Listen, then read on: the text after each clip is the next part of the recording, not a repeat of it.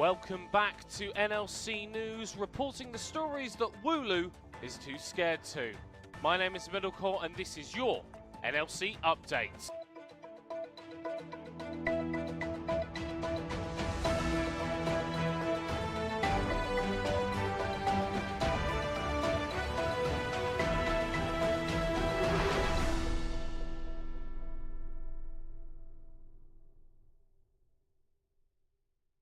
Los Ratones have submitted a request to the South Korean government for Nemesis and Reckless to be granted citizenship so the team can compete in the LCK.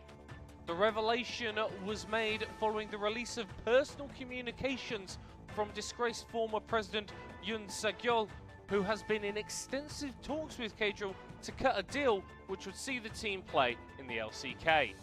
In exchange for granting his players citizenship, K-Drill reportedly offered Yoon 5 Tier 3 subscriptions to his Twitch channel, a Los Ratones goodie bag, and tickets for the NLC final at Leagues Disrupt. An event the politician is now unable to attend because he'll most likely be in prison. There is still the question of who will round out the roster so that the team can comply with residency requirements.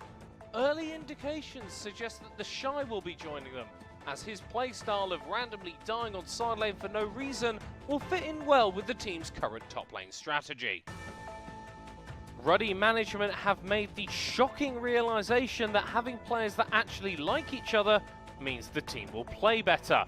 The breakthrough has caused a massive shake-up in the approach of the Ruddy Sack staff, who have previously actively cultivated an overtly hostile atmosphere in an attempt to build character.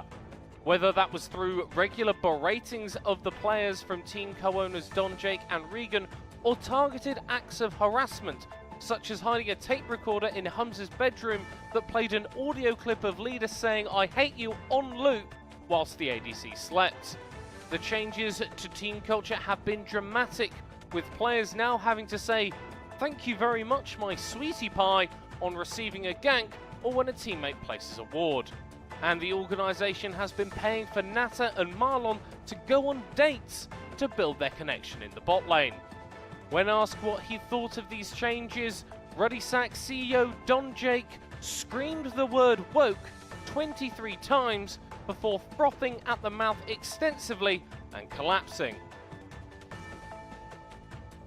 Nord have spent the last few days looking for the receipt for Jankos so they can return him to Ruddy Sack and get someone better after their disappointing 0-2 start to the NLC Spring Split.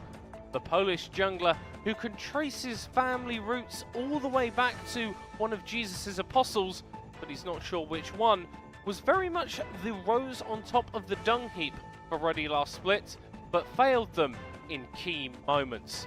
Now, with the issues that Nord have been facing, it's clear that Jankos merely constructed his legendary over a decade-long career of success to bait NLC owners into thinking he'd be a positive addition to the team.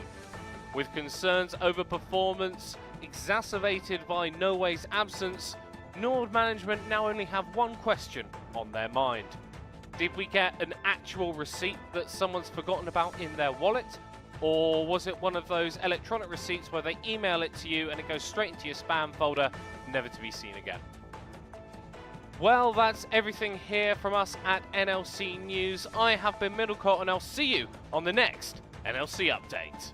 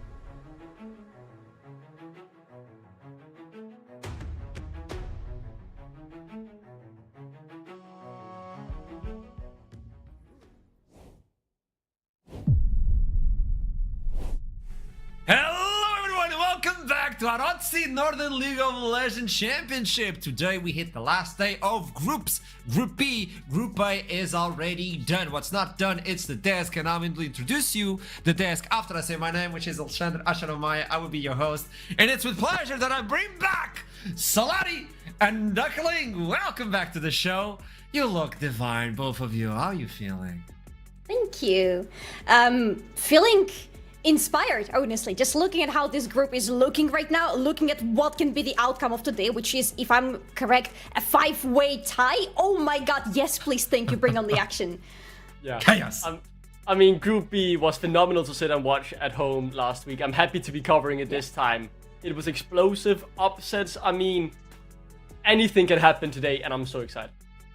Keep that in mind, Group B will be a chaos storm, but Group A is already sailing on smooth waters. And look at the standings. Los Ratones will take first seed as supposed. Verden did a surprise and landed on the second one. They actually had a shot, but they lost it. Los Ratones are way too good. Let's see what happens on playoffs. Venom Crest on the third spot. Chaos on fourth. And then Rich Gang from first seed in Winter Split, jumping into last seed of Group A on Spring Split. Which leads us into this one. It's interesting. Right now, looking at Group B. The Ready Sack so far in first place. Light Side, Bulldog, DMG tied up. And then we have, surprisingly, yet again, Nord Esports in the last place. I mean, not only surprises on Group A, but also on Group B. Nord landing on last place. I don't know. How are we feeling about this Group B so far? Yeah, I think it was a massive surprise, right? We all expected Ruddysack to be better and definitely provide competition, but in my mind, there was no doubt that Nord would probably steamroll their way to the first place in Group B, and that has turned out to not be the case. They can't even get the first place anymore, losing to Ruddysack in that first week, so I am very surprised, and the teams like DMG, Lightside are all leveling up as well, so this group, it's blown wide open, and Nord, they have their backs against the wall. It's not the only surprise though when it comes to Nord. Yes, that's definitely the saddest surprise that we have in this group. But Bulldog Esports, for example, were a big surprise to me as well. Because looking at their unexpected performance in the Winter Split, we already had our expectations set really high, for the Spring Split. But unfortunately, Bulldog did not really show up to their fullest potential, or at least didn't show up to our expectations. It is still a team that I'm expecting to see more from as we continue with the split. But with how little time they have, I am not entirely sure if they have it in them to improve enough in this limited time. It's a rough journey when you look into this, because they went from a Winter Split as the underdogs, but now everybody knows they can perform, and now they have to step up. And Group B is not looking like the lie everybody was talking about on Group B Winter Split. This Spring Split is looking extremely good, but if you look into the playoff bracket to understand where the teams from Group A land and where the teams from Group B might land at the end of the day, if we have no tiebreakers, this is where we end. Right now, Rich Gang are on the bottom already, waiting for the loser of some part of the upper bracket. Keep in mind that teams playing on the lower bracket only have one life. The one above have a guardian angel, as Jamada stated yesterday. I think the first thing we have to look at here, it is Nord, right? I mean, if they go 0-2 again today, they will be in the lower bracket and they will have to make a miracle run. The finalists of Winter, I think they had their expectations or the sights set on battling Los Ratones for the first place and qualifying for EMEA Masters, but for now, they have to focus on not finishing last. Yeah, and it feels like this is going to be the plot for today. We're going to be watching Nord really closely to understand where they're ending as the result of today, because last week was just disappointing. Hopefully they had the time to improve.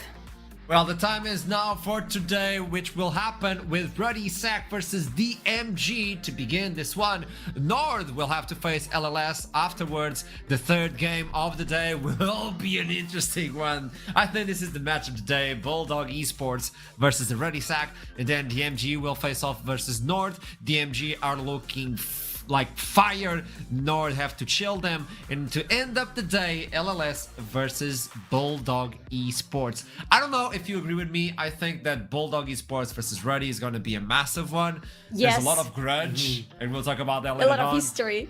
Oh yeah, a lot of history. What else? Highlights for both of you. it has to be the Nord games. I think we have to look at them immediately. This is such a cutthroat schedule. Your 4 games. I mean, you might have played Radisek, who have been the strongest team so far, and I do believe they could go on to finish first in this group pretty easily. But DMG, as you said, they've also really stepped up again here in Spring Split, and that game in particular is very decisive. Yeah, to me, DMG is going to be the highlight for today. As much as I want to name any other team, DMG, they have had such a fantastic game versus Bulldog Esports. I can't wait to see what else they have to show us today. I mean, as soon as you see that Bucci, for instance, is back, the Yeah. real Bucci, things get a little bit spicier. But now, talking about spice, I want to see your predictions. The talent sometimes make some predictions. Most of the times we are wrong. And, oh boy. So, talking about Duckling? spice, Duckling, please enlighten me.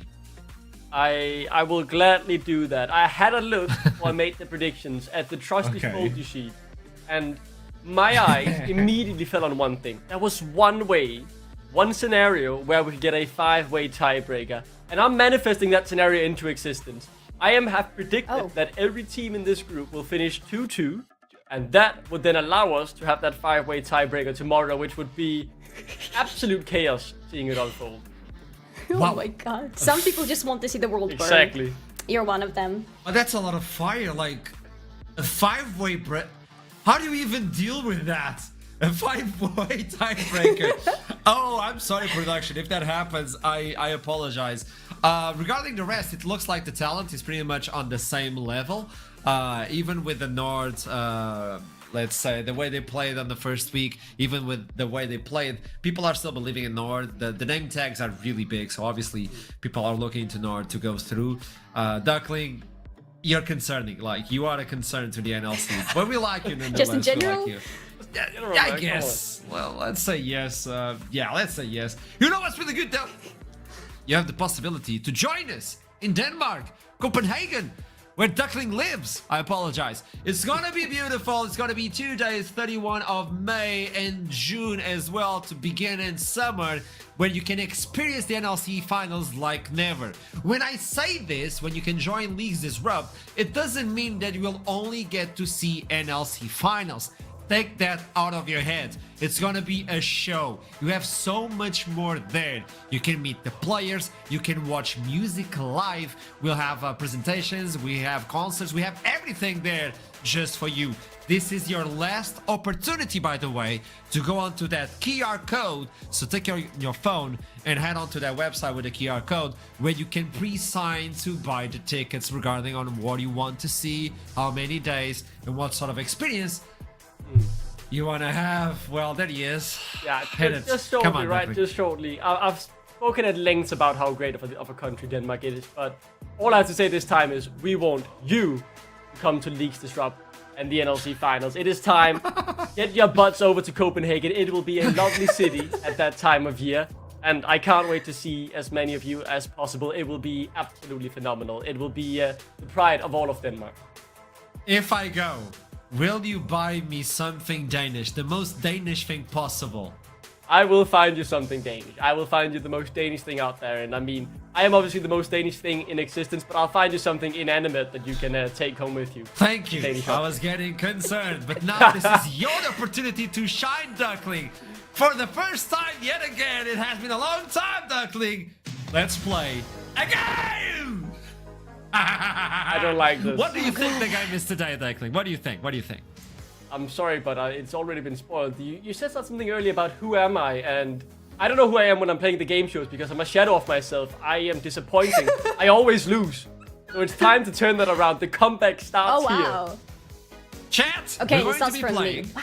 Who Am I? Quote edition. Let me tell you the rules. I'll present a quote.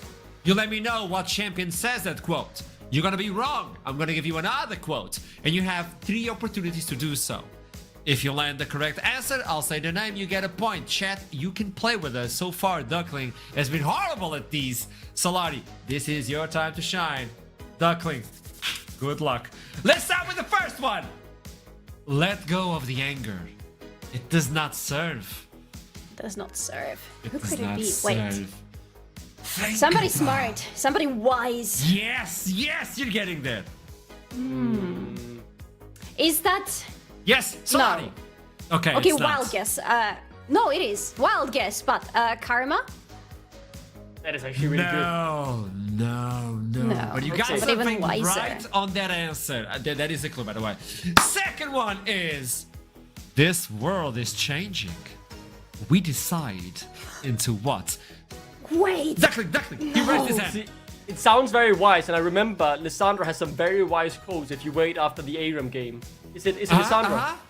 Okay, that is horrible. Not even close. Salari. Wait, you said not even close, but I will try still. Is it Anivia? No, nothing like Freljord. No. Take Freljord. Okay, not Freljord. I'm gonna give you a clue before we show the last one. You were right on the letter. Third one. From the first one, by the way. You wouldn't last a day in the void. Yes, Salari. Kaisa! Kaisa! The K was correct at the beginning from Karma into Kaisa. You got a point, Salari. You're amazing. Don't avoid Duckling. What are you doing? Second one. Let's go. Check and champion. Yeah, come on. Following instinct alone is no way to live. Yes, Come on, man. Nidalee! If that's nearly, I mean, you're crazy if you got that first one. Please That don't was tell me so this is right. good, but it's wrong. No! Thank God, That's- we live another day. You know what? There's something close to Nidalee and the individual that is part of this sentence. Okay. Let's go for Can the I have a second guess? one. Can I have a think guess you'll like before you go this to the song. next one? Okay. Let me give you the next one then. It's already my time in Ionia taught me control. Ha! Yes, Duckling. Is that Irelia then? What do you mean? She's from Ionia. Yeah, true. So is And- Kennen. So it doesn't make it right. See, I took another champion out, just making it easier for you. Okay. I'll give you a clue before we head on to the third one. Nidalee turns into what? An cat. animal. So keep that in mind. Let's go for the third one. Hear me, spirits. I pray for struggle. I pray for growth. Duckling, you were first one. Rengar. It's the transformation that I was highlighting. Salari. Udyr? Yeah! Salari 2-0! God, I'm getting cooked. Duckling! I'm getting cooked. Ha! You are not getting it. Third champion. First clue. It's gonna be curtains up. I'm ready. Yes, Salari, you were first. I'm sorry. Duckling. Jin! There you go. You No, have fallen I- into my trap. Oh, It's not thank God, Jin. thank God. I never would have said Jin myself. Actually. This was I know on that purpose. person. This was on purpose. Okay. Second clue. Art bridges the gap between people. Governments, not so much. Solari was first, Duckling. You have to be faster, man. You're supposed to have challenger reflexes. I'm actually not sure anymore, but I'll go still with it. Hui? Nah. Nah, Okay, take the next one then. Take the next one. Okay. Keep in mind what happened so far. Keep in mind. Third one. Curtains and art and government. Which arrangement suits the mood? Duckling, you were really fast. What do you mean? Curtains up, I'm ready. Art bridges the gap between people. No, it's actually Which a arrangement? valid guess. I No. It I was is thinking, a bit something of related. arcane lore in there, to be honest. Clue! Incoming clue! It is related to music. Sure, I mean, Fuck! Surfing! It's wrong! but Come on! so many of the music It's- champs don't speak. Sona doesn't Duckling! speak. Art doesn't. Duckling! You have the clue. Music, Seraphine, it's the better one. The better Seraphine is. I don't know who the better Seraphine is. I gave you Sona? the answer practically. Show it the answer. Nobody got it right. It is Sona. She doesn't speak though. Does she What speak? She does. She doesn't No, she does speak, but towards other individuals. She speaks Ah. inwards. Oh, you baited and outplayed it. Ah. First one, let's move on Why to the does she talk champion. about government? It is fate has made his choice. Yes, Duckling. I'm I know. falling into the trap here, but I have to say Twisted Fate.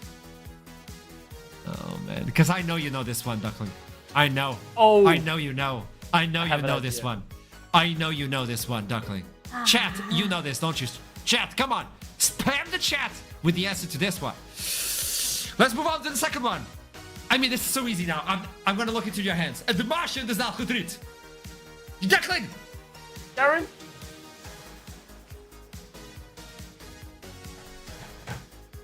I trust you so much. Time and time again, you teach me not to do it, and I still do it. Sad.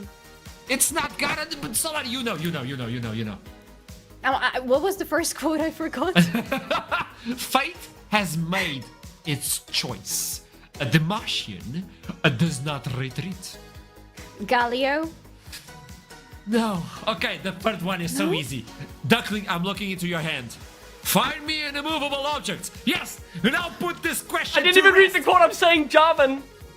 Why? Salani. Malphite? No! I don't understand. Shinzao. What? Yeah. Nah. We played the arena together, Duckling. I played Oh, yeah, I was Shinzao. too. I Yeah, kept you're saying right. this But I sentence. pl- Find I play me with- an immovable object. I play with basically no audio, man. You're making it hard for me. I listen to music. Fifth one. So far, Solani is winning. And this last one is worth 10 points. I do not live in hope. I work to return it. This is a hard one. The first clue is a hard one. The second one is so easy. I do not live in hope. I work to return it. Yes. Wild guess. I'm gonna go with karma again. No, not even close. Second You're so clue is disappointed so in me. I'm easy. sorry. This is so easy now. Fear not. I will make use of your corpse, Duckling. That has to be Viego. That has I to be swear. Viego. I'll get He to takes Denmark. your body. He quite literally takes over your body. That Is is a it- good guess, actually. is It it is wrong? a good guess. It is wrong. I genuinely hate this game. Please. The third one is it's impossible for you to fail. If you fail, I swear, for you, I will dig too deep. Solani. Yorick? Yorick! Oh, yeah, I get it with the wasn't a show. trap? What? You got it right! You did it again! So easy! Solani takes 13 points. Duckling was here to witness greatness. I got 0. As we usually say, Solani is the winner and Duckling is promoted to spectator. Oh, man. I'm sorry, Duckling. It You was know your what? chance. We all win at the end of the day in the grand scheme of things because we will be watching yet another banger. It's gonna be Ruddy Sack to begin this one versus DMG, and DMG are looking extremely good right now. The team is just clicking left and right, but the Ruddy Sack look like a different roster. It's enjoyable to watch them. They look good. They get along nicely as well. Everything is there. Did you say they look like a new roster when it's literally a new roster, Archer? I was not wrong. Big brain, big I mean, brain. technically you were not wrong, yeah, but this new roster is great. They are literally popping, and what is the best thing about it is that you can feel both from how they act in the game and from their interviews with players that the atmosphere in the game, in the team, sorry, is completely different from what it used to look like during the winter split. Everybody is happy to be playing with each other. Especially, I will be eyeing for the whole team, Natinat and Pang today, because I think this duo is one of the key compositions of this puzzle. Ooh, that is a good statement. Pang and Natty Nat having the best combo so far in the league. Well, this is not me saying. You brought this up. This is not me, this is not you, this is actually Pang bringing this up in the first interview where we got to meet him. And if you missed that banger, we're here to remind you of it. Take a look. This team is pure chaos, but in a good way, I think. Like me and the Natty, we are like the best two right here. Like we are the goats. I can tell we are ready. Just and then, like that. Yeah, and then I think overall, I think we are like really just first day in the official scrims. We're just like literally just like everyone in a puzzle, like the perfect for each other. I think Do you we have actually more went. than 4 scrims already? Do you have more than 4? Yes, we actually went 20-0. And then I told my friends on that, and then I cursed it. And then we just lost the first scrim. What do we learn from this? Having friends ruins your elo. That's what I learned by this. That's not what But you're no. supposed to learn from. That's No, right. You stay oops. addicted to League of Legends. You don't make friends. You sit there. Yes. You grind the ladder. You get number 1. You climb the mountain. Are you okay? No. No, he lost. He was horrible on that game show, so he's never recovering from that. No, but it's really interesting to see the way they're talking about each other as well. And when we got to talk with Narinat, it was the same vibe. It is a different team, not only on the name tags, but in the way they play and the way they interact as well. And it was always something funny when we look back into Ruddy. When Ruddy appeared and Don Jake presented this big team, it was always about having fun, having memes, and still performing within the game. And this split, it looks different. I know it's only 2 games so far, but it's really interesting when we get what we get from this. Solari, you were saying like, this is not the end result you should take away from this interview. What to you is the end result from what we got in the first day of Ruddy? It is that it's so damn important to have trust in your teammates when you want to have a good competitive League of Legends play. And when it comes, because I want to just go back to Narinat Bang here for a second. It's not just them being friends. Like on the interview, Narinat said he loves Bang, for example, but you can even see it in the game. Even starting all the way in the draft, you can see that whenever they pick their champions, again, we only had 2 games so far to check it, but whenever they go into the game, they go in synergy. We have seen them playing Vi Ari, we have seen them playing Skana Aurora. These are the most strongest duos that we have in the game right now, and you can see how they're translating their friendship outside of the Rift into the Rift to play together. Yeah, I think those are very solid points, right? It's about setting your team up for success, and when you realize you have this strong 2v2, well, you draft around it, you play around it, and they then have to execute on the Rift, and that's been the biggest impression left on me so far, is they have dominantly been able to easily snowball these leads, and their games feel comfortable at the end of the day, and I think they set up precedent of what they can deliver this split. You know, I want to bring something up. I was watching the scrims. I tried to watch as many scrims as I can from our teams to get to know them a little bit more, like personally. And one thing that was the highlight for me of Ruddy was at the end of the scrims, Yamato goes like, I want you all to say something nice about one of your team members.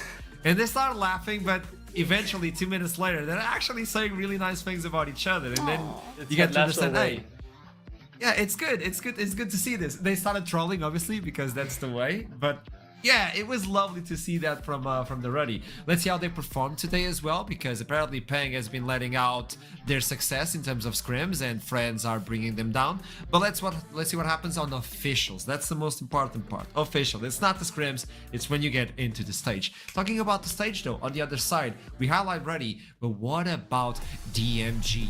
Bucci, Demdem, Bizgard, Fadeski, Kalmsky, all of these, but what do we have to say? DMG are clicking. I like this. Yeah, DMG, man. Like the level above what we saw last split. One single change and Damdom have showed a lot of different sides to the players.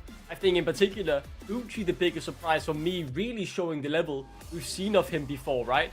Last split, he was a shadow of himself. He was lost in lane, he was lost out of lane, and the games was lost before we saw anything from him. Just take a look at these numbers, and that is not the Bucci we saw last split. This is the Bucci we saw in summer, and he's here to dominate. This is the Bucci that is finally free out of the lane swap meta jail, and he's finally thriving in this new world. And you can see that all the way from his peaks to his performance on the Rift. He's actually second top damage of the team, and if you look into the damage, Beastguard is going to be the first one, but Bucci is extremely close to him. Again, only Jace so far that he's been playing, so no surprise where the damage is coming from, but it's not just about the champion, it's about the execution, and Bucci has been so proactive on his top lane. Yeah, you talk about this in Champions as well. We used to see Bucci. Remember his Renekton on the previous summer? Then we got him on Wintered. And it's not a shadow duckling, I want to be honest. Sometimes we should deliver harsh truths. It was not Bucci. I felt like he was giving his account into his younger brother or something who was doing tutorial. It's not the same Bucci. And I know it's Jace and the damage is going to be inflated.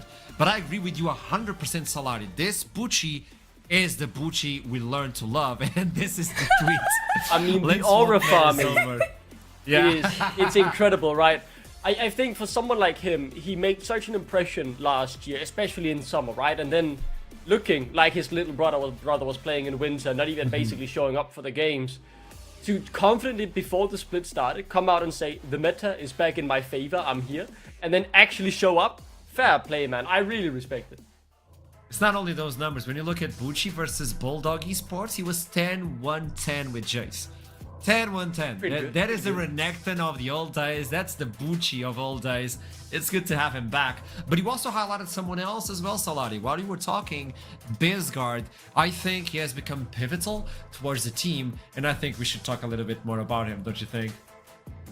We have to talk about the guy who has managed to secure the first penta of the split. Beautiful performance. I mean, to be fair, to be absolutely fair, it wasn't just him solo getting the penta. Of course, his jungler, he should buy his jungler a drink or coffee or something, because it was some heavy lifting there down, but he did secure a beautiful penta. What I gotta say though, Bizgard, even though I have to say he has improved so much in our eyes compared to the previous split, we have only seen him play way so far. And to compare this to his solo queue history, where he has been trying a lot of different stuff, I need to see more from this guy. I need to see more picks from Bizgard. Show us the versatility that you certainly have behind your belt. I am very excited to see Bizgard get a pentakill on the first day of the season, and he was someone who I thought was a bit slept on because he had some decent laning phases, but the game just fell around besides him. And when I saw him LFT actually, I DM'd him myself asking to see if he maybe wanted to come back down to the Danish scene and play for me, because I thought he was certainly underrated. Wow. I think in the end, DMG made the smart choice of keeping him, because I felt like he was their best player in Winter.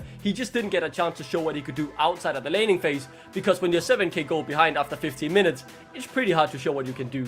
So they've made the right choice of keeping him, and he's repaying their faith by delivering that pentakill early on.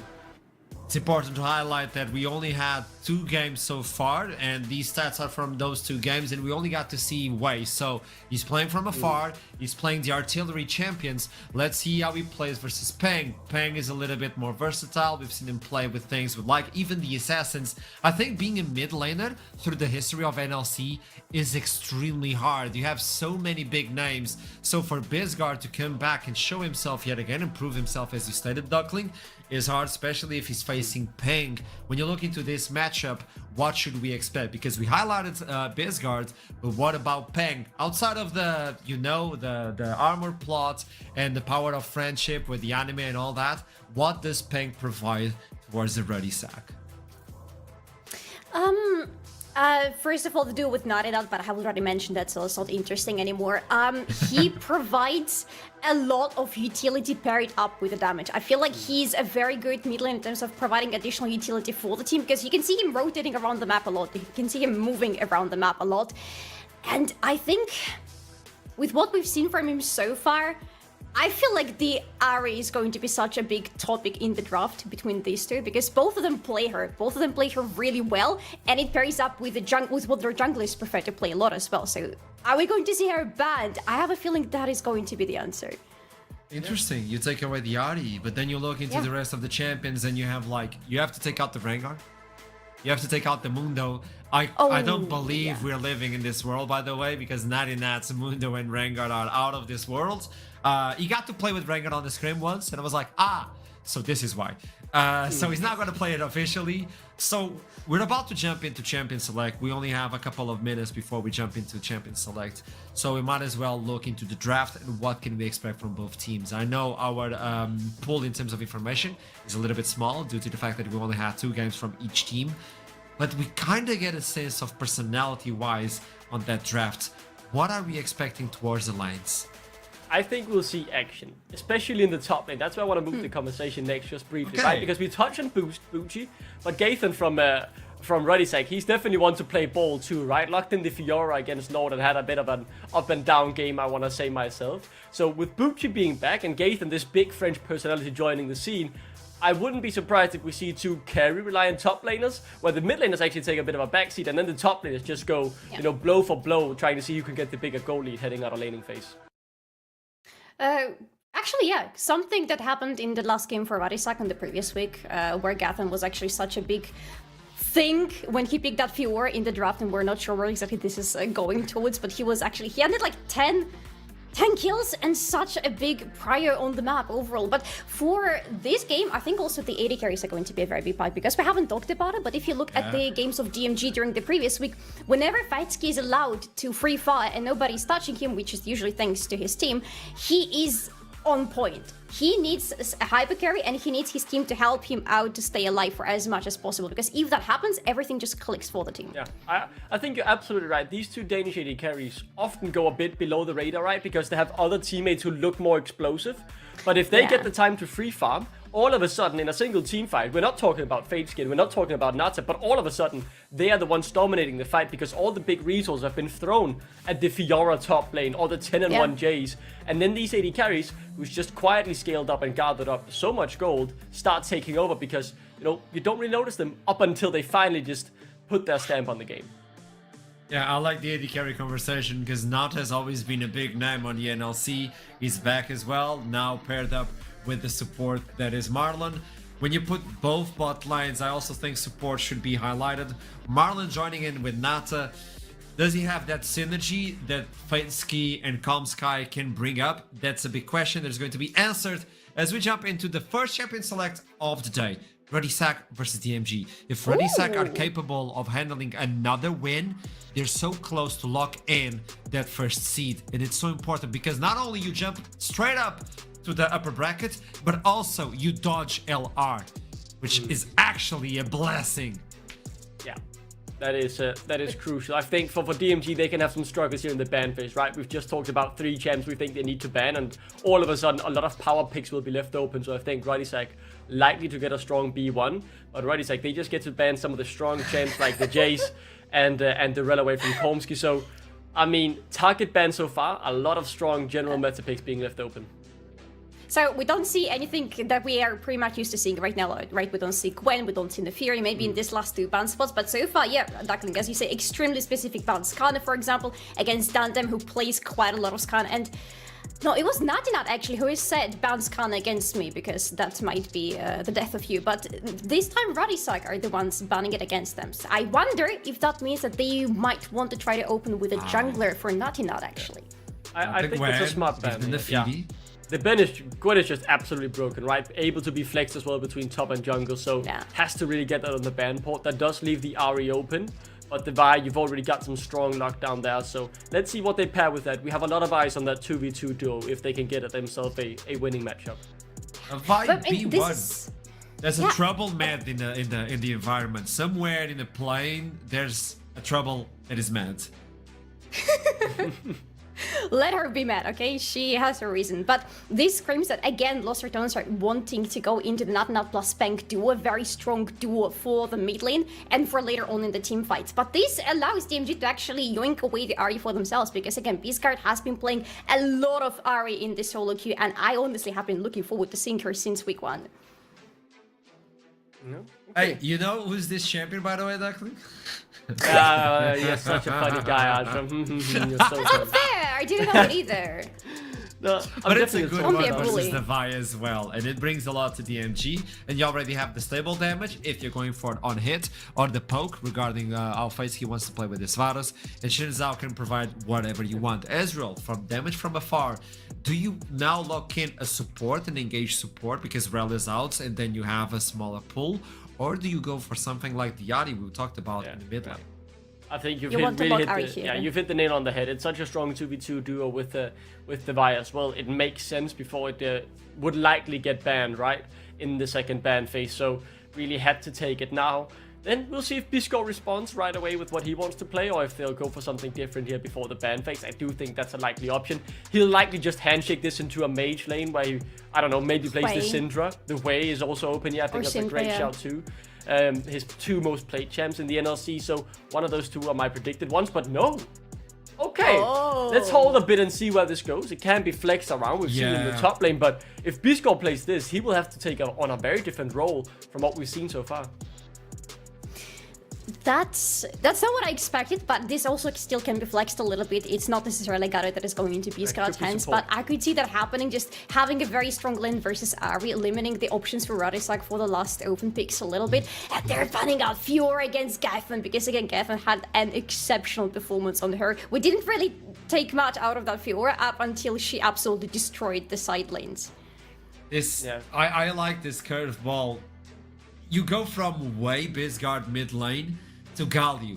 But we are aware that this could be a pick for Bucci. He has played this tank duty wave clear on top side before, so if he's capable of piloting a Galio, but you don't know who you're fighting against, so they should, well, at least technically it should be a mid lane, but I think it's still a curveball, so that's why they're taking away the Fjord and other things. Yeah, it could be put support, right? Combs Okay, is the type of guy to mid. play it. I think they're trying to keep their options open here and see what Radisek do on their 4-5, trying to keep it as vague as possible now.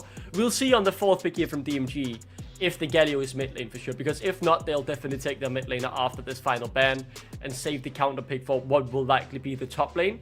But again, let's see what the final ban is. Radisek likely just to try and ban out the top lane pool even more. Yeah, the Cassante, the safe pick from Bucci now removed. Oh, because now you have a lot of options. You have AP, but is this enough? Do you pair it with something like a Jax? We've seen Bucci play before, when he can provide some magical damage. It's not full AP unless you're Baus, so that would be interesting. And it's a challenge as well. You're challenging Gaethan into a one-on-one. Okay, provide me something. Dinar's not available. Okay, Shit. this is how we get to know Bucci. Okay. I mean, this is bold. I think you're on red side here up against Gaethan, who was so strong in week 1, and you take the blind Renekton into him.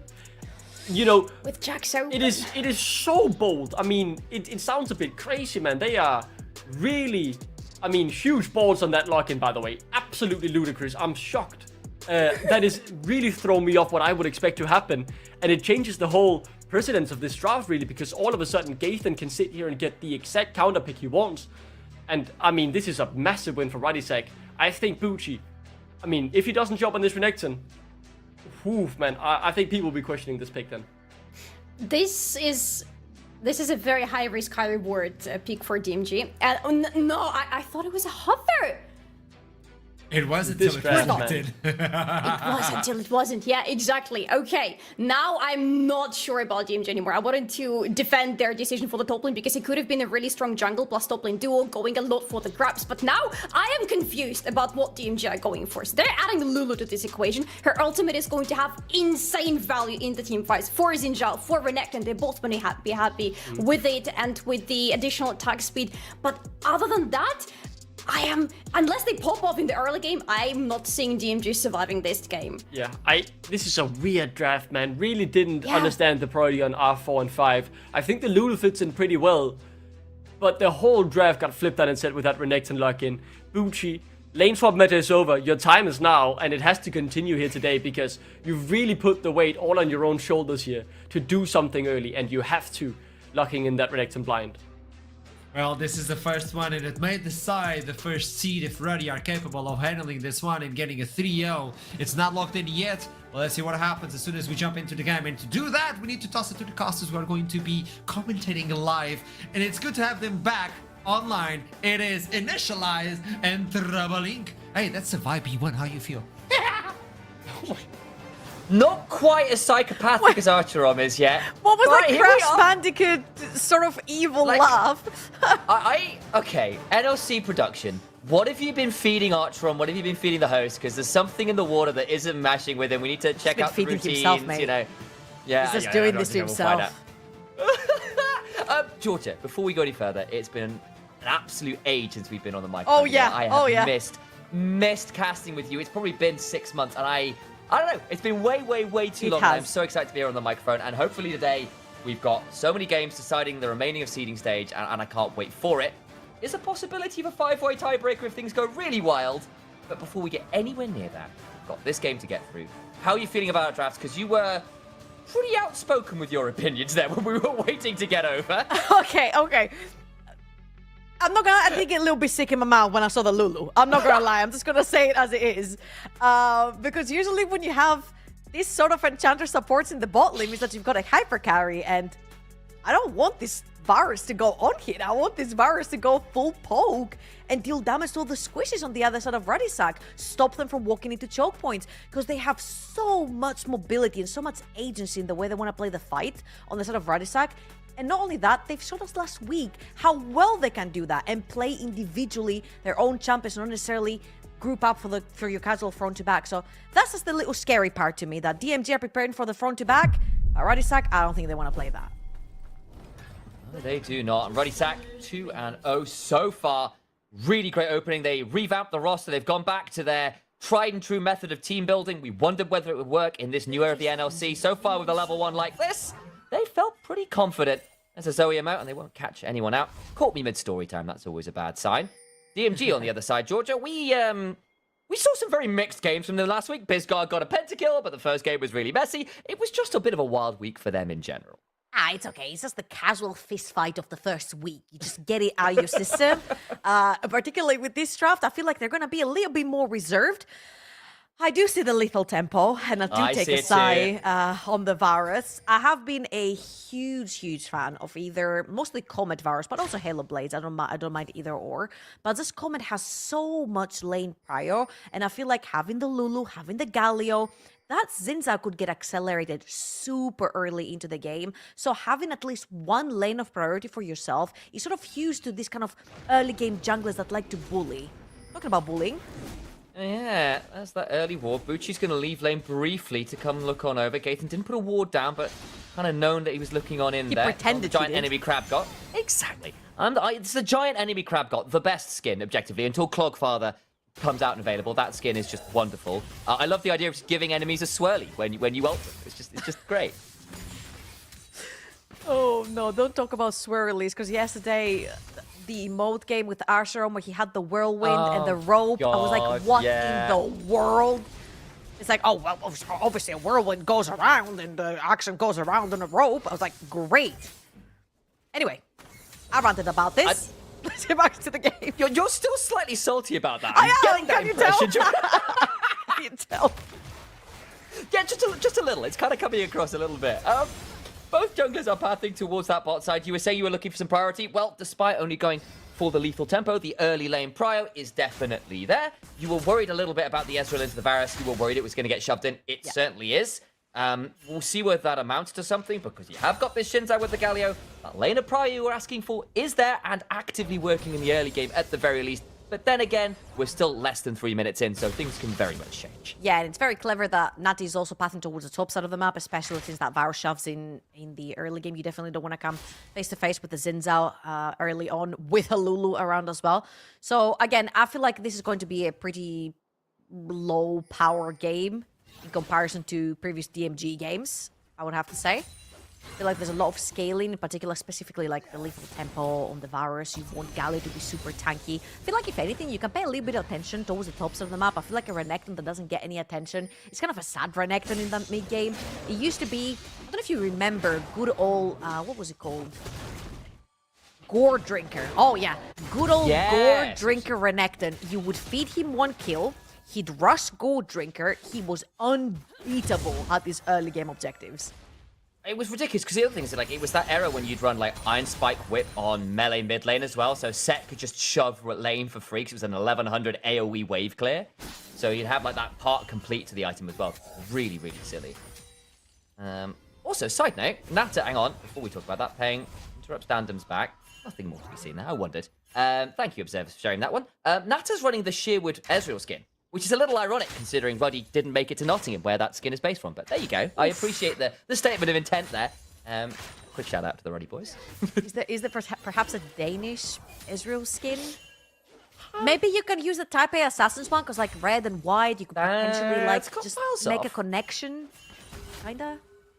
Production, there you go. That's your challenge. Can you find us an appropriate Danish skin that DMG or some of the other squads could be running for their players? For Duckling's sake, at the very least. All right. Now, before the action begins, because Void Grabs are about to come up in about a minute and a half, 20 seconds for Dragon, etc.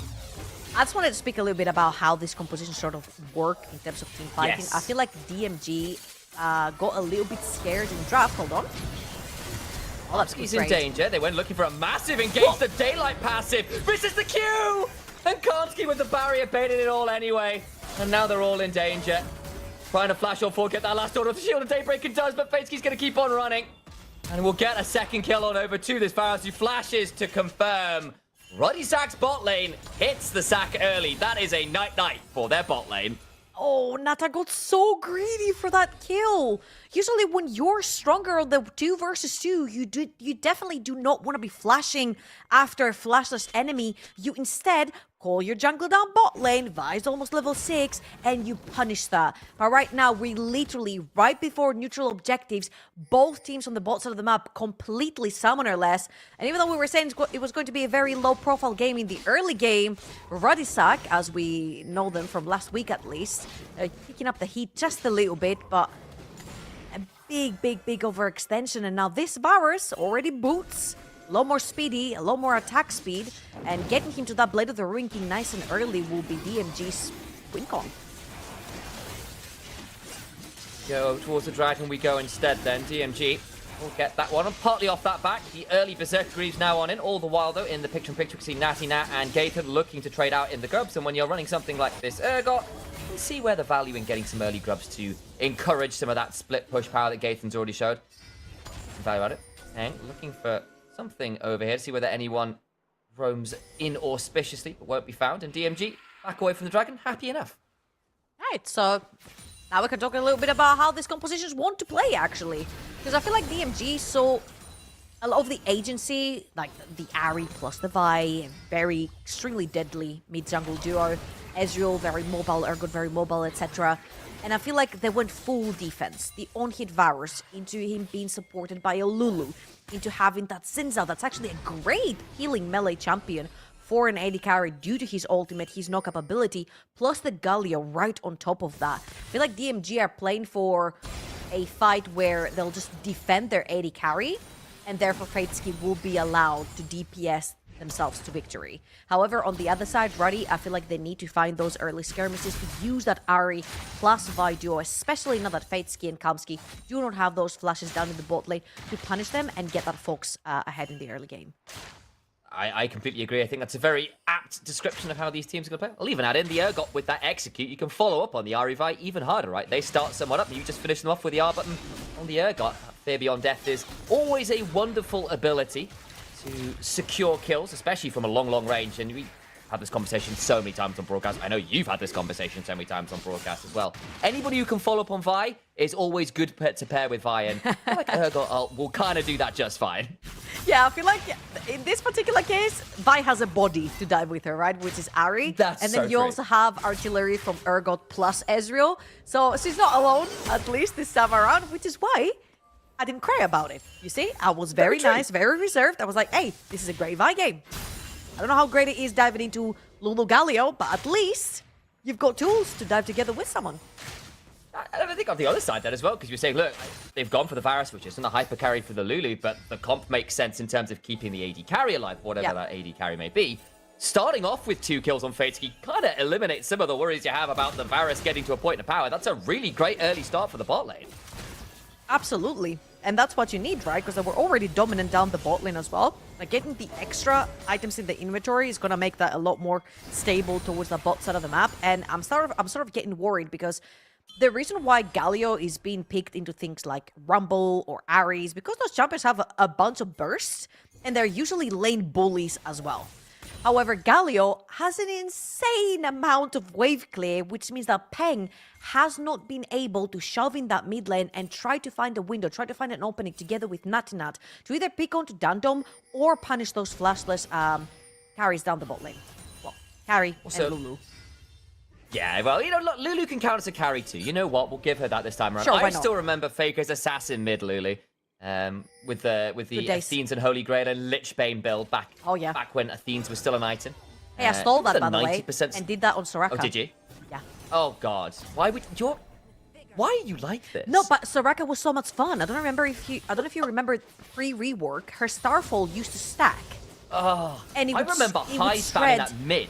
It would shred your MR. Every stack would shred your MR, therefore it would do more damage to you. And people would not pay attention to the stacking. So when you hit them with like 3-4 stacks of Starfall, they just get ultra chunked. I always knew there was something slightly wrong with you, Georgia. That just proved it to me. I There was we playing go. Deathfire versus Soraka as well. Don't worry about it. Don't worry about it. She's certainly in the kitchen on occasion, is dearest Georgia here. Oh, yeah. We'll move away from that before you start encouraging things like Yorick to come back into meta. I heard what you did on your podcast. Yorick starting to be played around about. We'll see what Hey, I didn't say anything see about at some Yorick. point. They did it themselves. Maybe they chatted to each other. Okay. Well, here we go. Ooh, trendsetter as a flash force from Marlon. I'm hoping that's not a trend for some of the teams. That's a bit of an unfortunate one to have to blow, but keeps them safe. Now, bot lane's roamed mid. Grubs have spawned again. First set went towards Ruddy Sack, and they want to come fight this. First proper skirmish of the game. DMG in the river first, but Vision being Forto. Yeah, and I feel like you definitely would love to have Renekton also up there, level 9, pushing that wave, maybe possibly try to walk up top, but this is getting a little scary here. I'm not gonna lie to you, Initialize. Redisac are showing complete, not inability, but complete indecision in terms of whether they want to take those early game fights or not. And I'm actually starting to get scared, because the more I look at Varus' inventory, the closer he is towards that Blade of the Ruin King. The more I look into Ari's inventory, I'm like, hey, that doesn't look like burst to me. It looks like you're going more for a tanky build, which all good and dandy, but it's not going to do as much damage as you want to, and there's a bunch of tankiness on the other side for DMG. So how do you actually get to that backline, kill the Varus through all this tankiness that DMG have to offer in front of that Varus so it doesn't go down? Yeah, I kind of agree. At the very least, as it was only DMG getting one of the grubs, and Ruddy Sack did manage to secure the other two, so they've still got a fair amount of grubs, and this got now set up for a potentially decent point of success, but it's not going to be a Shadow Flame build or anything like that, or a Malignant build for the Ari. Going towards something more there as Natinat potentially find an angle, but he's 1v3 at the minute. Marlon's going to come on over, but immediately dies and it comes thick. Galio heroic entrance. Now Marlon's in danger. They don't have flash. Remember, they burned it just before the grubs. So it's just another 2 kills to DMG. Oh, that was the perfect opportunity for the meme. Fateski was walking into that bush, sees the Vi, says, call an ambulance. His team literally walks out of fog of war, but not for me.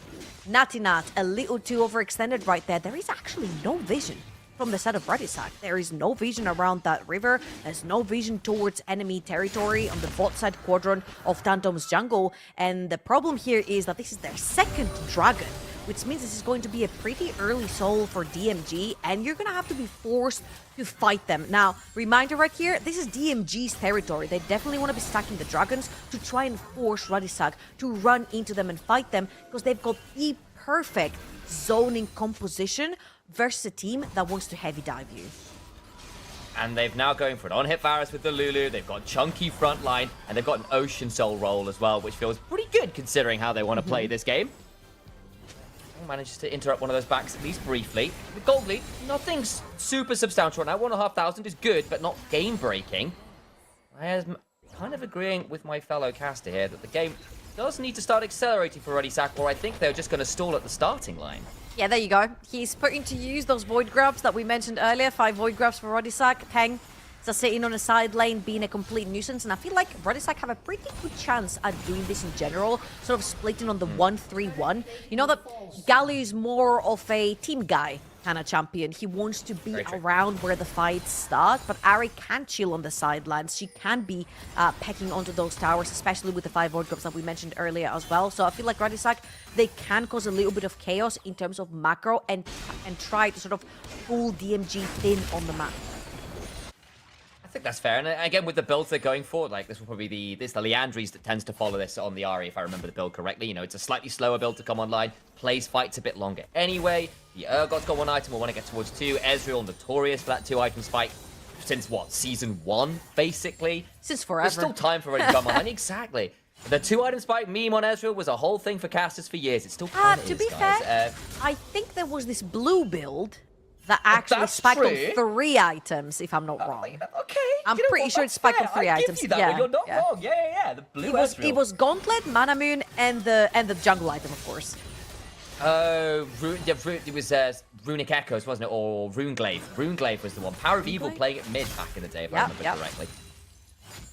Go, and that's it for now. DMG, just meandering into Buddy's jungle just briefly. Puts down a ward on the blue buff hit, but that's about it. And DMG had some weird games last week, Georgia. I think it's fair to say. They were fist fights. This one, honestly, by far their most controlled I think I've seen so far. This looks pretty cohesive. This reminds me a lot of when teams sort of feel the pressure, or you're going up against a really tough opponent, which Redisac is here. you opt to go scaling. The team that scales the most usually tends to win those games, particularly through late game team fighting. And right here being about 1,000 gold up. Hold on, I'm gonna hold that one because Galley is not very easy to dive, but you do have an execute on Urgot.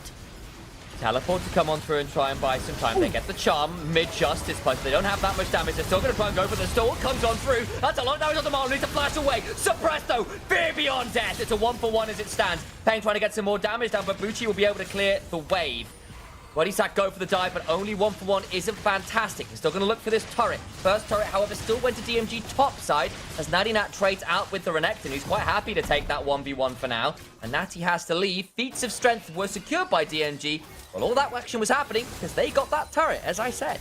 Yeah, that was a great dive for DMG. Diving in Galio is one of the hardest things to do. He's got taunts, knockups, a TP came through from Bucci instantly the second they saw 4 members down that bot lane diving Biscard. So a great response actually from Bucci. 2-0 on this Renekton. Black Cleaver also completed, which is going to help massively with the Zinzao and the Varus damage too.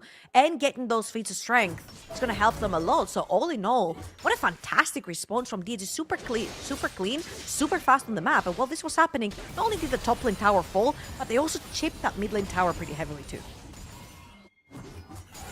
Get quite a lot of value there, and suddenly the gold lead again. Not that excessive. Good farm right now for Rodisak at the least, but it does feel like DMG, at least the stuff we're seeing on screen, has favored them. We've got 35 seconds until what would be soul point for DMG. We're a little late on this reset. They did burn that teleport on Bucci, and neither Biscard doesn't have it up. They could give this one up. I can see that they might want to play for this regardless. They'll be a little late to get into that river, though, where Rodisak are ready and waiting. Yeah, let's see if they can actually brute force themselves in, because it's kind of difficult. Oh, they're just going to engage? Sure. Look on to Dandem, he's going to crest and guard and trade. Natty now goes to go forward, but there's a shield around, flash away. So Chains of Corruption go wide. A little bit of a fumbled engage there as Biscard too has to flash out. Lose a flash apiece, but everyone stays alive. Actually, I wanted to mention the early Mikhails coming in from Kalski. Actually, it dissuades a lot of the potential engage from Rodisak with the E from Ari and the Leona. However, Dandom used his ult. Hold on, they want more apparently. Goes over, burning that Spirit Rush, gets another charm, but again, not that much damage. Bucci now pops the Dominus, looking to go on forwards. They are trying to fight for that Banana Bush. Peng, desperately low, has teleport, but not going to be able to find an angle yet. Looks for the charm, hits it onto the Scuttle Crab! So there's a flash audacious charge, and Peng ain't looking so pretty anymore. Natty Nat is going to try and go back on it, but he's caught amidst the whole of DMG. They claim soul point in 2. Dandom, what a fantastic bait right there. Charges his third auto on the Scuttle Crab. Flash knockup onto Peng. Peng used his last ultimate to try and poke, break DMG apart, which was a great idea in theory, because you definitely don't want DMG to play that front to back as a one-man unit. However, gets caught by the knockup, and DMG are looking for potentially, don't tell me I cursed this, but they're looking for potentially the first upset of the day. Quick reminder, folks, for those who don't quite know the stakes as yet. If DMG win this, that is step 1. Hang on, we'll have a bit of a fight going on. Step 2 might, however, be having Bucci survive. Going to be tricky for him. Flashes away, looking to get some autos down. There's still a fear beyond death. And the crocodile is minced. Now that was step 3. They overtook step 2. I was about to say, in probably the most proactive caster curse I've done in a long time. Yep. Step 1 to getting the 5-way tiebreaker is DMG winning this first match. They were, and still are, frankly, in a great position to do that. But then, literally, as I started having that conversation, Bucci gets absolutely wrecked in the bot lane. So, you know, it's my fault. I'm sorry, guys. All right, so something really, really scary is happening on my screen right now. Rageblade already completed for Varus. 90 minutes into the game, double item Varus. I will say, and I've said it the whole time, that when you're talking about the term hyper carry, which means an auto attack AD carry, right click yourself to victory, you're looking at best a 3-item build minimum, and this is where they usually start to take off, because usually the third item, if you're ahead, is gonna spike you, or the third item will be sort of like a utility type of item, whether it's going to be sort of some lifesteal or whether it's going to be some penetration rather. But with the Black Cleaver onto Bucci, you can actually bypass that and go for a third item, which is going to do even more damage here on Varus. See exactly what they decide to go towards. I can hear it, I see it. They'll head on towards this Herald. Secure that one as well. It goes down pretty damn fast, and ReadySack not really in a position to come and contest this. DMG, where was this team last week? It looked scrappy, to say the least. And that was against their, theoretically, 2 easiest opponents. This week, they have Nord and ReadySack. And right now, they are looking to be in a great position to push ReadySack down. They are still only 1,000, 1,500 gold ahead. So it's certainly not out of reach for ReadySack. Compositionally, though, we have some questions about how the fights play out at this point. Compositionally, we have to point out Soul, Ocean Soul at that, available in just 2 minutes, could be a seriously big alarm bell for ReadySack, and they are going to have to deal with that. Yeah, and I feel like for ReadySack, the most important part is that they're going to need some wards behind enemy lines. I feel like flanks from either the Urgot or the Ahri. Again, Peng sort of indicated what they want to do and how they want to play around DMG's composition, where you sort of either sandwich them or flank them to try and break them apart. But you actually need to find the mark. I think that mark is either Kalmski on that Lulu, which is very squishy and easy to pick off, or you actually need to find Fateski outpositioned. I feel like if you allow this Varus to auto-attack in a team fight, it's going to be lights out really quickly. Everyone is super squishy on the sort of ReadySack with very little signs of armor. So if he actually gets to connect auto-attack and stack his Rage Blade, it's going to be lights out. At the very least, you've now got Sterak's done for Gaithan. You've got the Leandry's completed and 1 stack off at level 10. Actually, as I speak of it, there it goes through on the Roa, so another level available for Peng. And this Ahri is going to start doing a bit more damage. We already saw the extended burn onto Kamsky, dragging down about half HP with a rotation. That feels pretty good. Muramana just bought by Nata as well. So at the very least, the 2-item spikes are largely in, with the exception for Natty Nat, who's going to be caught just at the Sundered Sky. But that could be a big deal for ReadySack coming into this Dragon fight, which you have to favor DMG at, sure. Yeah, and I'm looking at Peng actually. He's level 14 versus level 12 just now. Level 13 for Biscar, but particularly Fateski, who is the main carry for DMG, being 3 levels down to Peng. That might actually really hurt his HP bar if Peng manages to connect one of those charms onto the Ahri. I feel like all eyes on that Ahri. As you can see, ReadySack have actually taken control of that river. They've put some wards in. But here's the magic of having the luxury of 3 dragons. You don't have to take these fights. Try and make this play. There's the KO coming on in. Crescent Guard comes on down, but it forces ReadySack out to safety. Interestingly, Downton stays alive. They pulled the combo looking. Natty Nat down the flash. Random here, but with no ultimate. Dragon, 17 seconds away from spawning. Peng being jumped on. May need to blast cone away. Does so. 2 charges left on the Spirit Rush. Herald now summoned in the river, and we look at a standoff here as the Dragon spawns. They're gonna use that. Oh, are they gonna use it to engage? They're thinking gonna about use it. that to Oh my engage! days, it's a battle, Herald! Look to drive into the wall! Nata, arcade shifting on over. They look for a massive re-engage. Massive damage onto Marlon. Fateski unstoppable. Gaithan desperately trying to get some health back. Will try and shift over, but he goes down as well. It's the battle, Lulu. Of course she was a carry, picking up that one. ReadySack lose 4 and get nothing in return but pain. Soul is the MGs. DMG know that they're just that much stronger. The double Black Cleaver, 2 items on the 2 Bruisers, double item onto that Varus, 6-0 and 3 for Fateski at this point. They just brute force themselves in. I was about to say, you have the luxury to say, no, let's not take this dragon. We have no control, we have no vision, there's no wards. We don't have entrance to this river. Dandom actually has done a fantastic job at just aggressively, constantly re-engaging fights.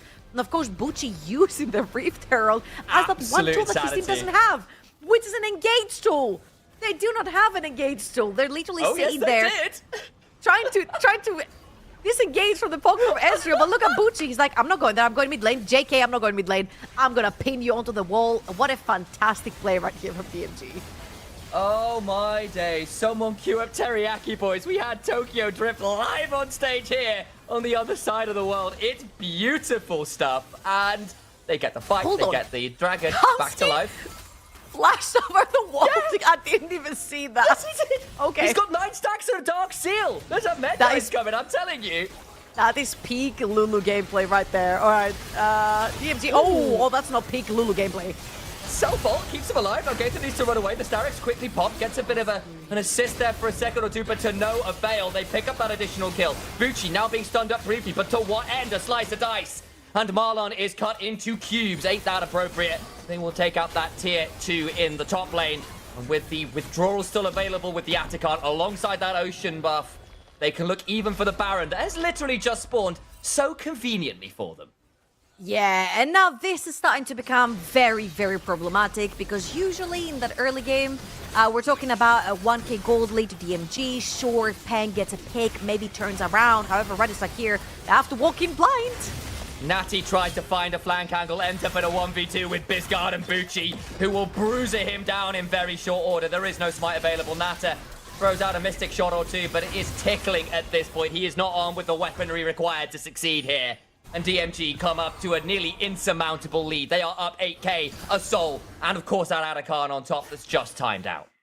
Yeah, I feel like the only thing they haven't taken is the 5 Void Grubs on the side of Radixac. Everything else, neutral objective-wise, has been controlled by DMG. And what a fantastic, slow-paced, calculated, by-the-book, early to mid-game transition. Usually when we talk about, you know, the lower end of the spectrum teams in any league, it's usually problems that come around macro, transitioning from a good early into a good mid. Which lanes do you take? Where do you put your AD carry?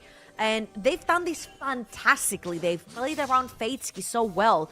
Huge props to Dandom as well, who actually came from a tier below the NLC, and he's had an incredibly weird pull with Dianas and Lilias and Javans and Lee Sins and everything you can imagine he's played in the jungle. And now he's transitioned into a fantastic facilitating sort of jungler on that Xin Zhao. And DMG are, again, they're facing the path of madness and 5 tiebreakers, potentially. That's step one. Speaking of by-the-book gameplay, look what Lulu's got in the inventory. She certainly bought the book. There's that Medjai's I was kind of joking about. It's not a joke anymore. And then look in the inventory of... Yeah, what? If you're gonna flash, you gotta buy the book. Absolutely. If you're willing to flash for the kill, you gotta buy the book. That's how it goes. Kopsky's on the right page here. I completely agree. And then also, you look at Fatesky, who's picked up the Jack Shot. When on earth are you going to kill this Varus now? Through Mikhail's and Lulu shields and Galio and Shinzao in front of them and his own tankiness? Fatesky is a raid boss in and of himself without everything else on top of it. I didn't even mention Ocean Soul. Yeah, don't mention Ocean Soul because Rodisek might get actually really scared. Is now another push.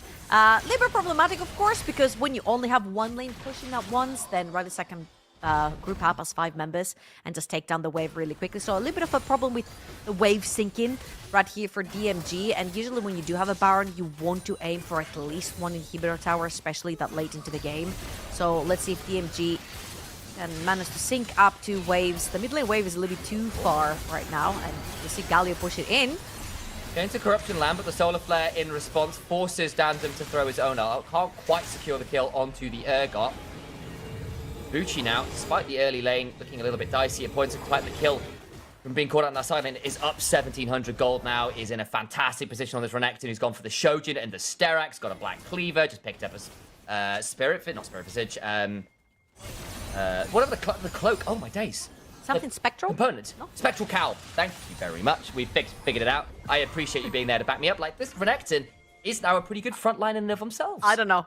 I speak in TFT terms. For me, Stridebreaker is Guardbreaker right now. Multi-game problems, even within the same system.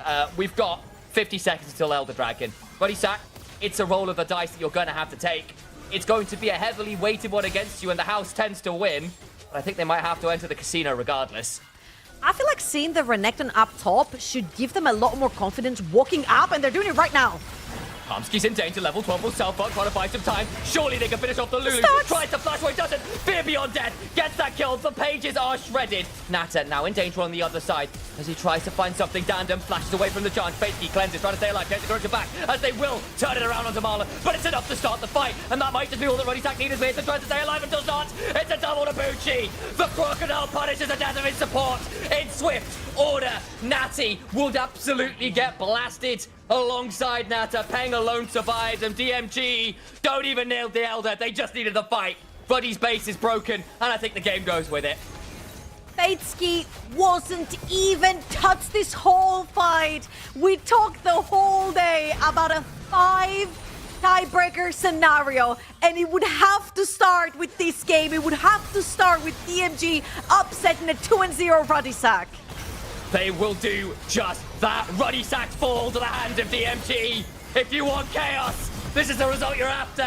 And DMG do just that. They mess everybody's predictions up and bring us into a very interesting state of affairs. Game 1, an upset and a banger. Wow. I hats off. I kept talking about how DMG are in a developmental stage, you know, changing a lot about the team and trying to figure out how they want to play game. That was fantastic. I feel like Radisak chose a team that was like so early game oriented, making picks, skirmishes, fist fighting. We saw none of that because they weren't allowed to leave their lanes. And I've said it before, I'll say it again. That damn Ezreal on blue side when things like Misfortune, Jhin, and Varus are open. I don't know what's going. Like, I don't know. They can talk about it. I don't know. There we go. Well, the Norwegian team with the Danish mid gets the early upset here in our final day of seeding stage pending tiebreakers. Desk, are we getting our 5-way tiebreakers? Step 1's complete. Oh, you're just making this good. You're just telling a story, and I love the way we're going. Wait, Duckling, I see something. I'm scared. Wait. Ladies and gentlemen, we are no. damaged. We are so bad, baby. Look, you see this? You see this? Yeah, even got the name on the back too. Wow. The Danish flag because they know game. DMG, baby. I had this on last winter, and I swore to myself I would never pull it out on stream again until they stopped embarrassing me. But now, they're making me proud. I am a proud owner of this DMG jersey. I'm a proud Danish believer because Fatesky had a phenomenal game here. More on that later, though. Crucial win, and they beat the undefeated Radisak. I predicted this, by the way. I am a god. You know what I need to say, Salari, is I always say, hey, Duckling is so biased, but he's biased towards all teams. So is he really biased? I don't know. Every time he gets biased towards a team. And he's biased towards everyone. Hey, is that even forbidden man biased? has a hobby, Archerom. You're just jealous. I am Exactly. actually. Yeah. You I don't tell have him, a Salari. DMG You with tell him. Ashram. You know what? This Me was a neither. lovely game. This was really interesting, and I want to understand how it started. Why was this game so interesting to begin with? Maybe from the draft. Maybe from the draft, because that is exactly where we need to start. Where we're so, at least I was so baffled about this loop pick, but it worked out so well because Kamsky was great, but also bot lane. This is the replay from the very beginning of the game, and this is where things started going so wrong for Radisak, but so good for DMG. Because what happens here is a very crucial kill for Faetsky, the first one, and the very first advantage for this bot lane. This is a bot lane that is consistently pushing. This is the bot lane that wants to have a lot of advantage in their pockets. And because of what happens on this bot lane right now, you can see DMG will start working around the bot side of the map a lot more, which will later result in them getting all the dragons in the game and the soul and the Artakan, which also spawned on the bot part of the map, and pretty much them winning the game because of this action on the bot lane. Yeah, that was one small thing, right? And then they were really good at taking that lead and then moving it around the map. Because you got your little golden piggy in Fatesky. You just want to feed very nice and make him, you know, ready for the Christmas period, right? When he's about to be eaten. And so they feed him up very well. So they moved him to the mid lane, they moved him to the team fights, they moved him towards the grubs, they moved him towards the Drake. And every single time, Kormsky was holding his hand, making sure my little piggy will not get picked off. Stop and, it. you know, it was beautiful synergy.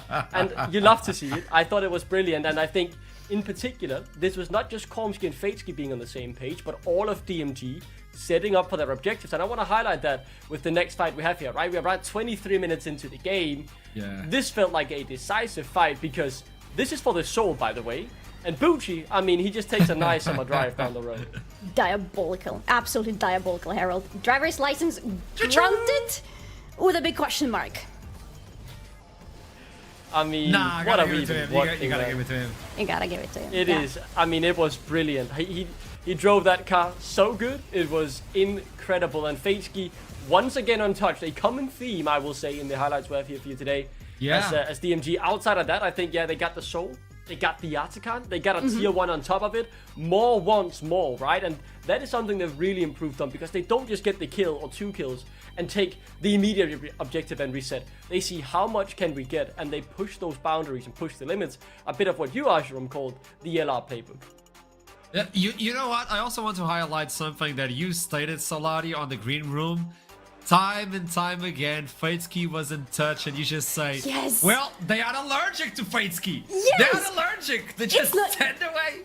It's not just Ralisak who are allergic though, it's everybody, because this is the third game in a row already that we're seeing Faetzky just being ignored by absolutely everybody. I want you to remember Misfortune from week 1, getting the full blast of the ultimate, nobody touching her, and this game Varus, the same thing, but it wasn't just because everybody's allergic to Faetzky this time, okay? It was due to a couple of reasons. First of all, that Lulu, insane help from her, from Mikhail's blessing that she built, plus cleanse on Varus, that is so much help for him to stay alive. But then Brother just builds Jaksho on top of his damage items, so nobody can take him down quickly enough as a team that is supposed to take down quick enough their big targets. And then on top of that, if you even want to get to Faetzky, what do you need to do? You need to get through Booty and Bisgard, who are very tanky and are always really standing very, very close to Faetzky. So you literally need to get through a wall, which you cannot get through because it's a big wall, and you're really far behind as Radisak. They had a literal meat shield to protect the president, Yeah. and then, you know, just counter in the back. And I think this last fight really signified how far behind Radisak were, because they finally caught the two lovers apart, right? Kormsky and Faetzky not united, and they pick off the support. And I said this in the green room, if Radisak were to win a fight, this has to be it, because the support is dead. They even managed to lock up Faetzky for a bit, but look at the body blocking, no one can get to him. He has 3 meat shields in front of him, and he just gets to free hit and free win the game. This was the final fight, right? They won the game after this, and despite getting the pick, finding the right target, it wasn't enough. They were too far behind, and DMG got a bit of an upset victory. I like this. Renekton also dealing a lot of damage, and it's versus an Urgot, so it's not like the melee on melee. Urgot is not really a melee champion. He was in the midst of the fight, doing a lot of damage. Bucci. I do believe Faetzky is John Cena, and they don't see him. But I do see you, Bucci. I do see you. So let's talk with him. Bucci is always a pleasure to bring into the interview, so might as well. Hey, Chad. Hello, Arthur. Hello. Okay. Oh, even the voice got deeper. Okay, I need to do it as well. Bucci, I want to make a question before we begin. So, during Winter Split, I wanted to report you because it looked like you sold your account to your younger brother because it wasn't you playing.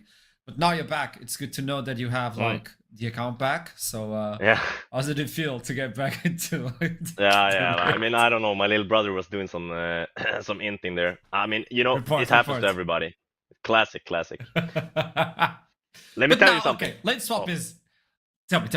Yeah, okay, I will tell you. You want to know the secret behind the Rift Herald play? Okay, I come on, talk it right. I misclicked the Herald. Yeah, I mean, it kind of went down like that, you know. Like I kind of didn't intend to take it insta, but you know, then I was like, I'm just gonna roll with it into the enemy. So here we are, giving you the props towards an amazing play, and you're telling me like, misclick. It was my brother. Yeah, it was my brother for real. That guy has some brains sometimes. Okay, I was about to. Oh, this makes it so hard now.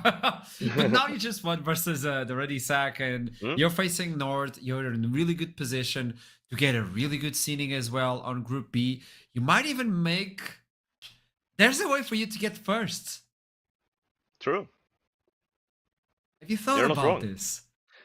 I mean, you know, first place, yeah, it would be nice. I don't really know it. Who was first place in fourth place in the other group? It was like the first place Verdant? or the fourth one? Was it Verdant or Verdant? No, Verdant not is Verdant. second. Venomcrest. Chaos. Sorry. Chaos is the fourth one, yeah, and Venomcrest is third. Oh, production smurfing. All right. I mean, yeah. I mean, it seems like making first place would definitely be very nice here, actually. You know what? There's a question going on the chat just for you, okay? Do we still have access to the fox? To the fox? The taxidermed fox? You had the fox? The real fox? Oh, I don't know. I don't know what you're talking about here, buddy. I don't remember. I initialize. It's on you, bro. As we move on with this one, tell me a little bit more about the team and how things are doing now with Dandem as well in the jungle. Your final words. How do you look into this team, and what's the biggest personality on this team? I mean, I think Dandem is definitely a big personality. It's a big shift in our team. So I'm just thinking like, you know, that we might as well, you know, bring it home. This group is ours now. Like we beat Nord, and I think we're first place, no? There might think be so. a world there where you get first place if you do it, but there's also a world where we might get a five-way break. Yeah, a tie break. That would actually be kind of funny. Like, honestly, Oh, no. I would be kind of down for that. That would be like another 4 games or something, no? Like, how does it work even? I don't even know how it works. I know it's gonna be a long day and everybody has to play and it's gonna be chaos. And hey, you do you. Wait. As the meta stands now, are we looking at you as one of the best top laners in the league? Of course. No more lane swaps. These guys can't hide anymore. Like, these guys were swapping all last split. You know, they don't have it. Like, they don't want to lane against me. Like, now they're forced to. Like, Riot told them, go get up here in top lane with Butchie. They don't like it. Can I have a final word? Or yes. Wait, not final word. I have some guy to call out. He's running. He beat me in playoffs last split, and he's running. He went to LVP, this Rusty Sniper guy. Like, get back here, bro. We ain't finished yet. Like, get back here. We ain't finished. Get back here. All you need to do now is win an LC, go to EMEA, and then you can actually hit him. Think about that. I mean, I would like to say so, but I don't think he's making you a Masters, buddy. Like, I'm sorry, but like, I don't think that's happening. I love you, bro. Hey, thank you for that one. Best of luck for Nords. Can you give me like a preview? If you could, as a player, obviously he's gonna be in the Rift. Can you give me a preview of the show that is gonna be Nords versus the MG? Just a preview. You want me to be honest? Yeah, give me a trailer. I low-key got home from work like 1.5 hours ago, so like I kind of don't even know, bro. Like, I kind of don't even know, but like, we're for sure cooking something. Like, you know, it doesn't matter. Like, with Sachachi, he's gonna be laning with me. I wanna see that guy. I know he's been LEC and like he's a good player, right? So I wanna test myself against him. I think he's probably the best laning top laner in this league, at least, right? So. First time I hear you say that, by the way, Bucci. First time, so I'm getting excited for that match. Thank you so much for this one. I'll see you soon. And good drift, by the way. Obviously intended. Yeah, good play. Good play. Obviously intended. Yeah, obviously. I'll see you soon, bro. Yes, yeah. Bucci interviews, man. Always cinema. Always peak cinema, man. This guy is cooking. Like, this guy's amazing. And the first time he steps in, like, oh, by the way, that was a mistake. You know. I mean, that is a sign of a good player, right? Adapting on the fly. We're done. We're done. We need to adapt because we have another game coming up, and maybe we get a 5 tie break. Maybe we don't. We have to see soon. Don't go anywhere. I'll be watching you.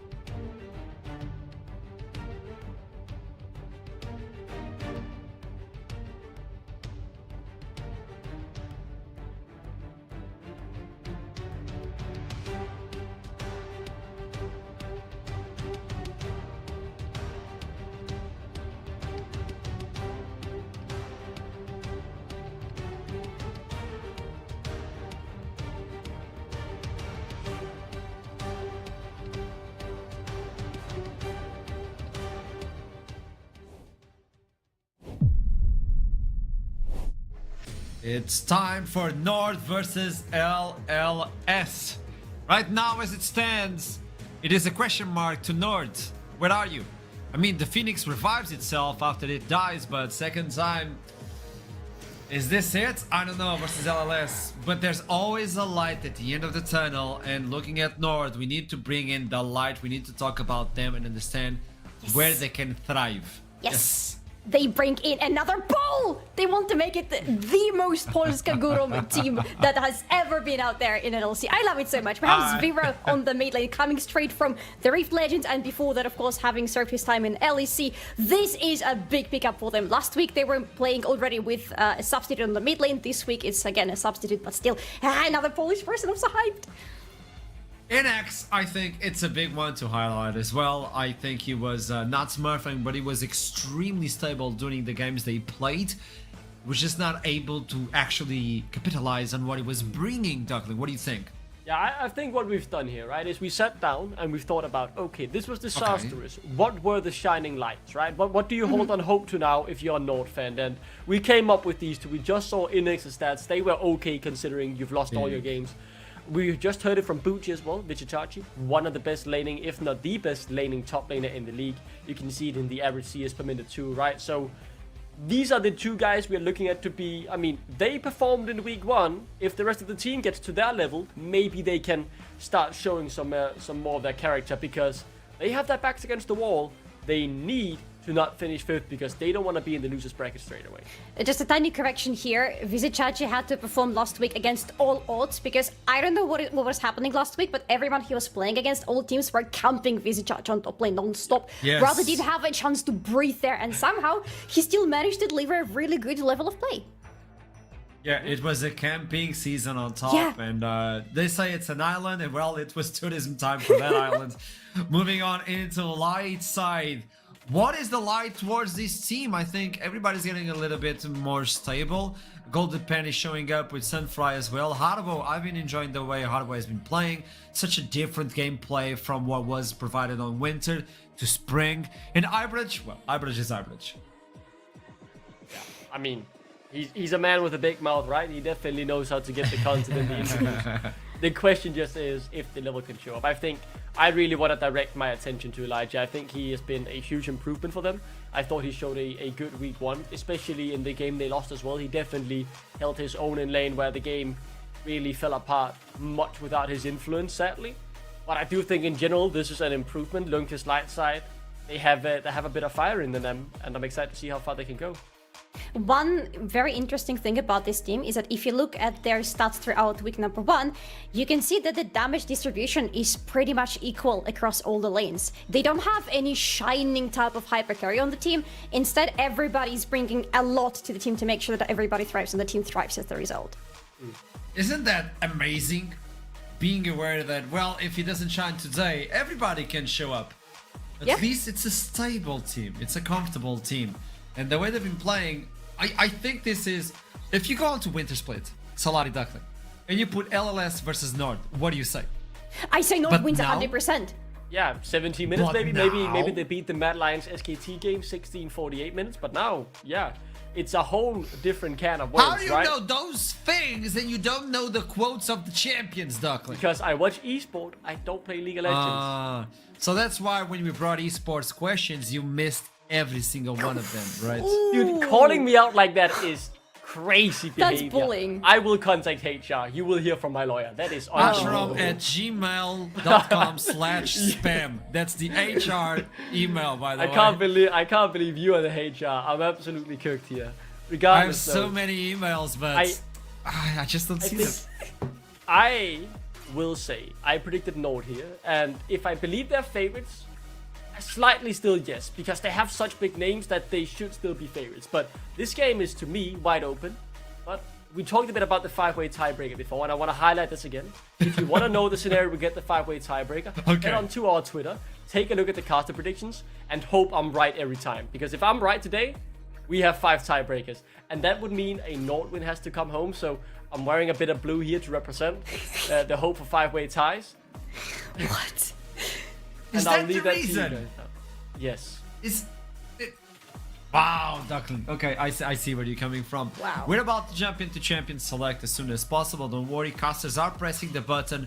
We're just having some delay because we're trying to get all players in comfortable positions. And as soon as we do that, Thank you, we hit casters. the Champion Select. Thank you so much, Trouble. Thank you so much. Initialize. Come on, you gotta step up. Bans are coming in through. And what do you do right now? Cassante is removed. And can you even ban away Chachi? I don't think you can. No. But Elijah is a big one as well. You can ban a little bit. You can ban out some comfortable champions. You can, of course, look into Gwen the Fury as usual. You can look into Poppy. You can look into Skana just to try to limit the options for Chachi and Yankas. But overall, it's really hard to pinpoint some direct bans here. Yeah, I think a jungle pool will get trimmed a lot, right? We've seen the Vibe and a Fury still on the board. Seems like teams have gone a bit away from that. It is a bit harder to execute like something, or compared to something like the Gwen, who is just way higher priority, and flexibility as well, right, is always valued in competitive play. The various stock, standard, and safe pick has been removed. Maybe saw game 1, as the Poppy's been taken away from his Chachi champ. He's famously known for in his time in the LEC. Taking away Rumble, not usually the Vizichachi pick you would expect, but this is the pick that you would expect on Elijah that he already showed to us last week, so that is a good takeaway. Okay.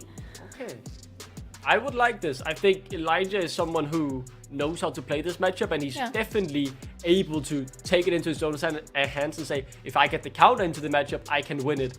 It's a bold statement, as he could have just picked something safe, but I think, especially with the Cassante, who has been his fallback in his entire career, it is good to take that away and then just get the Aatrox on the board as the Misfortune. He's a very vulnerable AD carry with little movement. Yeah, that is so early to open Misfortune like that in the draft. That is extremely risky from the light side, because now Node can pick up champions to make Misfortune's life absolutely miserable. Take things like Brom, take things with really good engage and crowd control to Misfortune, and Golden Penny will not have an opportunity to play. Yeah, I think for Golden Penny, right, it's so hard to find the right opportunity as MF already, but when there are all of a sudden these engages that will now definitely be counterpicked against you, like the Rel, when you ult, you stand still. And these engages, the Rumble ultimate can jump upon you, the Rel can engage on you, the Sensao can get a free W into an engage. I mean, Golden Penny, he has a target on his back, and it's very clear from the way North have drafted. At least now they can pick up something like Brom for themselves to secure additional security for Misfortune to try to make her life a little bit more unbearable, but this is not looking good for a light side. The Rel plus Rumble combination or not is already targeting really explosive team fights that will happen later in the game. Yeah, but it's curious. You have such big potential towards team fights. I was thinking, hey, get everybody a little bit closer with like a Jarvan or something that would provide that sort of capability. But hey, at least now you have Misfortune and Leona. That's a duo that if you fight it on, you need something as powerful as an MF in training potential. And what does NX play towards that one? They might have even ship the AD carry pool, or just go into something like the jungle, because they have the jungler on the other side, they don't. So it's going to be towards the mid lane. Okay, interesting.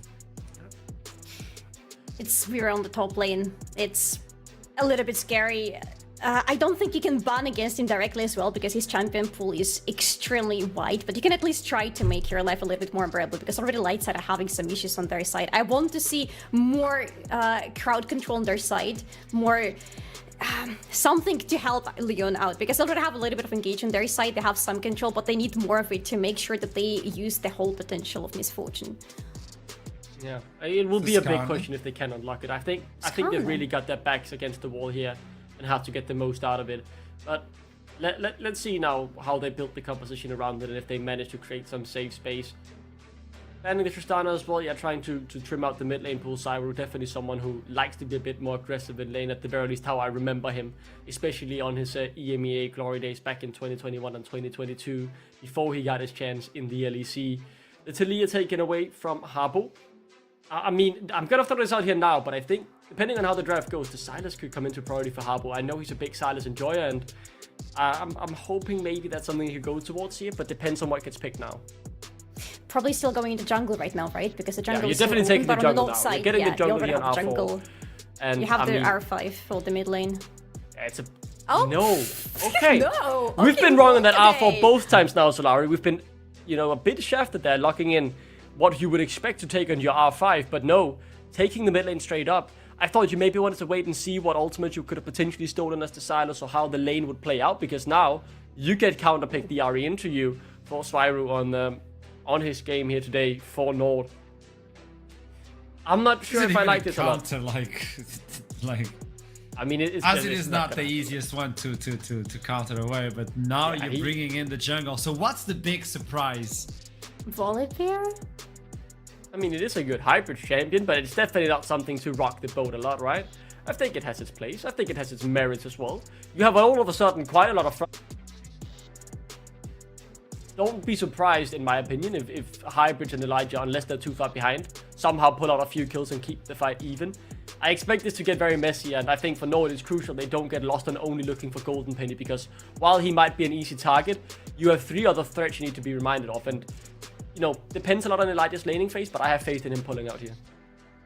Okay, it is an interesting draft, and Nord needs this one if they want to get back on the horse of let's try to fight for the upper bracket.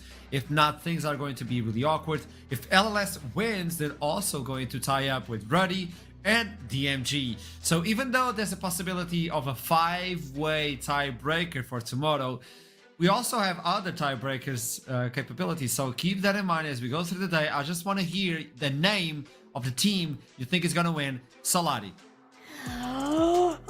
Nord. Our name. Nord. Okay. Duckling. I know your chaos. That is so a you bad want end. I'm trying to make the end there with my fingers. I can't. Yeah, I'm believing Nord. So you want Nord. Okay, that's it. As we'll throw it to the casters while waiting for us. Trouble and initialize. Start the game. I've got the button right here, man. I'm trying. But I've picked up a TriCaster. We've got Georgia still here, but she's brought in a friend, namely the lesser spotted European Bigfoot or some equivalent. Like, Georgia. He's got a tail! Stop. When Hipbrain said you'd gone wild on the Galactic, I remember you buying your first one of these a year ago. I had the small ones. The small ones are in there. They're trapped. And I got a big one. This one you let free? Did you feed it after midnight? What have you done with this gremlin thing? Look, he's actually pointing at people. Just at me. And he's looking at them. Look, I can make him look the other way. I was looking the other way. Isn't that adorable? Okay. Oh, he's looking at you now. Oh, that's not a good look. I think he's got something on to you. Look. Production, I'd like this to be a duo cast again. I'm getting threatened over here. Where's my start the game button? Here we go. Just try and get it going down. Just get us a game. No effect. But there we go. Well, aside from the fact we picked up a very silent TriCaster, how are we feeling about those drafts? Because a little bit of we got the Shinzo again, but a little bit of a different vibe compared to last game. Yeah, I feel like I was really screwing for Jarvan right there, because the second I see like an early misfortune, I'm like, okay, what's a way that you can really punish that? And usually Jarvan loves immobile carries. You've got Rumble raining fire from above as well. In that I was about to say earthquake, whatever. The Jarvan ultimate anyway. And I do like, again, I feel like Nord have sort of the same situation as Ruddy, where they have a lot of not squishability. Oh my god, I'm lost for words. I think he's sucking away my energy. Hold on. Yeah, okay. Well, a lot of agency. There we go. I love the thing is, we got you sort of slowly retreating from the mic because your energy was clearly being depleted. But yeah, I agree. They've got a lot of agency there, a lot of ability to pull the trigger on multiple different fronts. Jankos, Vero, Nash all have that ability to pounce forward. Chachi on this Rumble even with a good equalizer. Whereas I look on the other side, and if you can get to 2-3 items and play for big Azir Misfortunates on top of Aatrox resetting and a big solar flare, that feels pretty great. You even got Highbridge on a real comfort here in the Volibear, which you used to see played into the Shins out a lot when Volibear was that super meta in the jungle. Jankos. I don't know if you want that Jankos. Oh my god, disaster!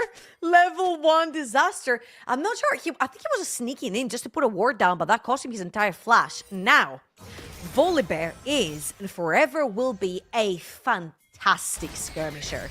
On a 1v1 scenario, he gets to slap anyone down level 3 because his kit pretty much consists of everything. The shields, the heals, the stuns, the movement speed. Anything you want to pretty much 1v1 any champion, he's got in his kit. That's why he's a fantastic fighter. And Jankos having no flash means that the slight bit of prior, maybe Hybrids has the chance to actually sneak into Jankos' jungle and actually take the 1v1 since they're pathing both the bot lane.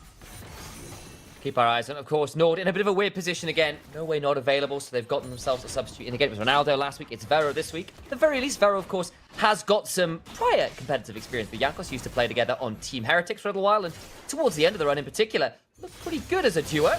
See whether they can pull that off here on short notice and right the wrongs of Nord, because obviously last week was not what they were hoping for. It was a bit of a mess. Yes, there are caveats, but 0-2 is still a rough showing. Yeah. And I don't think many people expected it in general. I think they talked Nope. about it on the desk as well. It's a little bit of a bummer, a little bit of a disappointment, I want to say. And I feel like, particularly for Jankos, it's kind of like rub salt in the wound that he lost to Radisak after he decided to leave Radisak to go to Nord over in week 1. And right here, I feel like this is the redemption arc coming through for Jankos, especially choosing the type of champion that he can really brawl and skirmish in the early game. Obviously, losing that flash level 1 is going to be very unfortunate for that 1v1 scenario and playing a little bit more aggro in lanes. However, I feel like when Jankos gets angry, he does play things like the Zyra, the Jarvan, the Xin Zhao, like anything that will do damage or engage fights real quickly. Of course, the Xin Zhao can certainly do that. Not always the easiest with the volley bear. He tends to, at least off memory, win out in that 1v1 at least early on. One of the few champions that does like to brawl with people like Xin Zhao early. See whether Highbridge make that happen. Speaking of, has just cleared and looking to go bot side as Nash. Forced to flash as well at the level 2. Highbridge thundering, smashing forwards and won't find a Q target, but all the while another flash blown for light side. Good little advantages, but they need to convert them into something more here, hopefully.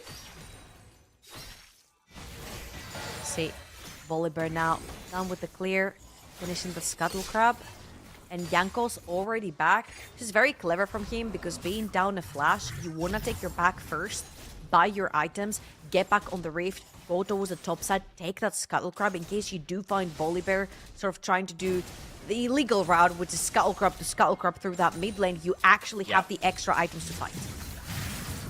Elijah, they're going to try and punish Chachi, who is trying to proxy farm. Eats a bit of a Darkin Blade combo. There's the Conqueror stacked, and Chachi will need to leave. Of course, it's got the teleport, and with Xin Zhao around, unlikely to be under too much threat, so there'll be the reset with that wave cleared as well. Means that Aatrox has nothing to shove with, so won't be able to claim anything like a plate, so Chachi gets away with his cheeky little bit of position. And Sunfree tried to do the Healisung special right there, trying to hold the wave. Although Jankos with the wrapper on doesn't find anything. Sunfree is going to trade majority of his HP bar. However, he has not taken a reset yet. I feel like this is a big mistake coming through from Sunfree. As you can see, Nash has already had his first back. He's heading towards the mid lane, which usually is where the supports meet. Oh. Hold on, Chachi. Finds that reset. Teleports back in with the item advantage. Has Swifties early, and Elijah hates that experience with just the base damages. Flash for flash. Elijah going to be losing something of a wave. It's not in a great position for this poor old Aatrox. He's going to be pretty overextended here, even if Xin Zhao's pathing away. That would be easy pickings, though, for Volibear once he's done with his bot side of the map. And let's see if Jankos is going to be able to be around. He also have his bot side of the map. Reminder that these two junglers are mirroring each other when it comes to clear. So whichever side spawns for one side will spawn for the other for the time being as they continue the second clear of the jungle right here. And I'm actually very interested because I feel like for LLS, having that Misfortune plus Leona down the bot lane, that means infinite priority towards the bot side river of the map, which allows them to take those early dragons. And as you can see already, Nord, they've shoved in that mid lane and heading towards bot. Sunfree needs to get on out of there and does. That's that flash gone. To blow it again as they find the engage anyway. First blood to Vero, the substitute, makes their mark. Jankos gets another. And Nord on the line. They are here to play. And they get themselves a great start to this game. Oof, that Ignite looked scary on Jankos, but the Triumph proc right there ends up saving his skin. And what a fantastic skirmish in the early game for Nord. Again, that mid lane prior, the mid lane push from Zverer is something that we didn't see in game number 1 from Radisak. This is what Ari can do. Shove in that wave, instantly roam, get together with jungle, and punish towards that bot side of the map. Sunfree right there also blows the flash, which means that no matter what, even though Leon is considered quote-unquote tanky in the early game, especially if you get hit by Xin Zhao plus Ari, which is a very powerful duo, you literally... I remember back when Zvero was really making a name for himself back in ERLs, it was on things like the Ari paired up with the Vi. That was, of course, a long while ago, back on the Heretics Academy system before they joined up into the LEC proper. So the likes of Jack Spectre and Blue Resort and all those kinds of things. And here, back in as a sub, slots in with Jankos on the Shinzao, and they go diving bot side and have a much better proactive start to a game. This is the first good footing I've seen from Nord all split. Even if we've only had a week so far, Golden Penny will make it rain, appropriate to the name, and back out to safety. Yeah, I feel like that routing right there was not very optimal from Golden Penny. Ends up being punished before he even gets to that lane, and I kind of want to see Hybrids a little bit more active on the map. This is the time where Chachi needs to be careful on the top side. Top side camps have spawned. Hybrid has shot himself top side of the map. Flash still down for the Rumble, so I feel like that level 6 is going to be insights for Hybrids the second he kills that red buff, and potentially be looking for a top side gank onto Chachi. Right did pick up the early grubs. Once a quick note, Jankos now trading it out for that dragon. Just hit level 6 on the bot side. With all those camps top side, and Hybrid's not here. Could now be a potential re-dive. No flash on Sunfree, no ignite, but Golden Penny has both summoners available. I don't know how aggressively Nord want to play this. They're not sending any other members down here. No teleports, but Inax jumped on suddenly, level 6. Fair amount of damage back. Dashed for the shadows like into the crash down. But a bullet time after is not at a great angle. And now Sunfree with the ignite on top, just about surviving. Golden Penny in danger. Try to stay alive. The Essence fucked up. Misses the Q. Flash away, but the auto was in the air. And Golden Penny finds it. Wind becomes lightly, goes wide. As Sunfree sidesteps it, he wiggles his way to safety. On the other side, Zvero has finally made the roam and gets a double. The substitute looking like a pro. Oh, hell yes! Zvero coming in hot to save Nord from a disastrous week 1. Sub or no sub, 3-0-1 on this Ari. 1,000 gold up 8 minutes in, and that's exactly what you want. This is the time where if you go Rod of Ages, you're technically chilling. There you go. Instantly completed 8 minutes into the game. You're actively chilling because not only do you get to hurt more, but now you're also tanky and a threat. So this Rod of Ages, very well done right here from Zvero, specifically just because he's ahead. He has the extra goal and he'll get to stack it. The only thing I'll say, and just because I may know an Ari main or two, there's no Dark Seal in the inventory, which is clearly sacrilege. That's the only difference here. How dare he? I know. Extra ruby crystal and a tome and no Dark Seal?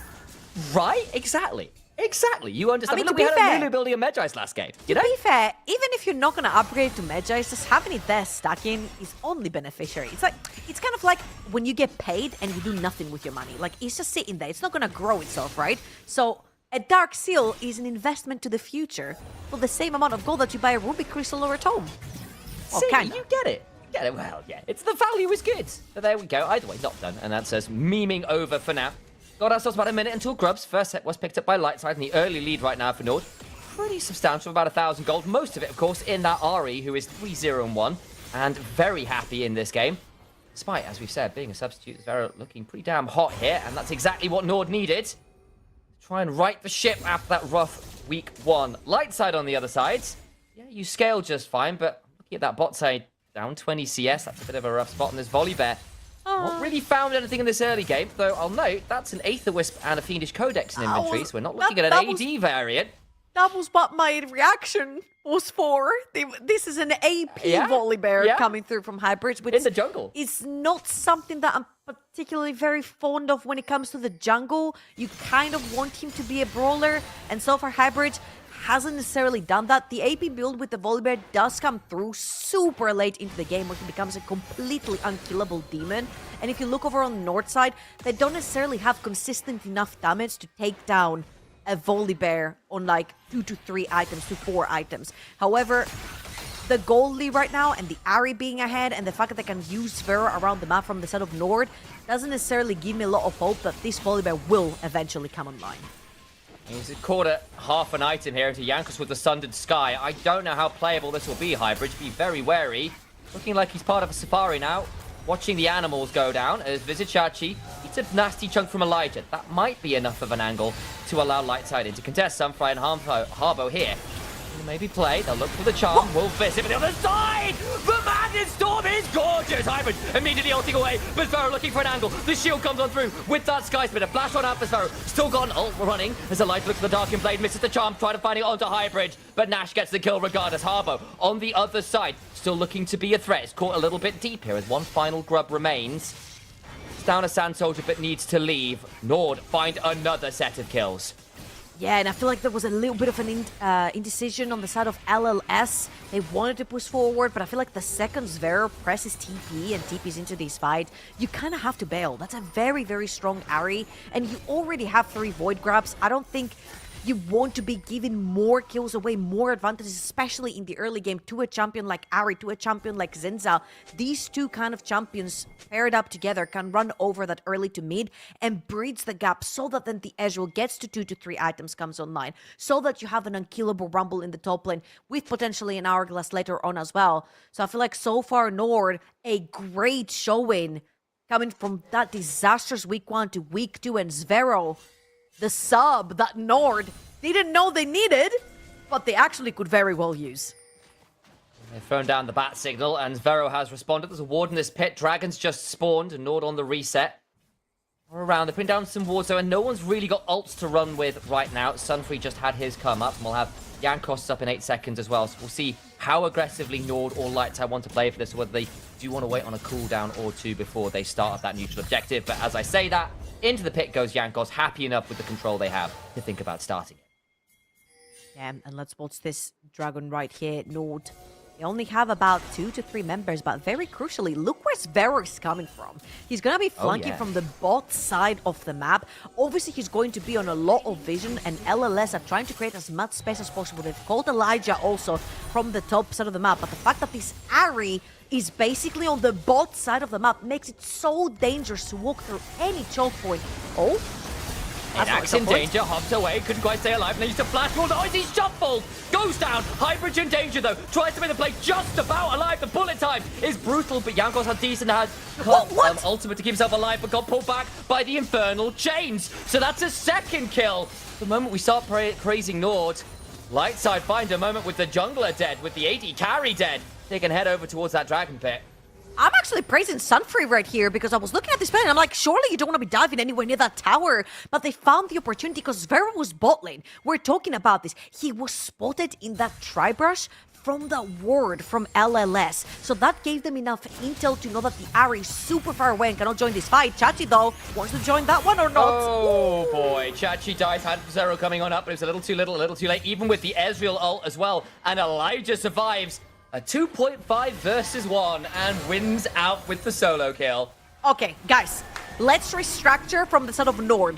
Do not make plays unless Zvero is there, because I feel like the guy has got an extinguisher in his hands and he's like literally sprinting around the entire rift, trying to help his teammates, trying to create flanks in the bot lane, trying to help Chachi on the 1v1 in the top lane.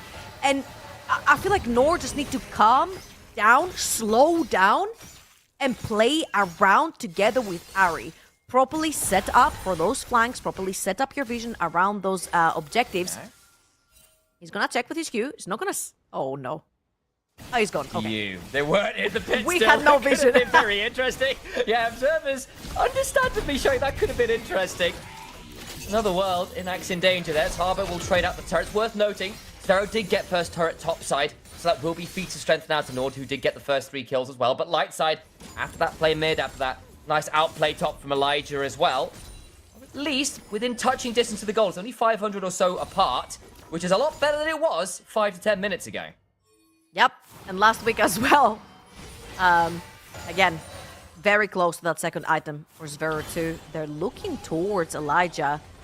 Really slippery, the Aatrox. Also has flash if he needs to use it. I don't think they can reach him at all. He's just going to dash away. However, I do like the fact that Nash is sort of pairing up together with Zvero on the top side of the map. You would usually want to take something like an Ahri ultimate before a neutral objective. And as the Herald has spawned on the map, Nash is sort of hovering for Zvero. Hold up, Sunfree. Jankos with a lot of damage. True shot barrage after now. Sunfree in danger. They want to audacious charge into that. Would still be a shield of daybreak available, so risky to go forwards. Teleport into the jungle. Zvero comes on in. Nice picture-in-picture observers showing that flight through the air. But with the support chunks. Light side are going to be forced out of their own jungle, and Jankos starts up the Herald with what's looking like little contest.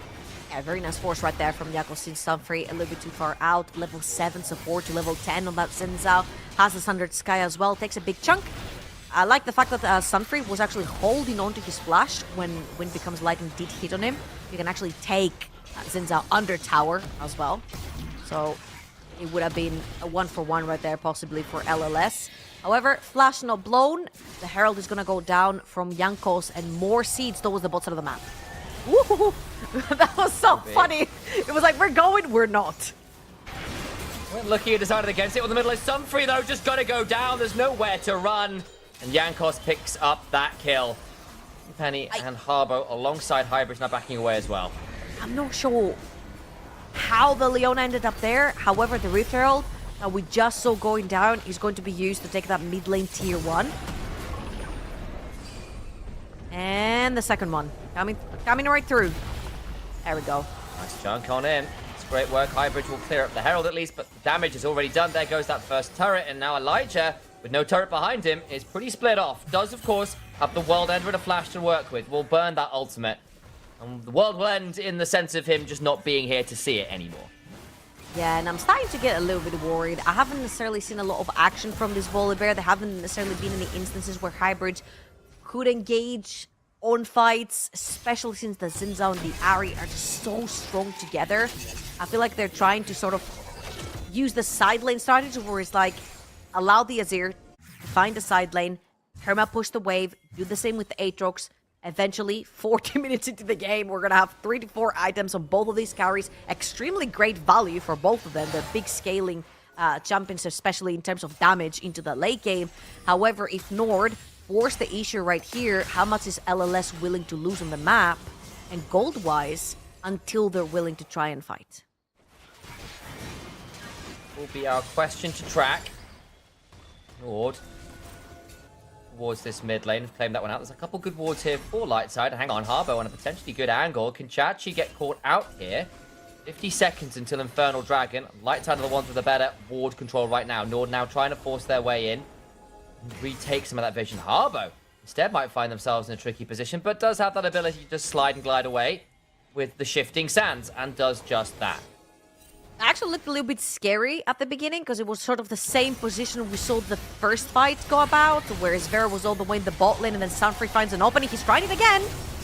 Nash now in danger. Has burned a lot of his cooldowns. Will be forced to flash into the red buff pit, but does survive. Oh, a little bit overextended right there from Nash, especially since Jankos had backed out. He was doing his Raptors. Vera was all the way towards the bot side of the map, and I really like that look from LLS. The second that they see that Ahri is not grouped. Here we go. Jankos driving on forwards. Gets Hybrid down to half HP. Teleport in from Chachi. Now looking for an the equalizer sandwich. angle. Does so. Sunfree's in danger. Harbo flashing away, but Vera could just hop over the wall. Looking for the chunk. Can't quite get the kill, but Sunfree is still dead. Harbo down to 10% HP as well. Dragon spawned, and Lightside on the run. Yeah, Sunfree this time around, a little bit way too much aggro. Zvera was around. Oh, the flash! No going to hit the charm right there. Zvera playing super aggro. I don't blame him looking. He was really feeling it. 3-0 and 4. The rower fully stacked. The Leandri's on in. He really wants to push that advantage as hard as he can. Won't quite land it there, but the dragon's still secured. Only the second dragon, of course, but still a nice win for Nord nonetheless. Is Chachi gonna bite the bait? They're going rumble fishing. Oh, Chachi. Wait. Chachi, no! Chachi, no! Not like this! Skyspinner comes on down and Elijah goes looking. They will go forwards as the Stormbringer is here and rumble in the mech. It's swiftly left as scrap metal. TP's now flying. Lightside will not get punished and can't turn that into Atakan, but a nice pick nonetheless from Lightside. Bait successful. Yeah, finally we get a little bit of that Volibear action. Kill going over to Elijah. Very, very importantly, on the other side of the map, when you're pulling attention towards the bot, you're allowing Harbo to farm away. I feel like he really needs this right now. He's about 1,400 gold behind. He was 1.7 before that tower even went down. I feel like if LLS actually find the ways of chipping those towers, which they're doing very, very well around the map, when those Volibear attacks happen on side lanes, they've done so well. They took 2 towers with 1 gank bot lane. Really good work, and that brings the goal back to about 1,000 gold difference. If that, of course, the mid jungle was still pretty scary, but Elijah He went for the full morph first. Pretty good into those solo laners. Jankos, though, is a slightly different story, because that is a full AD Shinzao for obvious reasons. And you're less built up to defend against that one. Luckily for Elijah, does have that TP if the Atakan gets started out here from Nord. It's going to be the Voracious Atakan. This means that you do get the buff and the GA at the end. Oh, Sunfree, he has been playing quite aggro. Turn the favor. Is he actually going to walk into that Tri-Brush? The rest of the team is coming, but they're too far out. They're too far out. Quiet. We're going Misfortune hunting. Looking for the charm. It's onto Sunfree. Golden Penny alive for now. Is looking for a decent bullet time angle, but will just not stick around. And there goes the Leona.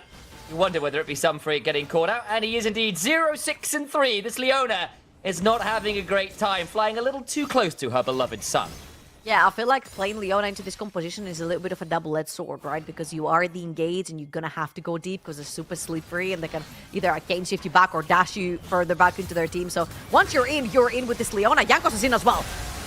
Decides to just dash through the Infernal Tantalizer. A lot of healing. Does get a decent value, but the Crescent Guard blocks the bullet time. Jankos now back onto the Atakan as Inax and Nash look to hunt onto Harbo and Hybrid. Turning around with the Thundering Smash, but it's just not enough. The Sky Spinner Shield is decent. Wait now. Golden Penny beginning to auto his way towards damage. Flashes away. Inax looking to punish. Out of the shifting sound to the Soldier Smash off over Hybrid. Will help secure that shutdown. They lose the bot lane, but all the while Atakan not finished by the mid jungle. Nord split too much and bite off more than they could chew. Well, Atakan was not finished because he almost finished them. Jankos and Zvero end up limping away from Atakan. Does a lot of damage as well. And that was a pretty even fight right there. I felt like for a second when you were talking about Golden Penny, I'm like, this Misfortune is starting to hurt. With second item completed as well, if Golden Penny actually gets those auto attacks in, if you look over on the side of Nord, these guys are not very tanky. They do not build armor. They primarily squishy build in full damage. So once you've already committed all your buttons in, and Golden Penny gets to auto attack without being threatened, this Misfortune can truly hurt. We're not even seeing something like steel caps, right? So it is just raw HP and base stats, and the MF with the early Lord Doms as well. Means whatever armor you do have means very little here. It's ahead of curve as Sunfree. Now in danger though, level 9, forced to flash away. Still got another angle, and the Make It Rain will be enough of a slow. As Vera reads which ways Sunfree would go and reads wrong. Better luck next time. At which point do we communicate bullying? And to who? Because this guy just walked up his mid lane. He didn't face check a bush. He didn't walk into fog of war. He just walked up between tier 1 and tier 2. Guess what though? This is what we're talking about, how important these towers are. Because to push through them, you need friends if you don't have towers anymore. There are wards down that mid lane, as you can see. There's a blue ward, which is very good for TPs later on. If LLS push too far, you could have a flank from the Ahri or the Rumble as well. However, right here, we're looking for the third dragon, sole point for Nord. If they come out to get the second dragon, and Sunfree has managed to get himself poked out yet again. It was so difficult to walk back in. Soul point, Nord in a great position for it. Keep potentially looking. Is Vero gonna find that reset? So terrifying Ahri now at a third item. Won't be once again punishing this Leona. Water Dragon we go. Highbridge and Lightside though forced out mid lane, looking to get into the river via that bit of pressure on the map. Highbridge slows down though. Not very tanky, reminder despite the unending despair and Chachi waiting in the bush. We see so many of this one Harbo now in danger to shoot his shot. That means it's the anti-electro harpoon slows and all the resist threats. Harbo flashes away to no avail. In comes the equalizer, and it's anything but equal. The bullying will continue until morale improves. But damn Nord, they'll head over towards the Baron. It's theirs for the taking. A great skirmish right here from Nord. They see Elijah split towards the top side of the map. They take the 4 versus 5. And what a great stalling in that bush from Chachi. Just waiting for the right opportunity to seal the deal. Nord very firmly in the lead right here. 4,000 gold up and a Baron. And it has been a huge actual problem to have Harbo on the side lane. Actually wanted to mention that he's been taking so many towers on the side lane now. With the Baron buff, you can actually get to slow down that side lane push. And from 700 gold diff, it went up to 1.6 between the mid laners. Let's watch this one more time. When you do not have access into the river, walking onto those ramps, I call them the ramps of death. They're very, very difficult to evade because it's such a short choke point. And Chachi having the flank through the top side of the map with no flash onto this Azir made it really hard for Harbo to escape. 2 Electro Harpoons into an overheating Flame Spitter meant Harbo disappeared. That was without Equalizer. Then he got a save for the rest of the team. He's back to life.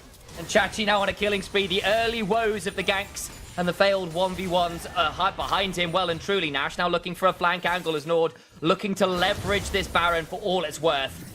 Tower number 2 here in this bot lane about to fall. Does so. Inhibitor next on the Tocket as they will look to continue this siege. And Lightside so little they can do about it. And look how beautifully they've synced up the waves as well. Zvero with the mid lane wave, whilst the rest of the team on the bot side chipping away on both towers. Harbo took a chunk, he had to back. The tower's gone, and so is Golden Penny. He's not. Burns out! The Equalizer after did its work despite the Locket shields. Just not enough to stay alive, and this Miss Fortune is beginning to look scary. Not very scary when she's in a 6-foot pit. They get a stun onto Jankos, but to what end? He's still max HP. They had no one to jump on forward. There's minion waves in mid and bot. Both inhibitors down. And Lightside with a man disadvantage, trying desperately to hold on. But with what? With what cooldowns and what ability? Sunfree goes into the backline. But it is once again a journey into doom. The ult from this Azir means numbering. The Emperor's Divide is dividing by 0. They find no kills. They find only despair. Nord finally find a win in this spring seeding stage. 1 and 2. And we're still on track for a 5-game tiebreaker. Wow. And what again, like, we have to mention Zvero coming in as a sub. What a fantastic early game. The Rose linking up with Jankos. Bailing out Chachi from a 1v1 towards the top side of the map, taking towers on side lanes, constantly finding beautiful flank angles and splitting apart the fight from LLS. His Ahri was an 11 out of 10 this game, and I think Nord really much needed a breather to grab that first game. There you have it. Zvero is a well-oiled machine despite coming in as a substitute desk. What did you think about that? I think he was a shining star. I think he brought in a lot into the team, and we had no expectations because we had no information. I think that's the takeaway. But even with that beginning, even with all that pressure coming in from Diari, with that build, and please Rito, but it's also, there was a way for the LLS to get back in the game. It's not about getting back in the game. It's... No, you know what? I'm remembering what happened in the early game. It is a way of getting back into the game. This game was messy, I gotta say. This game could go in any direction at pretty much any point in the game. There were moments when LLS were so much in the lead, and then there were the moments when Nord looked as strong as ever before in this split, which is honestly something they really needed. Yeah, I think when it really started to go wrong initially, again, a back and forth game, we have to go about 11 minutes in, there was a bit of a Void Grubs fight. We were sitting there discussing, what will the map movements be? Do they want to contest this? Remember, at this point, Cyru was already, like, what, 3 kills and 0 deaths on the Ahri, very accelerated. The Void Grubs go over to Nord, so it's 3 for 3 in the Void Grubs, but LLS, they try to pull the trigger, but Nord just flip it back on the head, and they win a massive fight here. And for a period, you thought, yeah, Nord, they're back, they're gonna steamroll it, but it didn't end up being just like that, Laurie. No, it didn't, because just in a couple of minutes after that, suddenly things started working out for LLS, and we saw Elijah absolutely popping off. He got really good setups for a fight on the mid lane, then he got a solo kill on Visit Chachi on the top lane, which was the moment when you look at the game and you're like, hey, LLS actually have a really good chance of winning this game. That's what they can play through and work through. And then the fight around the Atacon happens, which was probably one of the weirdest moments in the game because of how much Nord were split, because you have Jankos and Zvero who are trying to do the Atacon, and at the same time the rest of the team is fighting with LLS, and you look at it and you are a little bit of a confusion. There you go. You're talking about that. We might as well jump into this one. Another one of those picks where you think, I mean, this is not good. This is not good. LLS, you throwing away what you had. Nord will pick it up. It was a back and forth ping pong match. I think it's a bold move to go for this, but I do kind of like it because you did just lose your support, but you did force some key cooldowns, and a good engage here from Elijah immediately, I want to say, but they turned it around on him and he ends up dying. But in the extended play, as Solari correctly highlighted, it got a bit too messy because Nord wanted more than they could realistically get, right? They wanted the other count, they wanted all 3 kills here, and despite Inex doing his best Dragdar impression, he's not really able to get the kills, gets So one, good. does end up being taken down, and look at the Arakan! All of a sudden, Yenkos, Swairu have to back off, and this was a moment where I think our teams are better at trying to get more out of their plays. But sometimes they'll still overreach a bit, and it ended up being an even fight this, instead of Nord getting, 2 kills, and the Arakan. If you think about it, if you look back, if you look at the voice comms from the side of Nord, their voice comms are always so busy. They have so many people talking over each other at the same time. Maybe this was one of those cases where the team is a little bit split on what exactly they want to be doing at this very moment, and that results in them not really getting either Altacon or a good team fight. Yeah, and they did clean up a bit though. They got a bit more coordinated later on. I think here is where, as a Danish brother in myself, it hurts a bit to see one of my Danish players make a bit of a mistake. Harbo had played a very good game, but the roam from Chachi was unexpected, and that leaves Harbo in wild, no man's land, I want to say. And this time, Nord correctly wants more, but coordinated, makes the effort to get it. 5-man diving on top of the rest of the roster, and you can see very quickly after that, 25 minutes in, well, what's waiting for you? A Baron, and that basically decided the game. The graph is a little bit less pinpointing than you would expect just looking at the game, but you can see those very big dips in the gold difference for Nord in those moments where LS were finding their footing around this 15 to 20 minute mark, and then everything goes downhill for them. Yeah, it looks a bit extreme now that they got so far ahead with the Baron buff, right? Because had they not ended with such a big goal lead, these swings would have looked way bigger. It's simply because the spike laid on from that final fight we just saw really was the first and final nail in the coffin, I want to say, because the game was very much at an even game state. Yeah, which is important. Nord have been hitting a slow start, let's call it this way, with an 0-2 starting on week 1, but now week 2, well, finally, right foot ahead. And let's see as we talk with Nash towards this interview on the first game. Nash, welcome to the show. I mean, it has been a rough start, hasn't it? And do you feel like the mojo is slowly getting back into Nord? Yeah, definitely. I mean, it wasn't the start we were hoping for. We definitely didn't expect to start 0-2. But overall, I mean, our scrims have been pretty good. So I'm confident in the level of the team. And then also, there's another week, another mid laner. So that is a bit unfortunate for us right now. But yeah. We've been lucky and had great subs, so it's just about execution, and I'm confident that we're going to get to a good level. Just It's in really the awkward, BO1, isn't anything it? can happen. Yeah. Yeah, it's a BO1, and you're still trying to get the mojo with the mid laner as well, regardless of the skill they bring in. It's always like a big glue. It's that pivotal piece in a puzzle, which is the mid lane. You really need to know how to play with them. It's not about skill level, is it? Yeah. No, for sure. A lot of it's enabled through mid, so getting the synergy up and running is important. And yeah, I'm confident that just with getting more games in, we're going to be scaling and get to a good level eventually for playoffs. All right, so far so good today. So far so good. Let's see if the 5-way tiebreaker for Group B happens. That would be chaos. That would be so weird for you guys. Tell me something. How's the synergy on the bot side though? Inex, I think he has performed like wonderful. It has been really interesting to see him play. How are you feeling playing with him? No, I like playing with him a lot. He's super aggressive, and that's the way I like to play the game. Also, I mean, you saw it in the previous games, right? Like sometimes it doesn't exactly work out, but let's say we win it 80% of the time. But it's way more fun to play it that way, and then it's better to not be scared and just be willing to make plays, because then you can a lot of the time get a lead back if you make some mistakes in the early game, some oopsies. So yeah, I enjoy his playstyle a lot, and I think our synergy will just keep improving. So I'm really happy with it. Correct me if I'm wrong. I usually look at this like it's easier to get a really aggressive player and slowly tone it down so he can only go on really specific plays where you know you're going to win than having someone that's really passive to be really aggressive. Yeah, I agree for sure. Because it's just about spotting the opportunities that are there. And if you're already looking for them, then your team can like slowly reel you back if you're becoming a bit too aggressive and looking for too many chases during a game. So yeah, I'm happy having that aggressiveness, and then tuning it back should be way easier. So yeah, that's like I said, it's just a matter of games, and then we're gonna get to a good spot. I'm sure of it. It's looking good. You're talking about games, so final question for you, boss, is DMG versus Nord.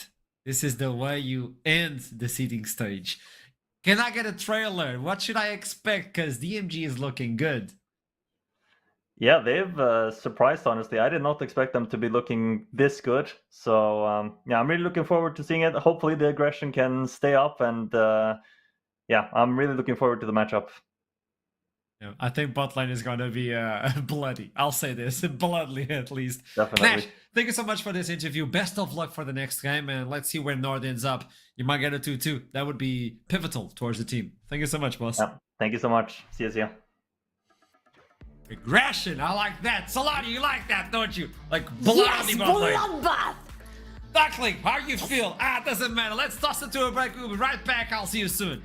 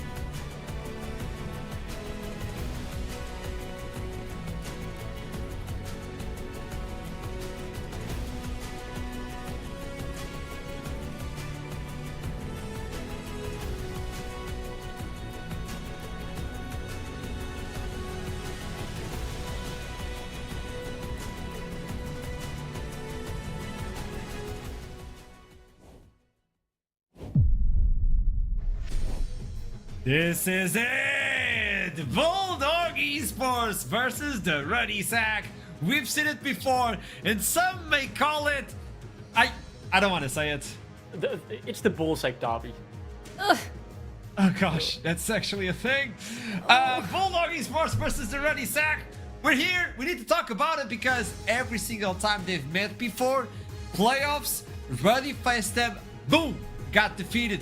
They faced them another time, boom, got defeated. If we can lower third to just understand the history between these two teams. Ruddy played 2 times in playoffs during winter, 2 times versus Bulldog, 2 times was an L, 2 times was promoted to viewer. Oof. I mean, the thing is, right, this is not just a rivalry between 2 UK orgs. This is Ruddy Sack with their star-studded roster coming into playoffs, playing against some random Bulldogs. Bulldogs then knock them down to losers bracket. Okay, they still have a second chance. They win against a few teams. Maybe they're back. No, Bulldog, yet again, steps up and says, no, buddy, you're going to spectator. Screw you. Sends them out of the tournament. And I think Ruddy Sack, they are hungry. But Bulldog, they remain cool, calm, and collected, being one of the 2 teams to retain their full roster. I like this. This is a roster that was pivotal, got them to the live event in Nottingham, and they want to do it again. Exofang, the young prodigy who has been delivering, Kasing, a tell as old as time, talking about all that he is. Cayman needs to get this mojo, but as soon as he gets it, he's the one. Lulas, that's a Portuguese jungler in me attack, so far has been really aggressive on the top line. Yes. I like this team, but are they good enough? That's a good question, because what we saw from them in the week number 1 wasn't fully convincing. It was a very hard split 50-50 from them. We saw some good games, especially their last game, I believe, versus Nord. But again, they were playing versus Nord. We're having a really bad moment throughout week number 1. But we still did see really good shining bright moments from Bulldog, especially from Lulas, to be honest. I think he had a fantastic performance in the second game the first week. He was helping his lane so much. He was everywhere on the map. He was accelerating literally everybody. He was on point, and Exofang, on top of that, absolutely popped off in that game on Ezreal. Yeah, I think we're asking the right question here, right? Because my whole point to this is they are still a good team. They've kept the 5 same players, and you can see they've made some improvements. But the problem is the rest of the league, the floor has moved. Yeah. Teams have gotten better. They get more from the plays. They are able to, make less mistakes and capitalize on their right plays better. And that just doesn't go for Bulldogs. It goes for DMG. It goes for Lightside. And all of a sudden, it becomes so much more difficult to get that top 3 spot again. So there is pressure on them. And one team that has definitely improved, changing the whole roster, Asher, you know what? It's the Ready side.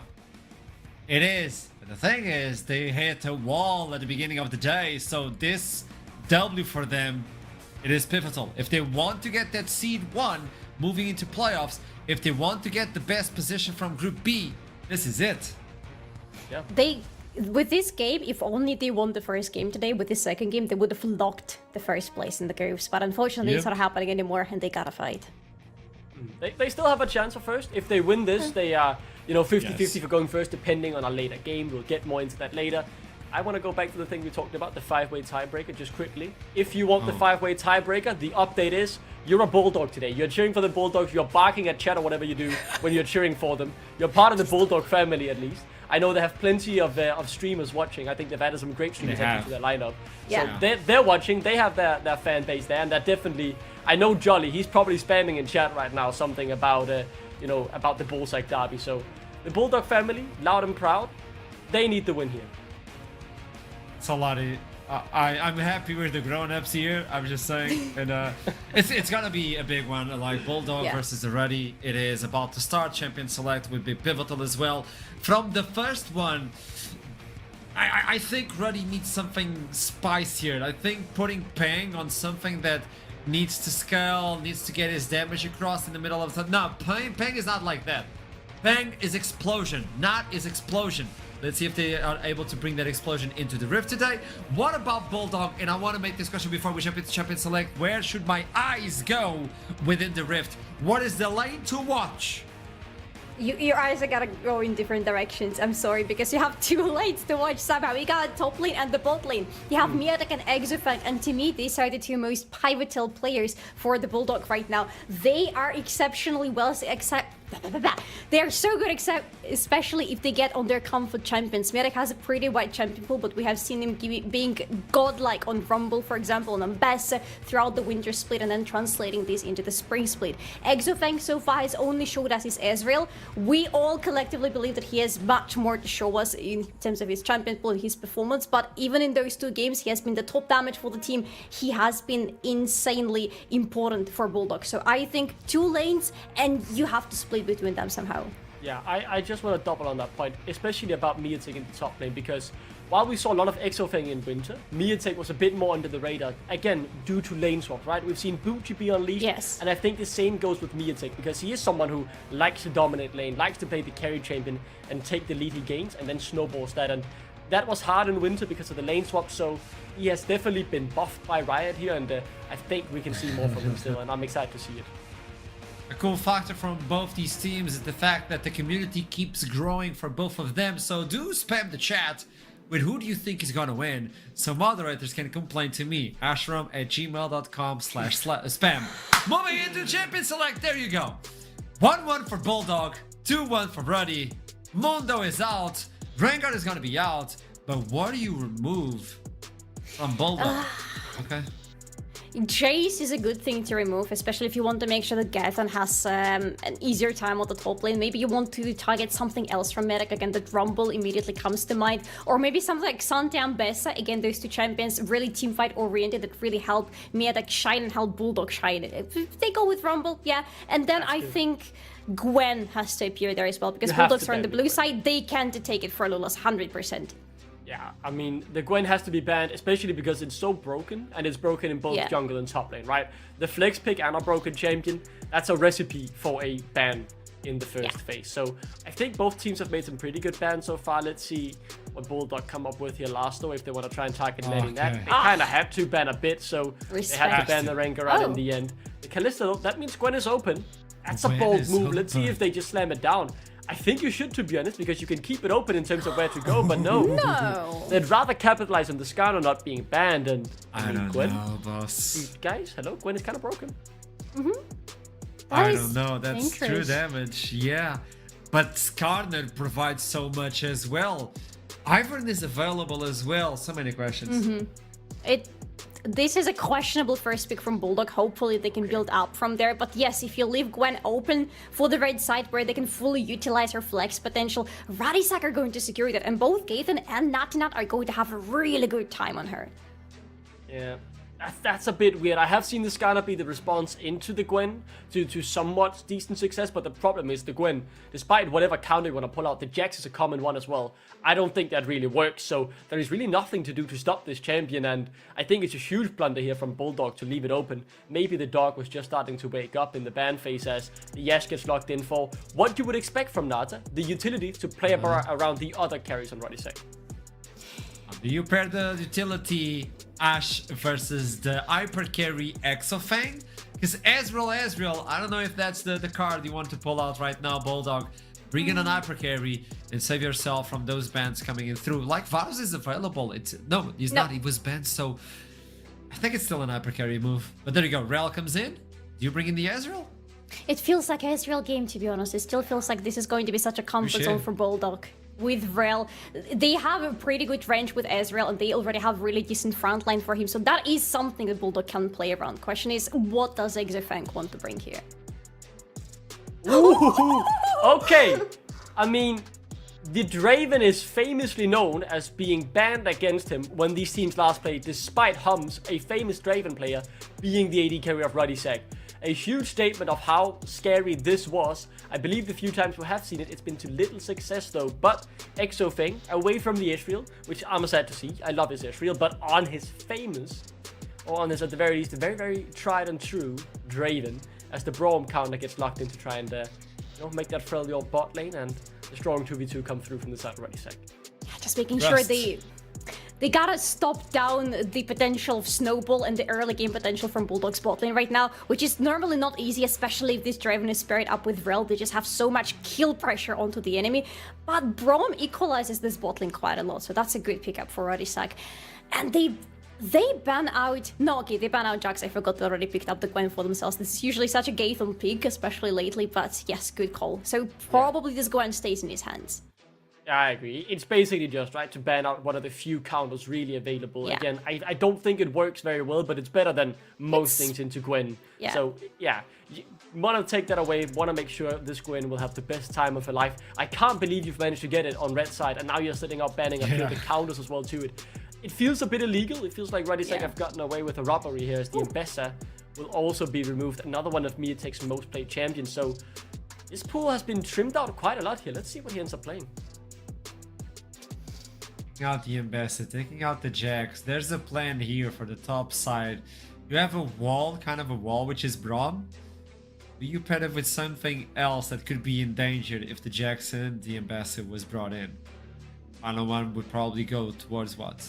Jungle. They still believe, this is gonna be towards this one is gonna be in a different line. It's not gonna be jungle. Yep. It opens a lot of possibilities for Natinat, and honestly at this point I would love for this Gwen to stay in Gaethan's hands, because it feels like Natinat should be on an engaged type of jungler. Exactly the junglers that Bulldog have already banned out from Radisak, but they're hovering Olaf, and if they lock this in, oh boy, we go all in. Forget we said anything about these two teams. We want to press our ultimates and run into the enemies. Good luck, Draven. They are gonna run you down. Let's see what the response is. I think, with what the bans have been, I'd normally think, okay, man, he's gonna play his famous Ahri here. It's something he's played a lot in Winter Split, and he's pretty good at finding those flanks, but you're not gonna be the one finding the flanks here. You're gonna need to adjust to them, pressing R and running right at you. So whatever they have in their locket to try and stop that would be prioritized here. The Gnar makes sense. You have a bit of a hop, and you can definitely kite out of your mini, but I think this Radisek draft is very strong and Is hard this to a play Victor? against. Could be I a don't Victor, think could you be want a to play the Hui. Victor though.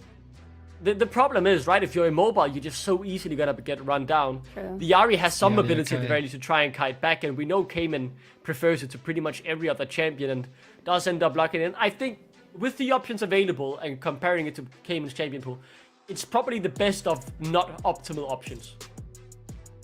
I feel like the chances of a 5-way tie are slowly drifting away the more Radisek pick in this draft, because this is such a strong composition already that is super strong in the early game, Oh my and God, now it the Ryze scales as even well. better because you have Gwen and Ryze on top of that. They are so well rounded. This is scary. Dude, Oh, they boy. have cooked here. I really like what Radisek have done, but I'm committed to cheering for the 5-way tie. You know I'll be barking in the green room here for the Bulldog family. So I will believe in Bulldog supremacy, but I mean, it's hanging on by a thread because I think Radisek, they have gotten away with murder in this draft. How have they managed to get this? Yeah, it's looking interesting. Well, with this in mind, I just want to get a name tag on who do you think is gonna win. Duckling, I know you're looking at Bulldog. I know you want that 5 tiebreaker. Solari. Out of spite, I'm gonna go with Radisek. Okay, we're so healthy on the desk, by the way, just letting you know. Folks at home, do let us know on the chat who do you think is gonna win as we're about to start this one. It's the match of the day. We've been talking about this, the Ruddy versus Bulldog Esports. There's a lot of revenge. It's gonna be great. And tossing it to the casters, initialize, and trouble arise. Move on! Oh yes, there's some solo leveling occurring here. I'm not a solo laner though, so just the junglers get to count. Sun Jin Woo. Wow, you're a Katarina main. muted. I said no, sorry. You're not allowed an opinion. That's not. You don't get to be a Katarina main and a what was it, Lichbane, Soraka, or whatever madness it was you used to No, build? it was Deathfire Grasp. Sorry, that's so much better. You're right. But here we are with a draft where XFN locks in an early Drake. Going to try and deliver on it, and it's into Ash Braum. There is a Ryze, there is a Gwen, there is an Olaf who's going to ignore all of the Okay. CC from this. Skada. In his defense, or not, I'm gonna play devil's advocate right here. He knew what he was picking the Draven into. The Ashe had already been locked in, and the Gwen Right. had already been locked in. And Gwen can be an absolute hell for immobile AD carries, particularly because of her bubble as well. But I feel like what Radisek went and completed the composition with is like an anti-Draven zone, a very short-range AD carry that actually wants to be able to have free range to pop those auto attacks with the extra axes in. I don't think like Radisek have given him a very easy way, so I feel like it's all on Lulash to try and find early kills on this Draven. Got a quick pause here, guys. When we know something we can tell you, we'll let you know. But as it stands, we're going to be sitting here and going to chat a little bit more about this game. So I think obviously with Cayman also on the Ahri, as we've got a little bit of time here as well, we've seen this guy absolutely pop off on the Ahri. 9 kills in 10 minutes, wild kind of stats that he's put out on that champion. He's a very feast or famine player, but the feasts tend to be quite impressive. And here with the Draven in a game where he's going to need to snowball, I think, to help set that up, could be pretty valuable if he can get that wrong. I feel like with Bulldog Esports, I felt a little bit upset because the lane swap meta didn't really suit them. They looked a little dizzy, they couldn't quite find their footing in the early game, but particularly their team fights and their comeback fights gave me a little bit of like OG Mad Lions, where Mad Lions would fall behind in the fight, That's a that one throwback. fight that would put them back into the entire game, and that's what they were known for. And I feel like to a lesser extent known for that, right? Bulldog Esports, they were doing that quite all right. They would lose that early game, but then come back in some sort of incredible team fight capability, and I feel like they lost that spark over in week 1. The lanes didn't look good. Their early game macro and pathing did not look good, and certainly their team fights were absolutely not there. So locking in that Draven here, I think it's a statement that you either need to put up or shut up and have a very strong laning phase. And I think if there was a player that came out of that split one with as a relative unknown and suddenly became someone that everyone had their eyes on, it probably was XFN. This guy came Oh, in for sure. alongside Singh, who's obviously very veteran at this point, and he's really, really developed. And I remember sitting down at breakfast, actually at the finals, where we were kind of sat down and chatting at the LAN in Nottingham, and he was saying, look, I think this guy's really, really got it. He's been such a joy to play with, and he's going places. And Singh, you know, obviously still really passionate about the game and still here, and I think, you know, it's always a good sign when someone like Sing, who's played with so many different AD carries across so many different levels of play, has got a lot of props to say for this young AD carry. And he's on that Draven. He's ready to try and show what he's got. It's not an easy draft, but if you do get ahead, everybody's going to be in range for you to auto-attack at the very least.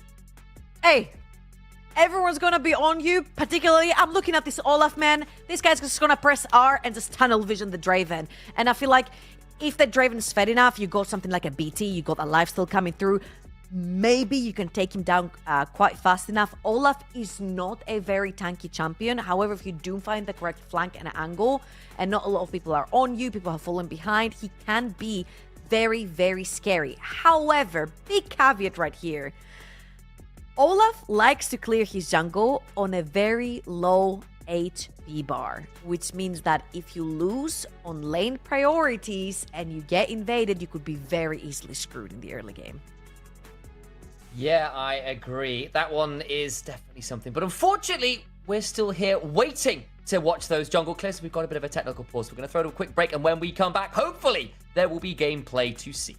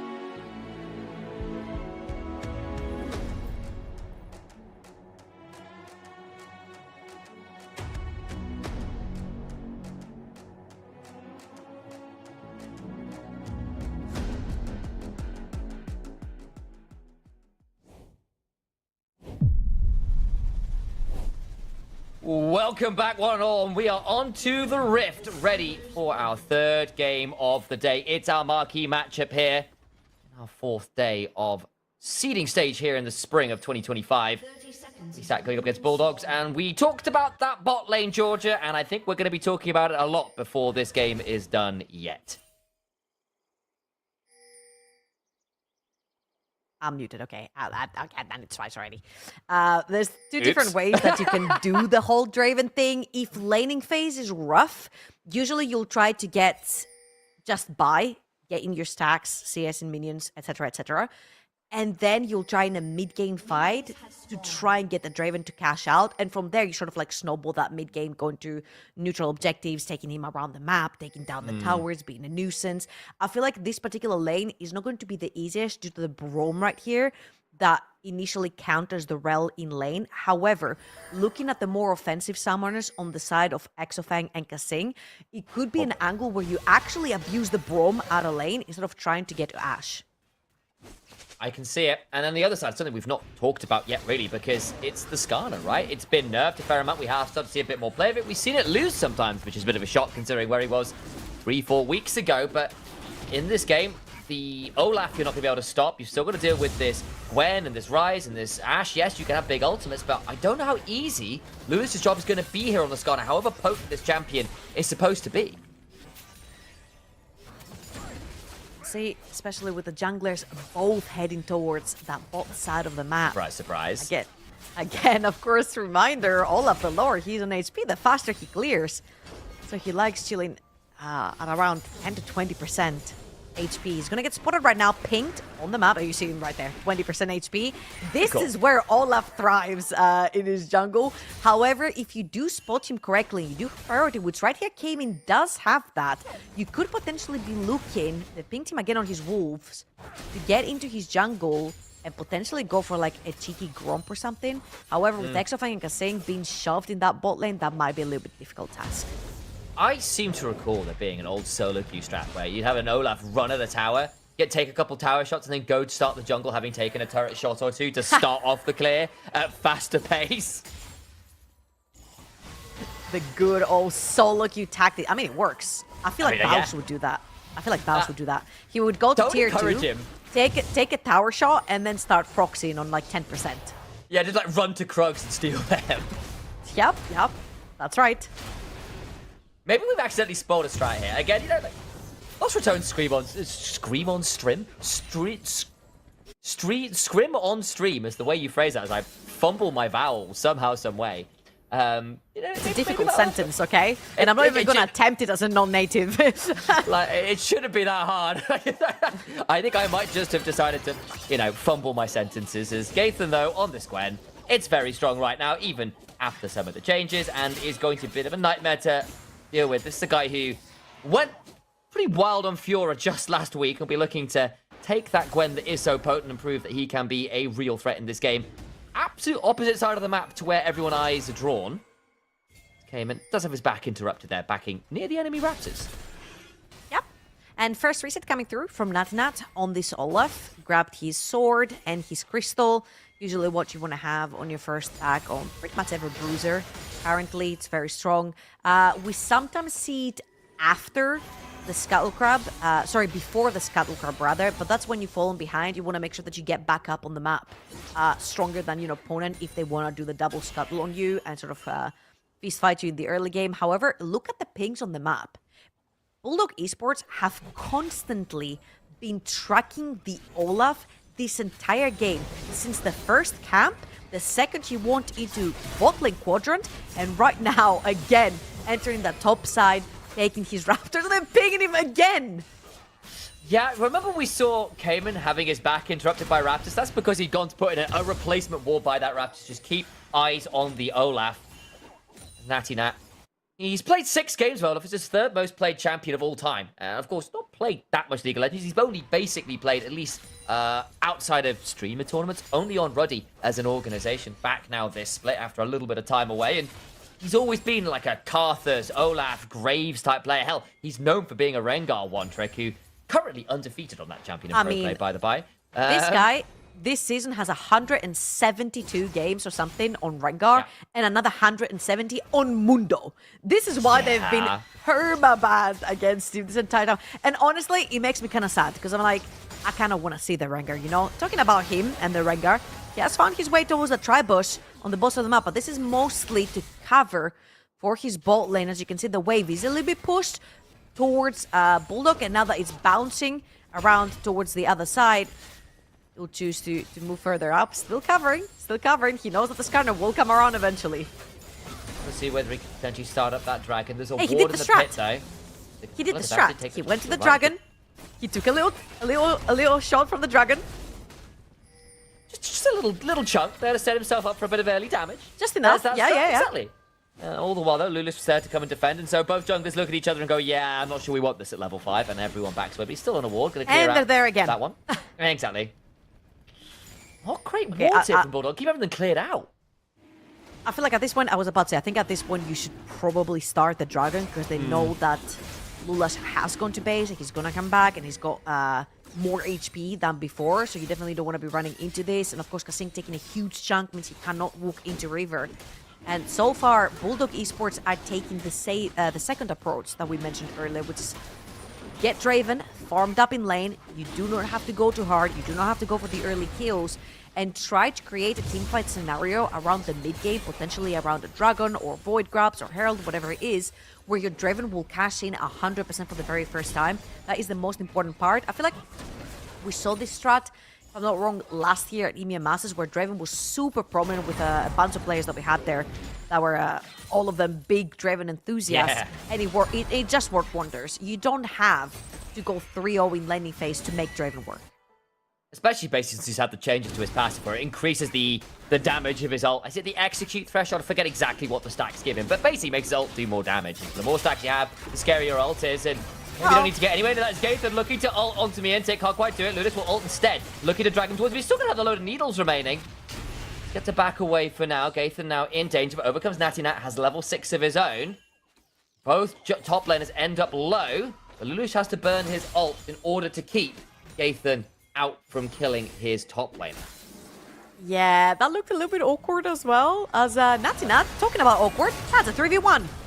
Burn the Ragnarok, but that means all his resists go away. Payne now looking for some rune prisons and does so. Natty's slow, gonna try and find that extra ult. There's a heal for Marlon to speed him up. In comes the Winter Spite, and well blocked on the Foxfire Charm though. Onto Peng, who's now in danger. The turnaround with the Orbital Deception Blast auto will get it down. Arrow, clear to the side, got the reset onto Ari, who doesn't get chance to ult away as a result of that downtown ultimate. It's Braum that picks it up, but it's still a 1-for-1, all things said and done.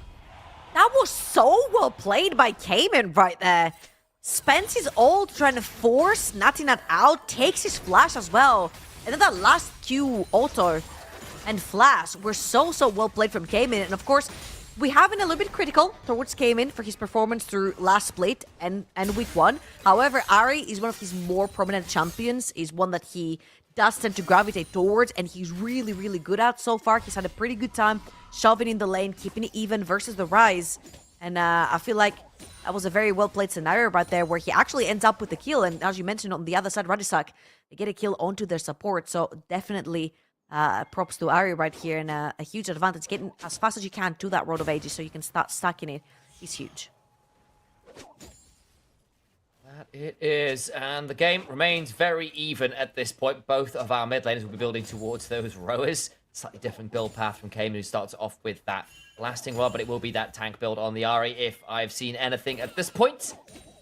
And we've already started, hopefully, as we mean to continue, with a lot of aggressive skirmishing. Grub spawning the second time in a couple minutes, and second dragon in a similar position, so it should mean in a moment or two where we can play for lanes or potentially ganks rather than for those objectives.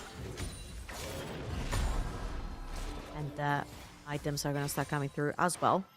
Very slowly but surely. Man, I love the Skarner build, honestly. It's just, what do you want? HP. Anything else? Nah. Just HP. You want one belt? Make it 2. Yeah. You want crystals? Make them 3. Who cares? He's a big Just boy. He give needs him multiple HP. belts. Like, how many legs he's got? How many pairs of trousers do you think he needs? Need to keep them all up. Yeah, exactly.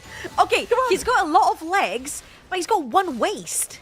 Okay, but maybe Your he's a argument Final is Fantasy invalid. character. Have you considered that? Maybe he just likes belts and buckles.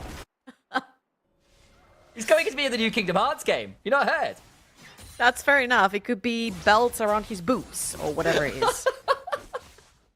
Don't know.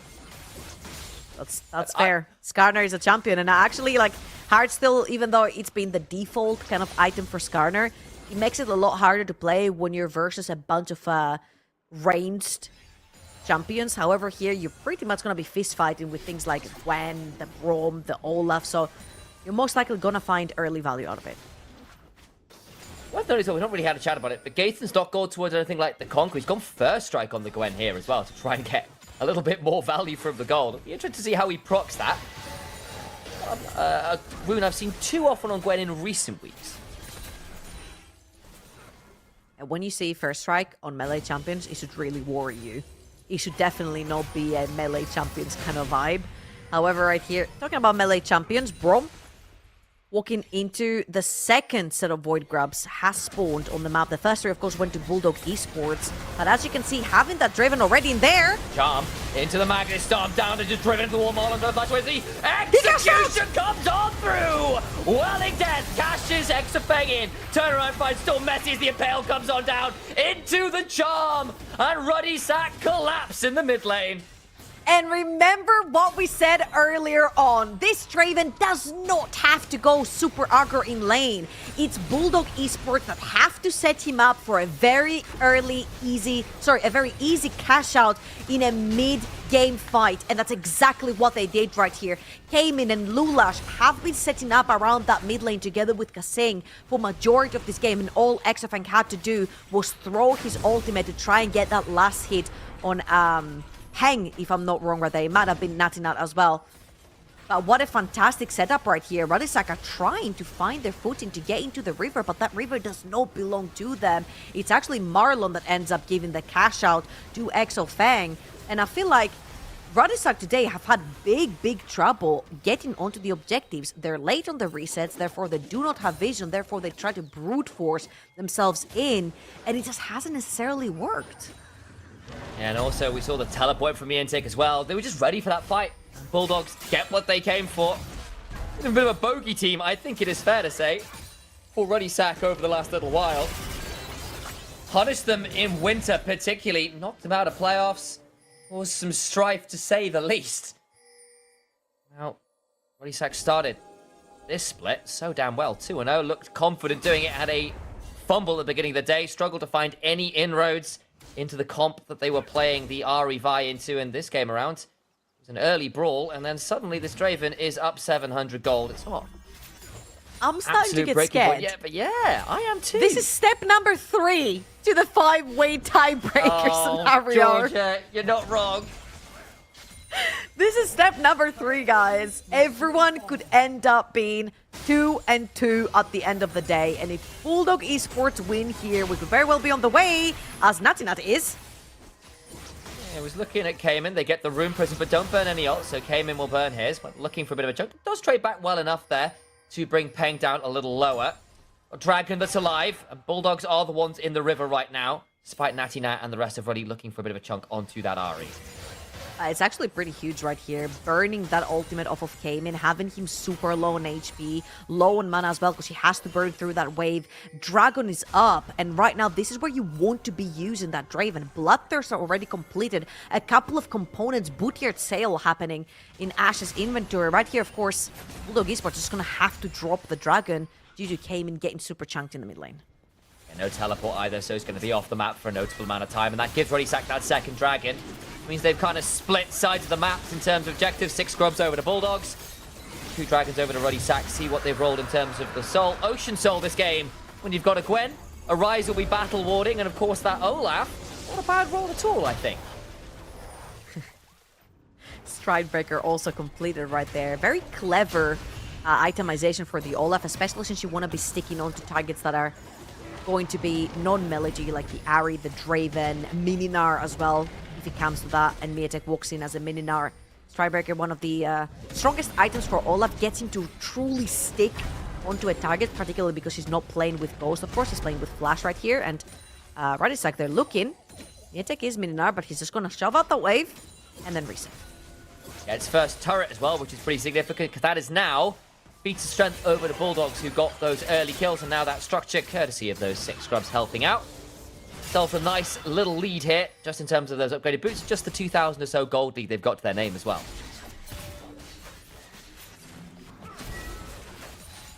Slow and steady until the next objective. It's not gonna be too long now. 20-ish seconds. And right now you see how Bulldog Esports have sort of transitioned that Draven in the mid lane. Usually when you do have a strong AD carry, you want them to be in that mid. It's either that or your AD carry has lost flash. So you need to keep them safe. Now it's the first one as the arrow getting flashed on. Gaithan eats a charm combo after it is down to a 3rd HP. They went looking and they do get the flash, but comes to the cost of Gaithan's HP bar and that turret as well. Bulldogs decide to use the power of the 6 scrubs rather than set up around that Herald. All right. Bulldog Esports slow and steady. Again, 3,000 gold in the lead. So far, so good for them. This is probably single-handedly the best and most steady early game we have seen them play between week 1 and right now. And this was our ask when we came from that draft into that early game. We asked them to be stable. We asked them to have strong early laning phase and a great transition. And so far, they have managed to do this really great control, as you mentioned, around the neutral objectives. They're going to secure the Herald as well. Question comes later on. Can Exelfang pilot that Draven in team fights? Because it's all good and dandy when everyone's standing in front of you and you're having like a 2 versus 3 skirmish, right? You get to throw your ult. When it comes to team fights and 4 people are piling up on you, you've got a Gwen snipping and an Olaf running at you. This is where we're going to see the true Draven master. See what he can do. Of course, it's always helped, and I know Jack Spectra's had this conversation before. He's like, look, Draven's always great when you've got someone else to draw attention from you, where you're not the sole target in a game. And at least this game came in 2-1-2 in a good position. Mientik as well, up 1,000+ gold on this Gnar, is in a scary position. You have actually got other people who'll be drawing attention away from you that even if you do fall, you have got other threats on the squad. And that is great news for Bulldogs, who needed that lead to come on through and have done so. The side of Ruddy Sack, though, just try and stabilize round about here, or it's going to start getting trickier and trickier. Got Soul Point to play around in about a minute and a half. They could choose to instead play for some turrets, can afford to give up a dragon and try and even up the gold if they so chose, but otherwise it might be looking to try and get ready to fight for that all-important Soul Point and set themselves up with a big win condition in the game. Yeah, absolutely. And I really love the fact that you mentioned over the Gnar and the Ahri as well. And particularly what makes this very interesting is that both the Gnar and the Ahri are very tanky, particularly the Gnar in Mega Gnar form, right? So it's not like if you choose to focus them, they're going to be easy to go down. You're going to have to actually use a lot of resources to take down a Mega Gnar and an Ahri with Road of Ages and the more quote-unquote tankier build. And of course, Bloodthirster onto the Draven makes him quite tanky as well. With the extra shield that you get to.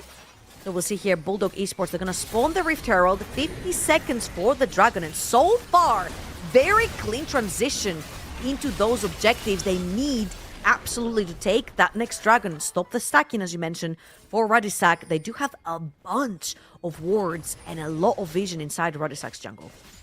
This looks night and day from last week. Hell, it looks like a serious improvement, honestly, from last split. We saw Bulldogs come from the depths of 1 and 3 to make it all the way to the land. Couldn't quite secure finals appearance, but in this game, in this series today, in these games today, better way of phrasing it, they have been collected, they have been controlled onto very different styles of draft.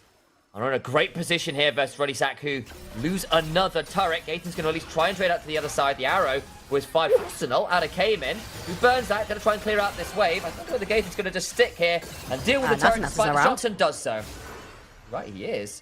Gonna look to Ghost. Cayman now in danger, gets slowed down. Remember, there is no ult available. Flash away from Cayman. He's going to be in a lot of danger. The Eagles come flying on through. They get the kill, but the Magnus Storm after done so much. Cayman in danger. Under the turret. They kill off the Ahri, but lose both. Mid jungle for it. And now Exafeng is joining Mientik and looking to get another cash in. It's payday for Draven.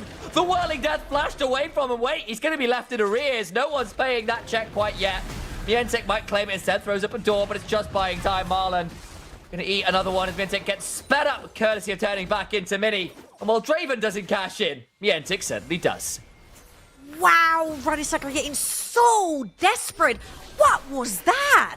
popping the goals from a screen away, diving under a tower. Sure, you pull the TP from Miatek, but at what cost? You've lost a lot of control in that mid lane, you've lost a lot of control in that river, and Miatek now gets to push that top lane for free, where they actually have to respond to. He's gonna get to reset after that kill as well, and then he can get to play towards that bot side if he wants to.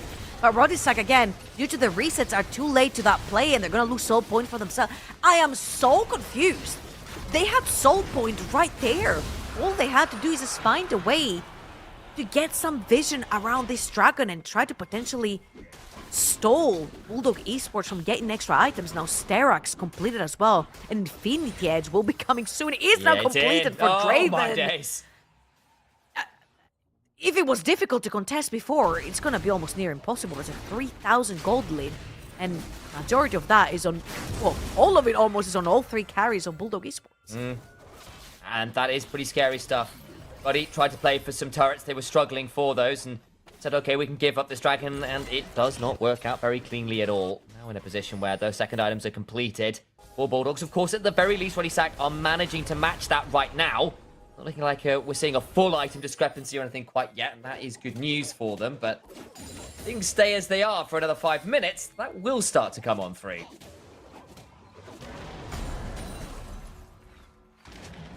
Again, resets are starting to come through. And this is going to be a little bit of a breather right here from Radi. I need that. I do need that. I've had to do a lot of yelling, Georgia. So have you. This is nice. We get to, like, chill out a little bit, bring the energy down. As I say that, I'm looking at a Draven in mid lane, and I know these teams and the fact that they are probably slightly psychopathic. And I might be proven wrong. Bulldog Esports love to team fight. Yeah. There's no turning it down. There's no chilling for a bit. However, I will commend them. They've been playing this game very clean. Apart from came in, just getting caught, like literally once under the tower, and then they repeated, they returned the kills from the Bulldog Esports. Punished it real hard, yeah. It's been a near flawless game from their side. 6 Void Grubs, stopping Soul Point from the sort of Roddysack, getting the feats of strength. I feel like their warding game and entering enemy jungle has been so good. Look at them here. They pushed in that mid lane wave, instantly went into the jungle, put down that ward, tried to get control around the area. Atakan has spawned on the tops of the map, therefore they need that vision behind enemy lines. I feel like they've been doing really, really well with setting up those objectives, which has been something that Roddysack have been really struggling with today. A bit late on those Gaitons now in danger in the 1v1. Misses the needles, but he's still got a second load of them. Look to throw them in. The boulder goes wide. Needs to find the moment. The Ghost now running, looking for a sniff. Gets it stacked up. Finds the needles. Gets walloped and came in is here regardless to punish. But now with both solo laners on the other side of the map, Bulldogs trying to play onto that Atakan. May have leashed this slightly. There are no teleports available for Cayman. Is the Mientic. And maybe Roddysack will just say, we're going to try and trade this because you sent 2 members bot. Okay, hear me out. I think that was a very clever play by Bulldog Esports, and they should turn around because Miatek still has that TP available. He just needs to charge his minibar to Meganar, and Ari is already here. Looks for the Impale, fumbles it, they're turning around. The Execute, not there for the Whirling Death. The Skada surely falls, does Casigno ignite. The Miatek teleports in, but it's a little too late. Surely not, as the Atakan treads all the resists. And the solo laners turn up late, and will be able to start, or rather finish the Atakan that Roddysack effectively started. Peng, though, can maybe threaten him. I don't know about that one. He's got a Seraph shield, he's going to be really scary. The HP bar's going to come on down, looking to get those withdrawals. Gets at least one. But the members who are already dead will have those available to them on respawn. Came in, looking to maybe punish and try and find the charm. Lands it into the Orb Deception. The bird is there, and Peng goes down.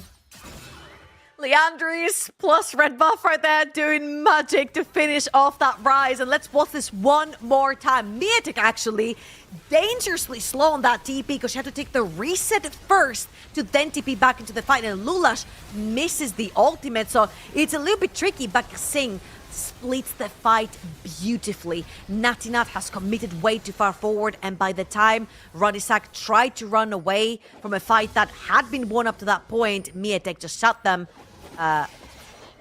Shut the door, I was about to say, but yeah. That Gwen's not going anywhere. On Gwen's face, and she dies a horrible death again. That's a 3rd death for Gaithan, who is struggling at this point on the Gwen, permanently being jumped on the arrows.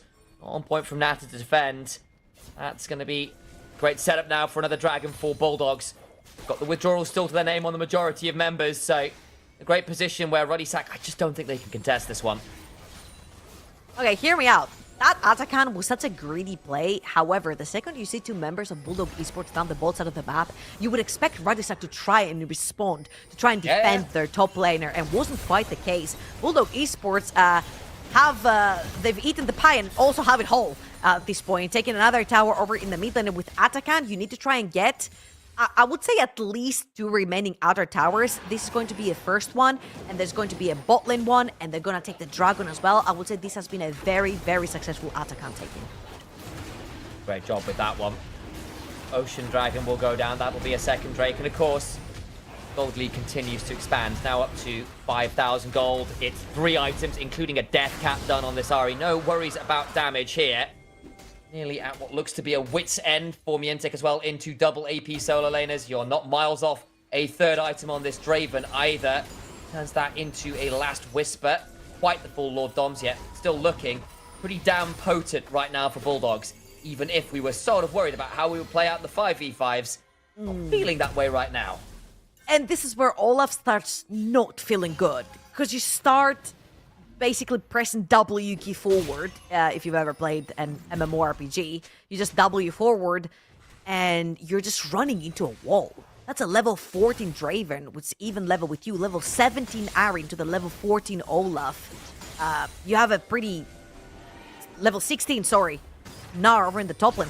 Who are you really running towards? There's so many threats. You saw in the previous fight at Atakan, Natinat went in, he went forward, he instantly melted, specifically the second you press that ultimate, so you can't get CC'd. So this was the problem that we mentioned at the very beginning. It's like, hey, if the Olaf gets ahead or even, he's fine. Now he's fallen behind the carries, and it's going to be really difficult for him to just get in and find another. Nathan's going to try and defend. The arrow again goes wide. Nata just not been on point today with those. That means this turret will surely fall to the 6 scrubs and the wave. Bulldogs once again retreat, having gotten their damage done. Peng's going to try and trade out, but this is not on anywhere near the same time. It does have a teleport available, so can come join. Bulldogs look to retreat, but I feel like Peng with a second wave coming in should be able to trade out, even if it is 30 seconds behind Bulldog's own turret take. Interrupting the backs. Hang on now, this might be something, but no, just going to be the Raptor take that doesn't quite come on through because Natty Nat presses the smite key. Niantic looking to run at Peng though, as a phase rush comes on through. The hyper proc is there. Flash on 4 for another bit of that. He's going to try and Realm Warp out, nowhere near any CC because there is no Mega Gnar, and that Realm Warp goes out to safety. Baron, now started by Bulldogs though. It keeps going, Georgia. Watch Miatek, he keeps following, but now he's going to TP into the fight. He's right behind them. Magnet Storm into the Whirling Death. Gonna get so much damage. Gaten to the backside though. Begins to get some needles down. They killed off Exafeng. Gaten continuing to trade. Gets another back. The damage is brutal. Finally, Natty Nat gets to unleash Ragnarok. It's the end of days for Bulldogs. As they're gonna get flashed on Lula's is Rune Prison. Do not pass go. Do not pick up a Baron buff. Okay, but this is still scary. Very low HP bars. You see now Ahri in the mid lane, and Lula's gonna come out limping, basically, back to resetting, and I do not understand what happened there. I feel like Exafeng was way too far forward for this fight. Natina didn't basically have to run through anyone to get to him. Draven was the front line of that one, and I felt like Bulldog Esports is big. A little bit more than they could chew right there. Let's watch this one more time. So, Cayman is threatening. Kasing will actually find a fantastic angle for engage. And again, Miatek is starting to TP right now, but he's not a Mega Gnar. Great ult right there from Kasing. The Whirling Death is going to come through, and this is where Exafeng flashes forward for the Braum kill straight into the loving arms of an Olaf. Oh, what a huge mistake by the rookie. And Gaten as well, for the first time this game, gets a big ult on this Gwen across like 3-4 people. Flash from Exafeng tried to save him for that one partly. It just doesn't work because the Olaf was waiting, the Braum was waiting, and now suddenly Ruddy Sack right back into the gold lead. Now near to nearly non-existent, and you've got a Gwen at level 16, a Rise at level 17. Scaling starting to come on through, Georgia. Remember how that Olaf was same level as the Draven, so the Draven didn't really care? Yeah, forget that. Now it's a level 16 Olaf. Full points into that ult, into a level 14 Draven. Bulldog Esports might have just done themselves a lot of damage losing that fight. They're going to lose almost every other tower but one. Oh my days, who looks very low, doesn't quite fall till now, but Natty Nat gets it. Marlon back away as Nata thing is dead. throws every arrow under the sun. They will start to turn this around. Whoa! As came in with the ult. Blurn to load. They've looked to try and get some damage back as they've run walked into the base. It's a 3v3, but somehow Ruddy are caught in their enemy's bases. How do they get out of here? They've got a wave coming on board. No Peng trying to trade. Goes down. This is Exafeng in danger though. Can't quite get ready for a snip. Trying to get it. There are the snips. They'll cut his life short, but now Nata in danger as Cayman goes to 13 and 2 on the Ari. Lich Bane, baby. What a monstrous performance by Cayman. What is this a gentleman's agreement to throw the game back to back from both teams? I don't think that can end. But Cayman can definitely maybe sneak an inhibitor right here. 10 seconds on Ash, 5 on Braum. He might just have to be a tower and back. And let's watch this one more time because what a fight. Again, Ruddysack right here do not have to over-engage. They're throwing everything onto this Skarner. Fantastic ult from Lulash on his last breath. And right here they're trying to kill Kasing. But this is very confusing. The ult behind the tower. There's only 2 creeps right there. And the second they die, you're kind of caught between a rock and a hard place. You can't walk out. You're too low in HP. There's only enemy towers. And Ruddysack, I think they're only going to get to kill Exafeng right here, but the rest of them just die. What was that Rise ult? The other side of it is while they're Rise ulting, their AD carry and support get one-shot by REQ, who's now got a Zhonya's, who's not building a Void Staff this game, just saying, look, I just want raw damage. I know who I need to kill, and no one's building enough Mercury resist, magic resist. Which you find on Mercury tracks for the record, but there you go. Yeah. Mercs have that, yeah. Kind of where I was going. Go that way. QSS now done for Nata, though, to try and deal with things like the charms.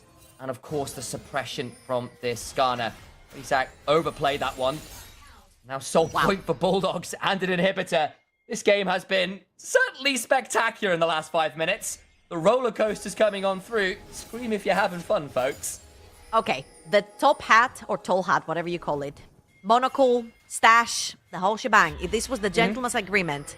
Bulldog Esports, they're looking for Exafeng. Is this gonna cleanse that? The Rise ult coming through! Push on forward on Exafeng! Everyone's here! They're gonna split up and look for Exo! Realm Warp in, it's an express flight into a grave! Nice work from Ruddy, they pick off the Draven, but they've left their base out to dry. Cayman with the 6 scrub will claim another inhibitor turret.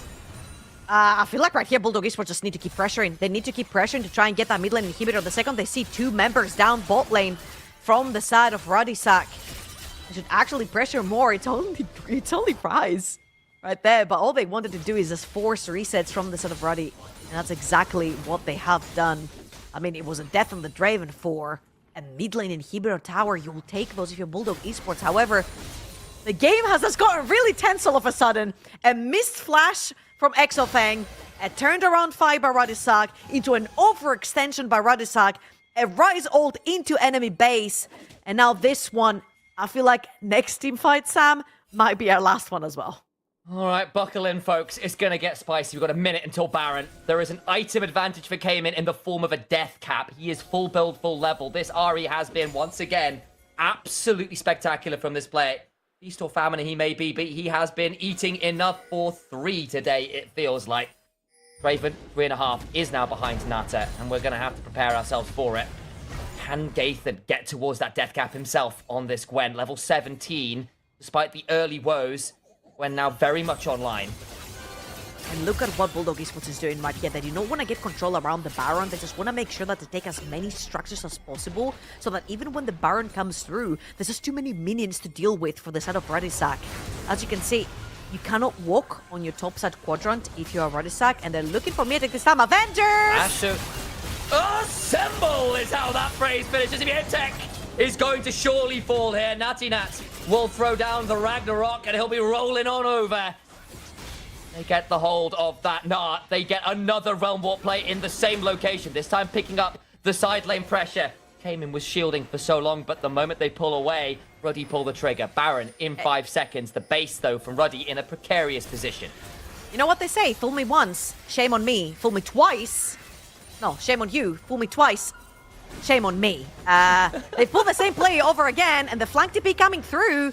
They do have a lot of room from Bulldog Esports to walk up, though, and a lot of the tools to reach them are on cooldown from the sort of Radisac, so... Amen. Oh, Peng? Lands a charm, Peng. So much damage, not quite enough to proc the Seraph until just now, but that's the Seraph shield's down. Significant moment. That Orb of Destruction is exactly that. Oh my days, this RE hurts. Let's see, Radisac now have to go limping back to base. Again, remember the minions that are pushing on the top side of the map. They cannot ignore those. They're just going to walk straight onto their Nexus towers. Bulldog Esports get another chance to breathe.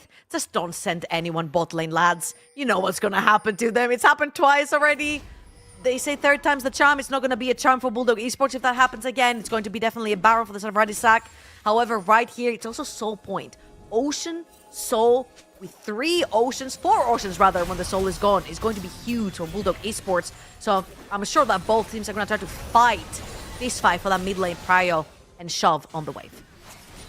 1,000 gold if that separates the team. 35 seconds on Ocean Dragon spawning, and that means that Bulldogs have got the catch-22 set up for Radisac. Charm onto Natty Nat, who will go invulnerable. Look to heal his way on through. Kasing now in danger, trying to do a lot of damage back onto Luigi. Look at the angle. Miatek! Kitchen for Expo. Miatek gets the match all over the wall. Came in is legendary as Nata looks to keep ordering. The Rangers focus rolling. Gator down. Came in. Finds another charm. Another moment. Nata trying to hold on. Does not do it! A triple kill and uppers came in on the Fox. 15 kills. The mid laner is just spectacular. Gaming coming into this game with the mid diff. What an incredible Ari performance to close out this series. Bulldog Esports might have had their backs and forths with Radisac in this game, but we are on step number 3 for the 5-way tie. It's looking more and more likely. The Bulldogs roar. They howl their way to a number 1 win. 2-1 they stand in the standings, and they will look to continue our way towards a 5-way tie. 2 more games to see whether that happens. And it's just looking more and more inevitable, isn't it, Georgia? Hey, they gave us a super fun game, and I have to say, I was actually expecting the opposite from Bulldog Esports, like a rough early into a super clean team fight in late game. They gave us the opposite. I love that. They're still trying to find where the line is for themselves, and all it takes is just one mistake. That one flash from Exofeng almost turned around this entire game for Radisac. They nearly had it, but they didn't in the end. Step 3 complete on our way to a potential 5-way tiebreaker. Desk, is it happening? I can't believe the it. 5-way tie is just looking more and more like the answer for today. Bulldog Esports delivers the second defeat already in the same day. There's so much to digest on this one. Let's start with the Draven wild pick and how they were able to actually put him online early on in the game. Yeah, I think that's the right place to start, right? Bulldog in the early game got a few fights going their way, in particular getting a few kills on Cayman, but the most important one was actually around a objective in the Void Grubs, where they managed to get, another kill on Cayman, who turned out to be a hero later on. Yeah. But crucially, the cash out on the Draven, giving Exofeng a nice early to mid game lead. They managed to get the 6 Void Grubs on the back of that as well. And that's a common trend we've seen today, right? When a team gets something going their way, I can often sit here and say, they got this too. They got that extra goal from the Void Grubs, and they just managed to snowball a bit more from that. Wasn't a clean game, but we'll talk more about that in a bit. The ping pong was unbelievable. Solari, I know you want to talk, so hit me. Miatek. My boy Miatek, my brother Miatek popped off so much today. I don't even know where to start here, where to begin, because he was exceptional in those team fights, honestly, especially in the last ones. If you rewatch the last 2 fights, I think Miatek was absolutely on point there. But aside from that, yeah, the early half of the game wasn't really looking that promising for Bulldogs. There were the moments where you're like, yeah, I think the 5-way tie is not really happening. Yeah, I mean, here it is, right? This is what I talked about before. They were already slightly ahead at this point, but looking for the pick, and Exofeng will be rotating down. I think he claims the kill on Marlon. Yeah, there we go. That's the easy cash out. It becomes a bit messy, a few TPs invested, but turns out to be a huge win for Bulldog. And this, you felt confident. They got the Void Grubs after, and then Solari, you rightly highlighted, it became a bit more messy, and these fights really balanced on a knife's edge. It was the case of both teams were sometimes fighting extremely good openings in those team fights, but sometimes, like in the fight that we just saw, why was Narinat still there, for example? Why was he going back on this Olaf with such little HP? And there were so many little hiccups like that throughout the whole game for both of the teams. It's just, in the end, it's either the Bulldog had a little bit less of those hiccups, or they just got so much ahead early enough in the game that the hiccups didn't really matter. Exactly, I see that smile because I know what's happening in the background. Everybody keeps talking about his predictions. He's 3 for 5. This is called, I would normally say this is called delusion, but I woke up feeling a 5-way tiebreaker, and sometimes your delusion might just start coming true. It isn't home yet, they haven't brought home the bacon, as you would say, but I am smelling a potential 5-way tiebreaker. But this was talking about these messy fights, right? There were more of these, but this was a fight where you thought, Bulldogs are winning, they're losing, they're winning, they're losing. Lunas dies way too early here. And Nata, free to really hit away until Miatek, you highlighted him so rightly earlier, so right, comes in, turns the fight around. We don't have enough time to go through the whole replay, but Cayman sticks up in a bush, finds Peng in the end as well. Like, it was so close, but we ended up woofing on the desk because Bulldogs did the impossible. Can we address the elephant in the room, please? Sorry, because we've been highlighting so many players already. Can we talk about Cayman? Because I feel like he deserves it. We cannot stay silent about him anymore. This was his game. This man, when he's on Ahri, this is a completely different Cayman from whatever you're used to.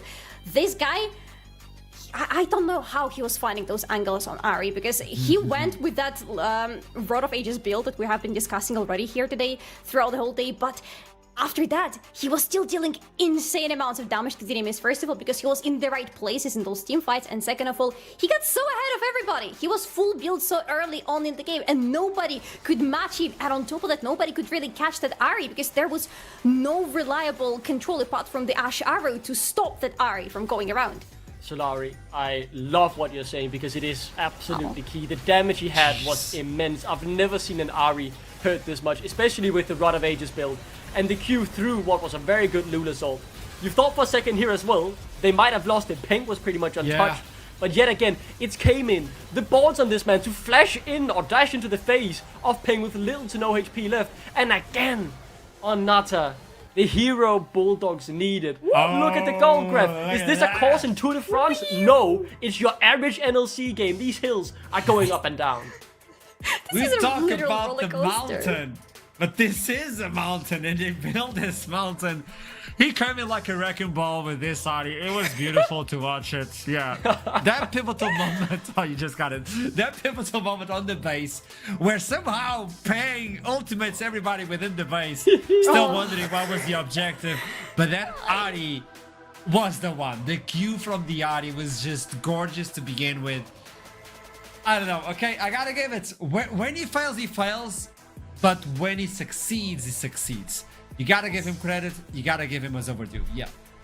I mean, he had an insane game on Talia previous week, just a week ago. Now he's having a really good game on Ahri. I want to see him succeed like he did just now on that Ahri, but on a bigger variety of champions, because then Bulldog will be unstoppable. Yep. I think just shortly, right? It is a very good point Solari's making, because this was something we saw in winter. You're like, Cayman? Oh my god, his Ahri is really good. And then another champion like, Cayman, he's alright. We need to see this Cayman is really good on more than just the Ahri, because, I mean, he felt like, I don't want to say single-handedly because everyone stepped up, but I'm gonna say it regardless. Single-handedly dragging Bulldogs over the line here in some of these fights. And, I mean, his Ahri needs to be banned. I agree. If you take out the Ahri, or if you don't even need to take out the Ahri, when you get into the playoffs, and we get to that moment where you have the fearless mode, exactly. You get one. Yeah. What's after? And then what? And then what? Yeah. This is the seeding stage. This is the best of one, and this is also us. We're waiting for the interview with Bulldog. As soon as we're... Oh, there you go. We have it. He's Portuguese, so he's always late. It's part of the blood. It's part of the blood. Lula, step in. How you doing, bro? Welcome back. With a smile. How's your blood pressure after this game? It's comfortable, you know. Like it's okay. I don't break under pressure. Maybe if I was the one dying, but it's just my team around me. It's okay. Man, there's actually a way where we might get a 5-way tiebreaker tomorrow. Are you aware of that? No, I was not aware, but that sounds really, really crazy. What? How is that even possible? Everybody seems to be finishing like 2-2. Oh, And if no. that happens, it's a 5-way tiebreaker. Yeah, you have to play a lot of games tomorrow. Okay, fair enough. Let's Welcome. let's see what we can do next game. Try and prevent that. Hopefully, fingers crossed. At least to do our part. Boss, previously everybody was looking at Bulldog Esports as the underdog.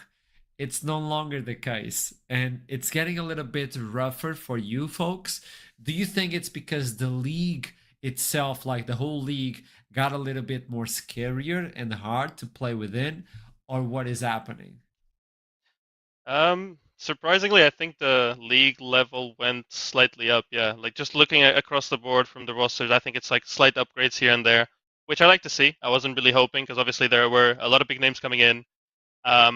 There was speculations: are they going to stay for more than a split? Is it just like a one-split thing? Well, clearly some of them did stay, and some new ones came in, like Kobe and stuff. I think it's really interesting to see. I mean, let's see what they can build. Obviously, we remain the same, so nothing to comment here from Bulldog. But everyone around us, I like that the league is stepping up. Even being a minor and having such big names is always nice.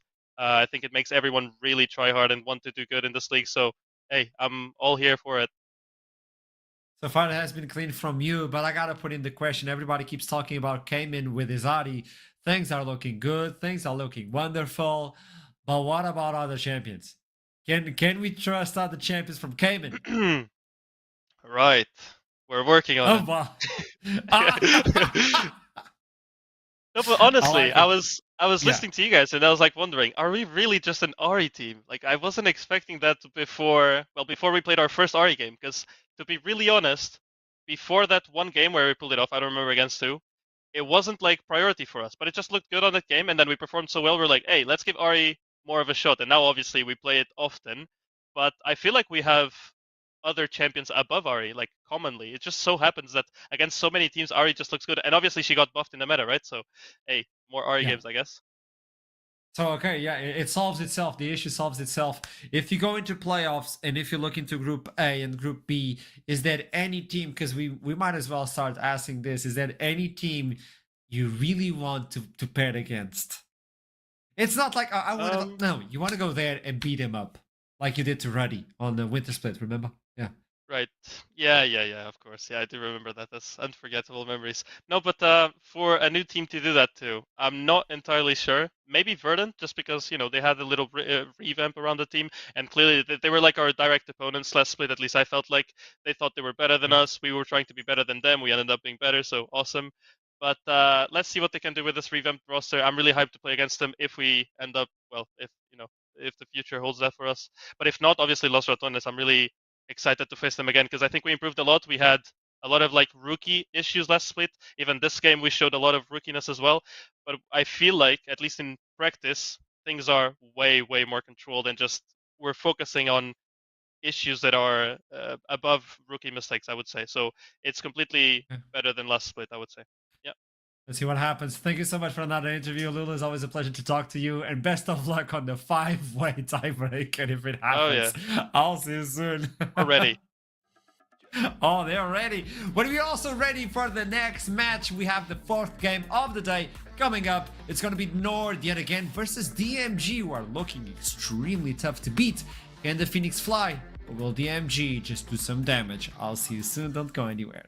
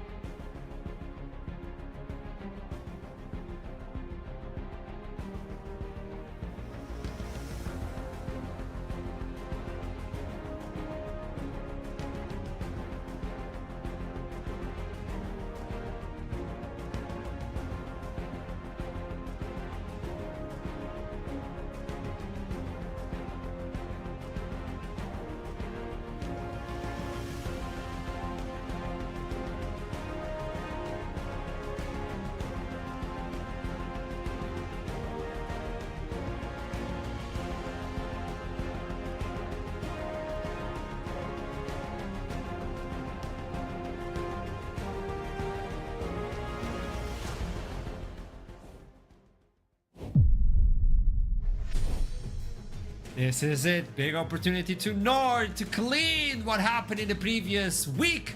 Getting that 2-2 and making things really complicated for the seeding stage. Or will DMG keep climbing with the team they have available right now? It's do or die, or it's a tiebreaker on every single part of Group B. At least Group A is solved. I think Thank God. you guys know. Let's head into this first. Let's talk about this actually, because DMG looked really good in game 1. Nord, less convincing, but they got the win that they needed. And I need to see them build on this game, because otherwise I think DMG might be favorites. Honestly, DMG? yeah. If we compare DMG from today to Nord from today, the Nord in their victory were much less convincing because DMG looked like they had a clear game plan going into the game. Nord were just having it messy, and I have a feeling that if Nord don't fix their messiness by this game, DMG might just have an upper hand. There's never a game so far where DMG hasn't locked in first blood, and this allows them to always to run a little bit with that lead in the early game. And we've seen when you put him up to Nord that Nord is the opposite. If they don't get that first blood, things get awkward. That 33% of first blood was from today, if I'm not mistaken, which was the game they were capable of coming back. So keep that in mind as DMG. This is the team. So far we've been talking about all of them, and now Dandom actually was a good piece of the puzzle towards this team. He wasn't a good piece of the puzzle. He was a great piece of the puzzle. He completes the team so much. I was really happy to see him playing today because honestly, the whole team was playing really synergized together. But Dandom, I believe he's playing Xin Zhao today. And so far, all of his picks have been very team-oriented, and he continues to be that type of the jungler who really wants to be playing towards his lanes as much as possible. Yeah, I think DMG, they were great game 1. I flexed this jersey proudly, showing the Danish flag, showing the pride. But I'm gonna be honest, I should burn this right now because I do not care. We are all in on Nord. Oh no. If I want that 5-way tiebreaker, and that's what I've committed my life to today, I need Nord to win. So I'm all here for the Phoenix, I'm here for the big names, I'm here for Polska Godum. And I'm throwing out the Danish pride for now because I'm here for that 5-way tiebreaker, and that requires a Nord victory. If Nord win here, we are guaranteed tiebreakers. I don't know about you, Archer, but he's convinced me. But what?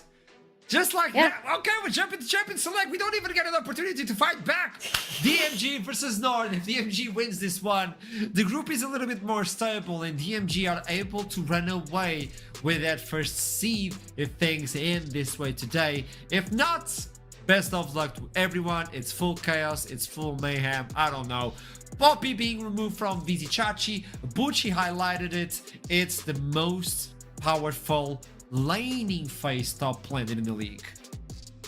You mean Poppy or you mean Vizichachi? I think you mean Vizichachi on Poppy. Or honestly, just Vizichachi. Vizichachi has been insane both in the victories and in the losses of Nord, so that makes sense that at least 2 bans already from the side of DMG are targeted against him. But no, they're not really far away because again we have the Jace ban versus Bucci, who has been playing really good Jace, and we have Lilia ban, interesting enough, against Dandom, and thank God they remembered that Gwen exists. But banning Gwen on the blue side, there is a plan for DMG going into this game.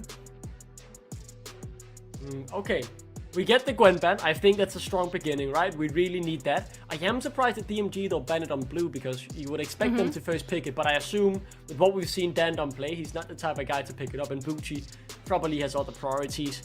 And it does lose a bit of its strength if it isn't flexed. Something that we know won't be flexed, but Bucci likes to play is the Cassante. I think that's a fine first pick. It's safe, but yeah, it's It's uninventive. Okay, no, they go into Vibe. That's a little bit more interesting now. Because now we can have Dandom and Beesgard playing together. Now we can have some really fun pairings there for DMG. Or maybe Bucci and Dandom. All depends on what DMG's game plan is going to be. But I'm glad it wasn't Xante first pick. Yeah, I think it's just a very standard safe pick, right? It doesn't open many doors, but it's a solid beginning. Instead, they go for the Vi, which is, if drafted around, really strong, but can also fall flat in game. Another. Oh my God. Okay, no. Nord win. Sorry for the spoiler. Yeah. I mean, we need it for the 5-way tiebreaker. I wouldn't be against it. I definitely would not be against it, as that power pick does slip through the draft. You could take the Cassante here if you just want to secure yourself a very strong and safe top side, but instead locking in the strong support. The support pool hasn't been trimmed much, but I get the rail priorities. He's so strong, and especially in unison, right? You're grouping them all up together for the Skylar just to kidnap them all and move them into the team. You want to see a strong mid laner for Nord now. You want to see something that will work with all the control that Skana and Rel are going to give you. Alternatively, you can put Inax on something strong, but considering how explosive Zero was on game number 1 on his Ahri, I wouldn't be surprised if that's going to be the second Ahri game in a row for him. Yeah, makes sense. Bring in the Ahri. On the other side, you already have a stable one. Azir doesn't have that CC that you want to rely on to pair up with the Vi at the beginning of the game. But the damage is going to be ridiculous. Getting the Vi, if you get level 6, you're safe.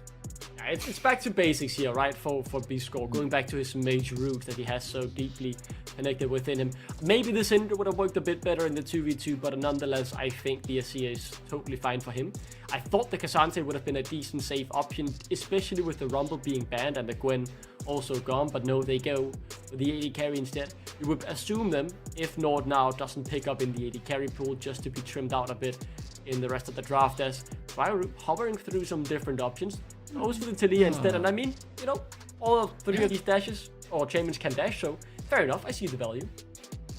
So far for DMG, the topic that I'm seeing there is we want to have a really strong objective setup. We want to have very good long-range poke. We want to have a lot of control into you if we decide to all-in, or if you decide to all-in onto us, which would be a big mistake. DMG can fight really well around the Dragon Pit, around the Grubbies, but it's not over yet. I want to see what is going to be happening for Bucci, because Bucci has been such a big player in the previous game today. Is it going to be another Renekton-like angle for him? That would be big. Yeah. They do have a bit of AP damage, or they have a lot of AP damage, I want to say, in this. Yeah. It can definitely be a solo AP carry, but you do have a very one-sided damage pretend or damage profile outside of that if you go for the Renekton top side. We'll see what he ends up with. Wouldn't surprise me if we see him on a bit more on a tank and you just play around your 2 carries you already have locked in. I think it depends a lot on the matchup he gets against Vizicachi. I assume he wants to be safe in lane. He just spoke very highly of Vizicachi in the interview in terms of his laning phase, so I doubt he wants to take too many risks there, knowing he could likely be beaten. But we'll see. He doesn't have the counter pick, so AD carry now for Nord, and then obviously you want to favor Vizicachi. Has gonna be been another the go-to Ezreal button, yeah. So you go for the Ezreal, you go for the skill shots. That's the usual one. I was hoping for something more stable-wise in terms of damage, where you don't need that long to get online. But you're fighting Corki as well, so might as handshake that part. Now you finally have to reveal where Bucci is going to play on the top side, so you won't be able to get the counter pick versus Chachi. Yeah, well, I mean, Cassante is still open. You could just go for that and say, I'm fine blinding it. You've removed the 2 strongest threats against it, and it's something we know Bucci can succeed on. Yet again, though, the problem is, will he accept it? Yes, he will. He can also do some damage on it. I think that's the best possible choice you have. Komsky, we know he likes to play his engages. The Leona is banned. What else do you then pivot to? The Nautilus. So, very predictable here, I want to say, on the last 2 picks for DMG if they do lock in this Nautilus. But my question mark is now, Vizicachi, what will you do with this last pick? Because you want it to be game-defining. And there is no Gwen, there is no Poppy available for Vizicachi anymore. DMG are very well rounded. They have a really good front lane right now, really good follow-up for Vi, a lot of control. If this... I mean, they're going through options right now, and I like all of them. I feel like Vizicachi is the player who can excel in all of them, but if this Ambassador does happen, this is going to be so big with all the knockouts, with all the control, with all the mobility that she provides, and it is going to be Vizicachi playing on Ambassador. If that's... I don't know, I'm just thrilled about this one. It looks like Nord got the upper hand. Yeah. Oh boy, it's a 5-way. I don't know, this is gonna be a lot of tiebreakers. Duckling, what's your final takeaway? I think Nord have a better draft, but I think DMG have a standard one. They can win it, but my key takeaway, if Nord win, we are guaranteed tiebreakers. A 3-way or 5-way tiebreaker, so, you know, an extra day of NLC, if you want that, you're cheering for Nord. Salari? Nah, I'll go against him. Nah, DMG wins. You're such a hate watcher, Easy. man. This is unbelievable. Yes. I'm calling HR. Is split at Duckling. You're so biased. You know what? I need this from you, Initialize. You're the smart and well-spoken individual. If Duckling is biased towards everyone, is he even biased? How does that work, Initialize? That was my toss to casters, by the way. We go to casters. The answer to that and the term you're looking for is sellout. Duckling, you're a sellout. You have no morals. You don't stand for anything. And if you stand for everything, do you stand for anything at all? Pathetic, man. Pathetic. We love him, really. Couldn't have put As it better. I decided to throw him under the bus, as I will now do something slightly similar to my color caster. Georgia has strong words about Vi and how you draft with said champion. And you had a particular phrase you kind of wanted to call this Vi comp. First of all, this is a Skarner comp. This is not a Vi comp. This is a naked Vi, okay? And bear with me, she's still wearing clothes. Okay. Okay? Okay, PG just to friendly. clarify. PG Right, friendly. yeah. Not She's that still senior. wearing clothes. However, the whole point of the Vi, which we saw earlier on, is that she will either have artillery with her, so when she goes in, someone capitalizes on the CC but doesn't commit a body, or she has bodies with her, like an Ari, an Akali, stuff like this, to actually commit with her to kill someone. Right here, I'm seeing Initialize, the perfect front-to-back composition from DMG. And suddenly, a Vi has spawned in the jungle. Call me a hater all you want, I don't care. But a B1 Vi that turns out, hey, maybe Skarner would have been Biz in this comp. Oh boy. Yeah, and like, don't get me wrong, Cassante, Azir, Corki, and obviously the Nautilus very much so, but you do have the ability to go forwards on those jumps. We've seen huge shuffles from Azir's over the years, for example, and that can work as follow-up. It's just like, not exactly the smoothest way to do it. It's not your best in slot options with that, and sometimes Vi really needs that. There is no equalizer follow-up. There is no Ari or Kai'Sa joining you in the same way on the dive, and another side of this, I think this stat has gotten better since, but there's been a point in top flight League of Legends where Azir in this year was something like 1-13 into Titleer. It was a rough matchup. It's just not been particularly pleasant for Azir. It's gotten better since then, so that stat has improved somewhat. But I think Bizguard here, into Titleer, into the Rel, into the Skarner, ain't gonna have fun if he tries to dash forwards with that Vi. Okay, hear me out. I'll give you the silver lining.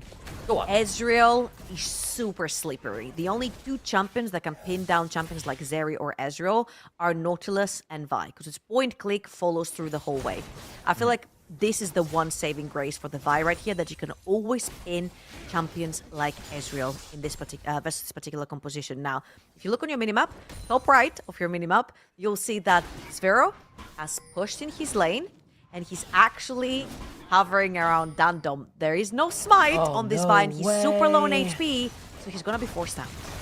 And level 2 Vi, stop playing, flashing on forward, Dandem doesn't have the cooldowns, gonna get auto down, surely the rock slide comes along and buries Dandem for first blood to Nord. Great punish on the attempted counter invaders. Jankos now goes to his own side of the jungle to pick up his own red buff and leave Dandem in the dirt.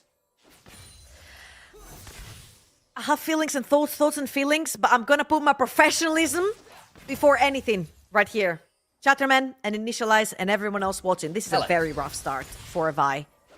It's very difficult, especially if you're not even with current jungle that you're playing against, or even ahead. In this particular one, you are the more aggro jungler, you need to be ahead of the Skarner. However, right here, Skarner will be playing straight into the Vi and fist fighting. You'll go towards the Heartsteel that we've seen, and you can actually, if you're ahead of the Vi, you can actually fist fight her down. And as you can see, bot lane is struggling with Prio, mid lane has been struggling with Prio, and top lane, when you have the Cassandra, he's more of a neutralizer towards Ambessa. Nothing crazy there. Oh, hold up, Nash. That's crazy as Fateski blasts his way forward with the Valkyrie to try and get the kill. The staggering blows. 2 gets a dive back as Inax, though, has got the barrier and the damage to make it a 2-for-1. Nord off to the races. Wow, Inax with the 2-0 that early on, 3 minutes in. He's gonna get the deer, he's gonna get swords as well in his inventory. Straight into a Sheen, actually, forget what I said. This is gonna be a lot of poke, and I feel like that's scenario number 4, guys. Step number 4. Nord has to beat DMG for potential 5-way tie. And I hate Duckling for this, but I think he orchestrated that. Oh boy. God, I saw the roam coming on board, and Dandem just doesn't get to play the game. Vi stands for violence, but it's only against herself. 2 more kills to Nord, who are reading this poor Vi like a book and tearing out every page they find. I do not know how DMG claw the way back right here. Bot lane is going to be permanently pushing, and right here, because they saw Nautilus mid and they killed him, look where the lane is. Fatesy cannot walk up. Thankfully, his wave is pushing towards him, but you see that Inax is sort of delaying it by just last hitting to force the Corki to try and overextend to get a couple of creeps right there, but bot lane is going to be shoving. Zvera has always been shoving with the Talia. Ambessa top lane, Chachi always shoving as well. This is going to be absolute misery for this Vi. I feel like the second Jankos is very close to his first item, has a few more crystals in his inventory. He's just going to be permanently invading, taking those neutral objectives. I mean, it's a 2,000 gold lead 5 minutes in. This is brutal. And there's still so many camps for Skarner to take. She's going to use a bit of that tempo advantage to grab a hold of this Infernal Dragon while the Vi is kind of stuck trying to figure out where she should be on the map. We'll get a respawn on the Raptor camp, and that's nice enough, but 0-2-0 is a crap place to be. You know, this guy just about gets out of range of the Unraveled Earth before stunning themselves up, but is taken down to 10% HP. Jankos and Nash looking to catch out the Vi again, who needs to retreat to her own jungle before she dies once more on a camp. Damn, Zvera's been lane kingdoming today. His Ari game plus this one. Oh boy, oh, not anymore. Oh, Bizgard down to 20% HP. Impossible. Can't play. Jankos is going to find Dandem. Yeah. They back away, but there's grubs up, and what does this Vi do? He can't take his Gromp. He couldn't even take his Gromp. He got pushed out of taking his Gromp. Bizgard has to catch the wave, and I'm telling you right now, if this was a solo queue game, somebody would already spam in 2 letters in the chat. I'm not gonna say which 2 letters. This is very difficult, a very hard situation to be in. You're playing overly scaling champions. You thrive at 2, 3, 4 items. You want to play for late game, front to back, team fights, and basically the one that would bridge the early to mid. I think this is why Dandem was put on the Vi duty, to try and sort of be that bridge to get to that scaling part. They shut him down level 1 with that invade. I mean, they go for the invade. Vi is not a champion till level 3. I'll shout out Gilius, and I will dominate for having that conversation a few times. Because basically, until you get all of your abilities, Vi is super punishable. And she's in the enemy jungle, and Sphera goes, cool, I'll drop half a wave. Let me go punish you. Flash for flash, kills off Dandem, is actually now up 10 CS anyway. And that just sets up Jankos, and we all know how Jankos is when he's got to read on where an enemy jungler's going to be. In a great position, gets the early sets of objectives, gets the early gold leads across the board for his team, and Nord now set up for success. We're looking to ensure we end up in a position where we are guaranteed tiebreakers. Nord win here today, and we get at least a 3-way tiebreaker. Hell, if Lightside win at the end of the day, we get a 5-way tiebreaker as an all-out comes on through here, but I think it'll just be a trade of ultimates. Chachi. Yeah, and I feel like, as an Ambessa, you're like, ha, I'm the Cassante now. You used to be the Cassante, and you might still be called the Cassante, but I'm the final boss in this iteration of 1v1. And I feel you, I hear you. Tiebreakers are always fun, but also what a redemption arc from Nord. Playing with yet another sub. You never know what's gonna show up on your screen, right? Like, No Way hasn't been there for 2 weeks. They've been screaming with different players. I'm gonna hold on to that thought, though, because of the 3 versus 1, and Bucci has 0 mana. There's a Rock Scorpion and a Rock Mancer, and Bucci might be eating a face full of them very shortly. Not taking aggro yet. Now they go unstoppable, trying to buy some time with that Pathmaker, but he's going to have to flash out of the seismic shove. Stays alive bot side. Damage going on to Nord, who are being ganked in their own right, but hold the line. And no one dies on either side of the map. But hang on. Pharaoh. Weaver's walled again, has interrupted Bucci's back. He's now stuck under the turret, has no flash, has no ultimate, and doesn't look like he has much hope of getting out here alive. Eyes on Dandem, though. Maybe ability to try and gank bot side as well. Bucci going to try and spy, but there's the Unraveled Earth Ghoul. Pathmaker to no avail is just a path into a grey screen. Dandem on a Grump, and you're going to come and fight him over this. Will finally smite to get the camp. Poor Vi having to brawl for any camp she picks up. I feel like Bucci is doing a Lord's work up in the top lane. He kept 3 people busy, then he kept another 2 people busy for so long that Dandom was able to enter enemy jungle, grab a few camps. Bot lane were able to fix their wave, push a little. Mid lane, Biscuit actually, I think he took a tire plating if I'm not wrong, and now he's roaming towards that bot side. However, Nord is going to be way too far back underneath their towers, but buying so much time from Bucci actually gave a breather to DMG to actually hit towers. As you can see, 1 plate taken from that mid lane, which is going to be taken back by Chachi here. On the reset, Chachi goes mid to pick up that wave, and of course, it comes out as Vero's pocket, who dropped that 10 CS lead to make that roam top. But hey, he's 3-0-1 again. Off for the races with 1,000 gold leads, 2 games, 2 roaming mid laners, and value found on said roams in pretty consistent fashion here for the substitute. Absolutely.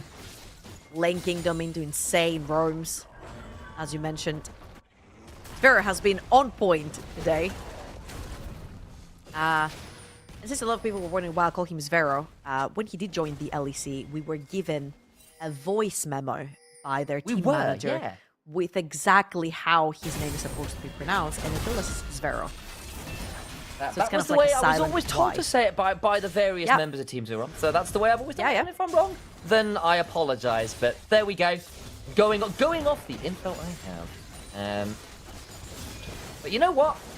When you spell your name, interestingly, relative to English speakers, sometimes people who aren't English speakers will get it slightly wrong. Very true. Well, this is where we're at as Dragon number 2 Sports. Nord likely to pick this one up, as I don't see any real opportunity to contest. Dandom, though, will trade that out for at least a set of grubs, but 2 dragons versus a split on grubs. I'd take the 2 dragons, bluntly. Oh, absolutely. But at this point for DMG, you don't have much of a choice, Initialize. It's not what you're picking as DMG here. It's what's left for you. Picking up the scraps even for Dandom is pretty crucial right here. However, as you see, Chachi and the rest of the team are going to move straight over the top side. They do not want to give a take on those feats of strength. They still smite onto Dandom, but he does not want to chance it because there's 3 members coming in hot towards the top side of the map. And they chased off the grub anyway. So Nord likely going to pick up 4 grubs and get the might buff. And sure, this Vice managed to match up in the CS. Good job. You've also lost 2 dragons and a set of kills. And of course, not even going to get all 3 of those grubs, which is a rough space to be. And of course, Nord, with those first 3 kills, with those first 3 objectives, earned themselves feats of strength on top of everything else. This game is coming up Nord wherever you care to look. Yeah. Aside from bot lane, actually, Fadeski's up 300 gold. So there is that, so you know. Losing feats of strength 11 minutes in of 3 neutral objectives and 3 kills kind of hurts. Usually it's the first tower that dictates who takes feats of strength, because one team will take the kills, the other one will take the neutral objectives. However, Nord right here, it's been Nord the whole time, ever since that early game invade onto Dandom. However, I will say the pace has slowed down. That does favor DMG. Again, they're playing the wait game. They're playing a slow scaling game. Corki spikes on 2 items. Azir, the more items you add on this champion, the more monstrous he becomes. And we've all seen Cassante Chachi under pressure here. In danger, does a decent job with that perfect execution. Repudiation shield for a second has got the Eclipse to work with as well. Vault Breaker is sidestepped. Continue to try and build up energy. Flashing away now and is out to safety. And DMG get absolutely humbled, looking to find the play onto Chachi. That's still fine. That was during resets for the side of Nord. I feel like Chachi was pushing a little bit too far without Nord necessarily putting any pressure on the map. So a little bit of a whoopsie right there from Chachi. However, coming through the base, Eclipse already completed for that Ambessa. So the second time he's back and they try to attempt that level 8 Vi into an Eclipse level 10 Ambessa, it's going to be a completely different outcome. At least for now, Dandom did not waste too much time. They got the flash off of the top lane. They grabbed the tower plating for Bucci as well. And Dandom continued clearing towards the top side. However, I don't think you need to reset right here. Just go take your wolves. There's nothing on the bot side anyway. Turret plating will fall soon. They will try to do Nord. They don't have to do all that much right now. They can chill, keep laning as they have done. Keep trying to look for perhaps plays even as big damage onto Nash, who will finally find that Magnus Storm as Jankos finds the Impale, looking to shove Kansky into danger. Flashes out to safety. Sparrow has joined in with the Weaver's Wall. Whoever comes down to with that Vault Breaker, and Jankos still with so much HP is just saying, sure, I got Heartsteel. Are you sure you want this? Kansky and Fadeski left very low on NX. Has a full HP bar to play with. Throws out that Bastion. Bucci low as well as he went all out. and realized he didn't have all that much all to go out with. No, against an Eclipse onto that Ambessa again. Bucci hasn't had the chance to get his gauntlet yet.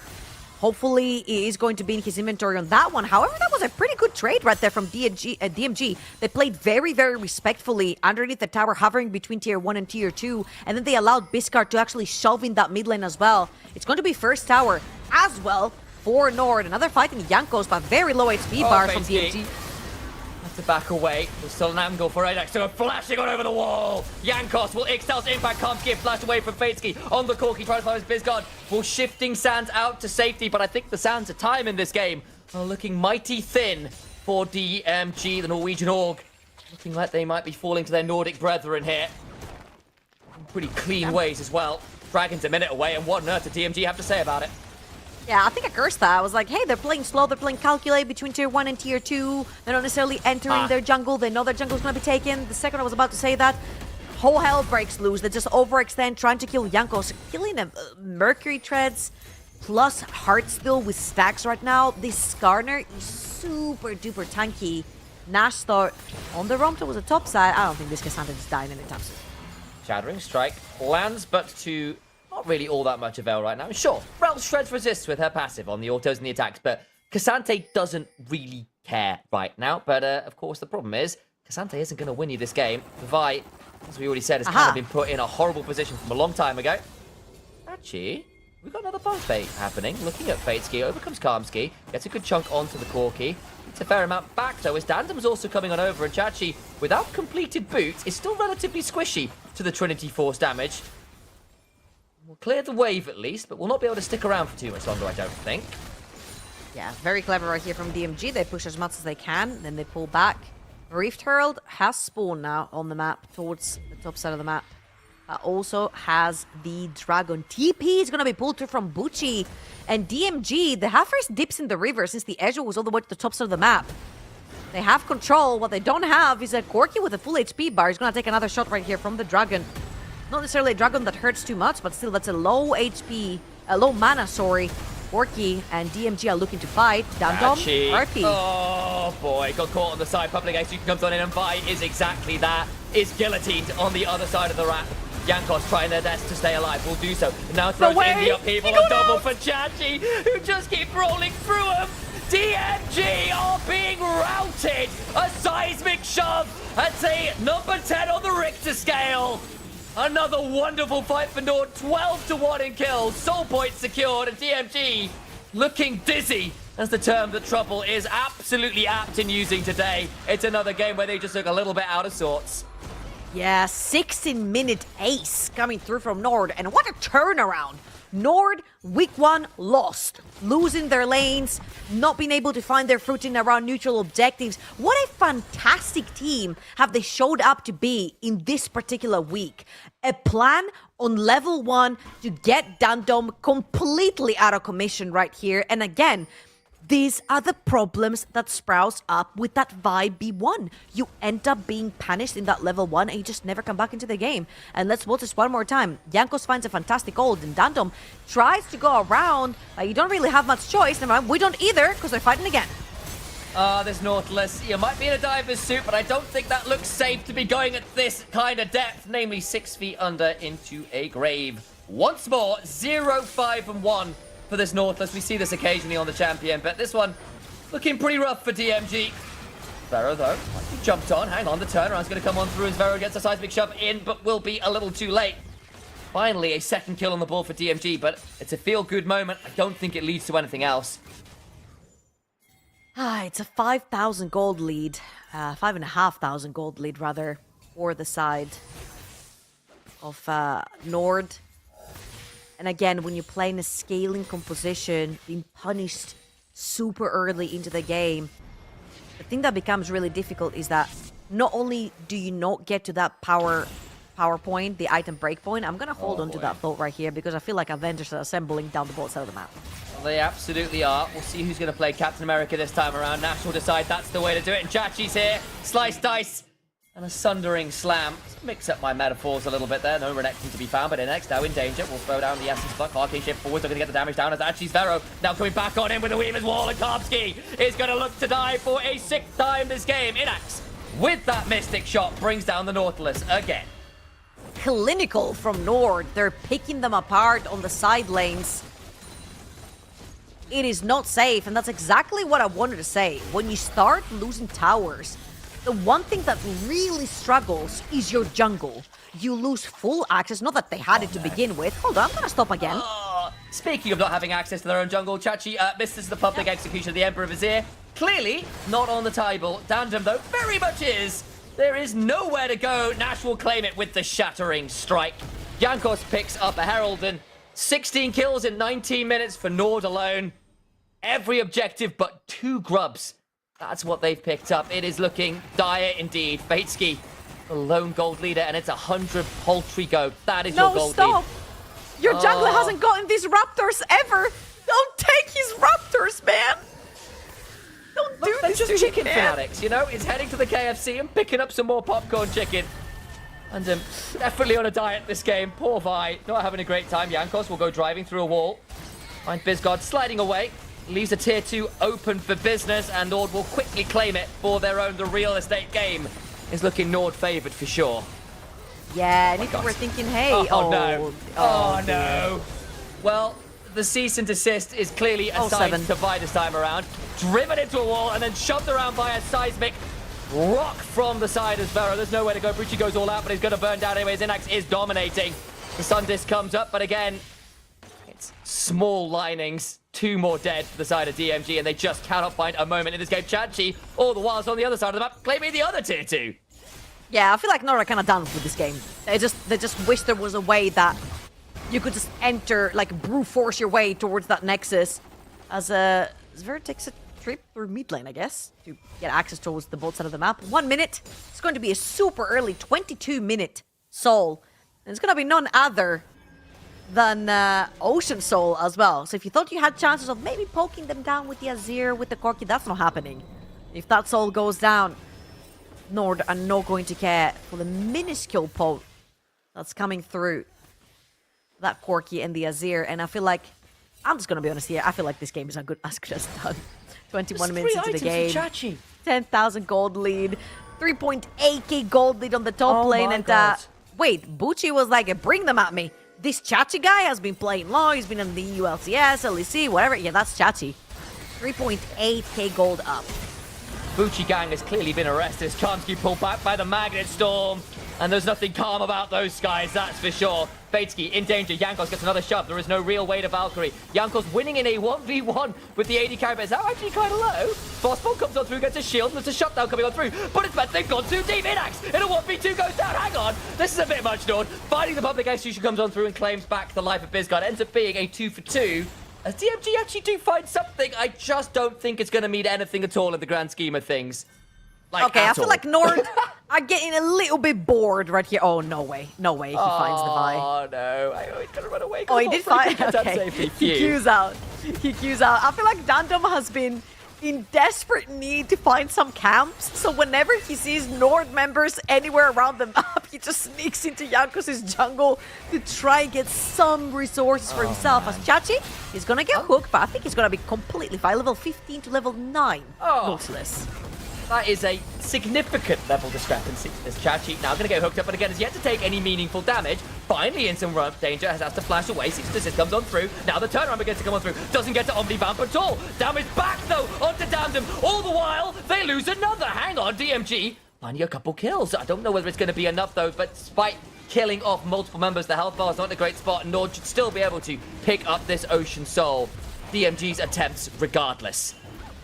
Nord are feeling a little bit confident. They overextend in these fights. Chachi, we mentioned level 15, Short versus level 9 Nautilus. But that Quark and Azir, they both have 2 items in their inventories, and they do hurt. Ambessa is still a squishy champion. And Nord have overextended twice.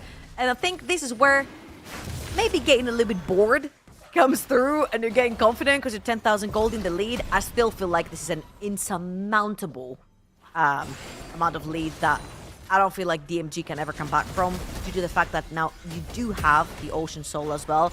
And Corki and Azir, do rely a lot on the pre-poke to try and weather you down, and then you get that engage with the Vi as they showcase down in the river as well in that skirmish that we saw And third items are slowly but surely going to start creeping into Nord's inventory as well. From a 10k gold lead to a 6k. A couple more shutdowns, perhaps, and maybe this Cork and the Azir will become these monsters that we set them out to be in that late game.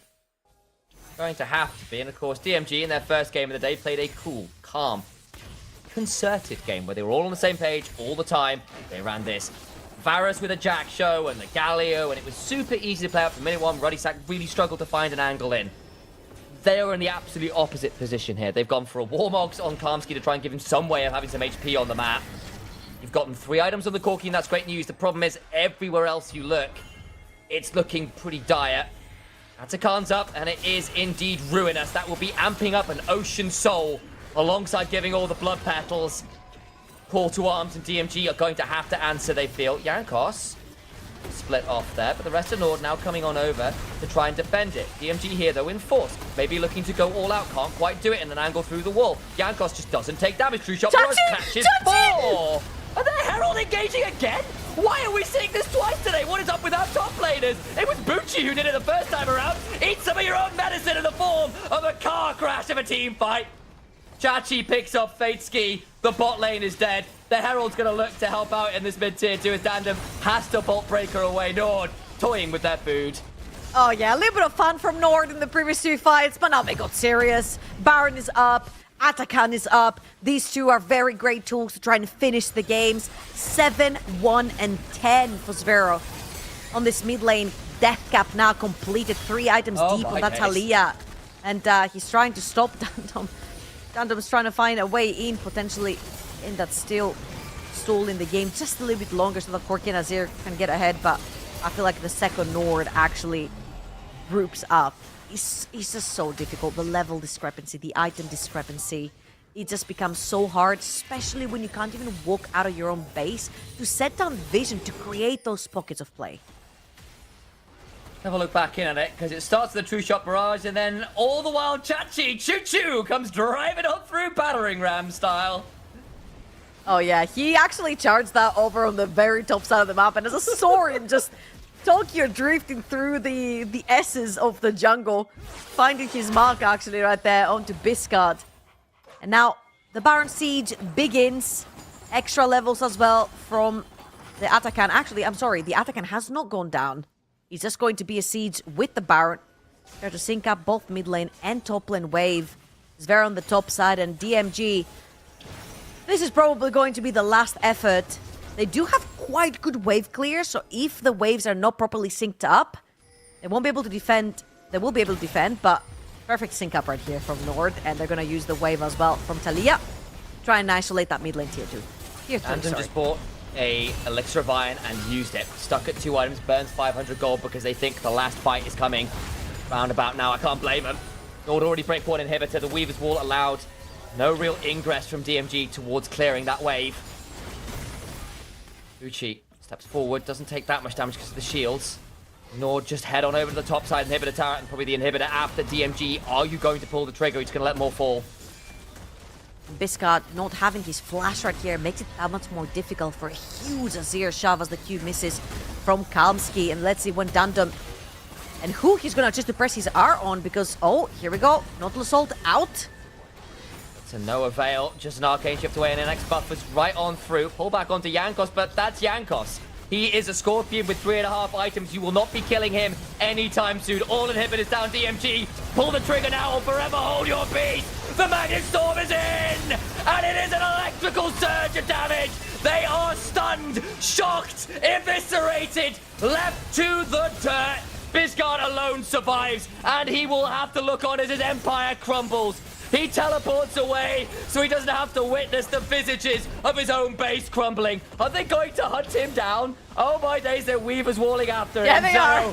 Is looking to hunt him. Gets a stun on the Unraveled Earth, but all the while, Nord end the game. We are guaranteed tiebreakers. We have one more game to see whether we get the 5-way chaos we were all promised. Wow, that is actually crazy. Nord, what a fantastic turnaround week. From a 0-2, looking completely lost around early, mid, and late game, into such a fantastic level 1 tactic. I mean, I don't have any more to say. I feel like Zverev has been absolutely instrumental for those wins that Nord showed us today. From the lane kingdom to the side laning to the flanking to linking up with Jankos, incredible. I'm gonna say this one last time and forever keep my silence. Vi B1 incidents really need to be studied. With that thought, Desk, you're going to take it away from here as, of course, it was foretold there was only one scenario out of all of them remaining that would give us a 5-way tiebreaker. One more game to go to decide whether we get it. Are we getting it, Desk?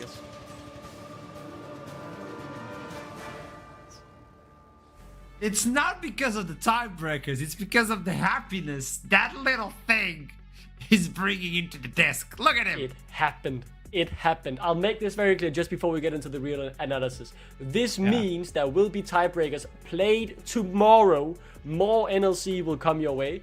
It is either a 3-way tie or a 5-way tiebreaker. I am praying for that 5-way tiebreaker. I can never recall that happening in esports. Lightside, you have my heart, please. We'll talk about that later on the 5-way tiebreaker. Yeah. But before we even move on to talk about the game, production, good luck in trying to figure out how this is going to happen. How do we even...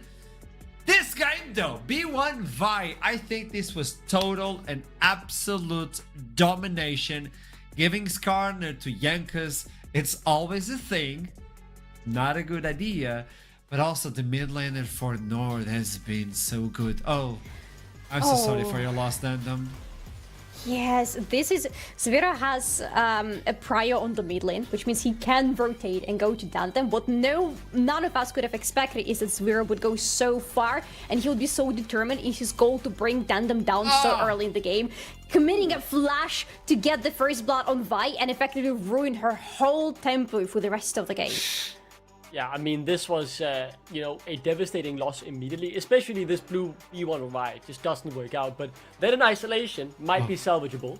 But just a minute later, the bot lane got 2v2 killed. Yes, they got a kill back for the side of DMG, but it was 2 quick kills to the NX on Ezreal. So all of a sudden, you have multiple of your carries getting gold injected into them early. The Skarner was also getting kills, and it started snowballing. And the alarms were ringing like 5 minutes into the game here for DMG.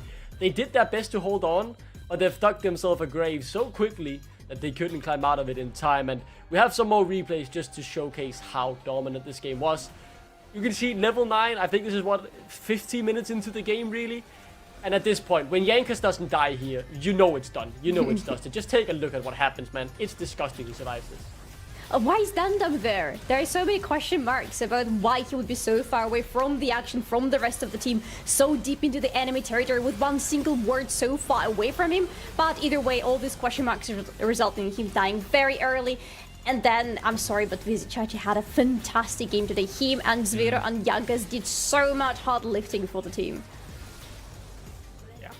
Such a difference from week 1 to week 2. Yeah. It's not even close. Tell me, Declan. Yeah, it is a big level up, and I think this game in particular was a bit of the statement game I was asking for after the first game, because against Lightside it was a bit more up and down, right? They made some more mistakes, they gave away more of their gold lead, and it was a bit of an up and down journey. This time, yeah, still a few mistakes, but they were so much more coordinated. And this is a statement of intent now, it feels like, for Nord, that they are still here, not just to try and battle Lost Retones, but also qualify for EMEA Masters as we look into just the final replay of how they got the Baron that really got them over the edge. Because at this point, they realized we don't want to over-engage, we don't want to lose or get more 2v2s, we just want to win the game. So they waited for the neutral objective to spawn, and they knew, if you had your driver's license, you would win this. I can't believe we saw this 2 times today, Ashram, but regardless, it was in Nord's favor, and after this they got the Baron and just quickly choked out the game after that, pushing through all 3 lanes. This raises a question. I don't know about you, but to me it does, because in this game, yes, you can see the numbers on Ezreal, the numbers on Ambessa, but the numbers on Taliyah are what worry me a little bit. Zverev had such a huge impact on both of the games that we've been seeing today. Is that something that Nord will be able to keep going on into the playoffs? He's not gonna stay here. He is a substitute for the mid lane. How will the team look without him? Is he the missing link? I think it's a good point to raise, Larry. I think that is it is correct, right? Because he's been phenomenal all day today. Even in that first game where it was a bit more choppy, he was the main man you were holding on your hope to when it got a bit dark against light side. So questions have to be asked when Nowhere comes back. He's definitely delivered before in the NLC, but he has some shoes to fill. Okay, well, might as well talk with this corner. Yankees is waiting for us on the interview. This is gonna be an interesting one. Welcome back. New colors though. Not on the studio, but on your jersey, you know?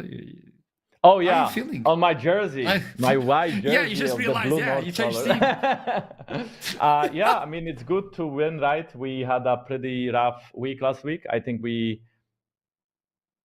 mean, I played really bad last week as well because, I mean, at least I think it's because I didn't play jungle for like 3 weeks. I was doing AD carry challenge, and then we didn't play scrims because we had, I mean, the mid laner went for vacation, so good job, Noe. So yeah, last week was a rough showing. I think we didn't have like the best meta read, and we didn't have the best performance, especially me. But I think today definitely felt better. I also think big shout out to Spyro because I think he played very, very, very, very well, and I think his utility champions that he played mid lane to actually enable the rest of the team worked so nicely. I saw the stream, by the way. I was watching you play AD carry. You actually got to a point saying, hey, chat, I need to play at least once jungle. I have officials after this. I was watching. But good job on this week. Yeah. So are you rocking with the, how are you feeling without them?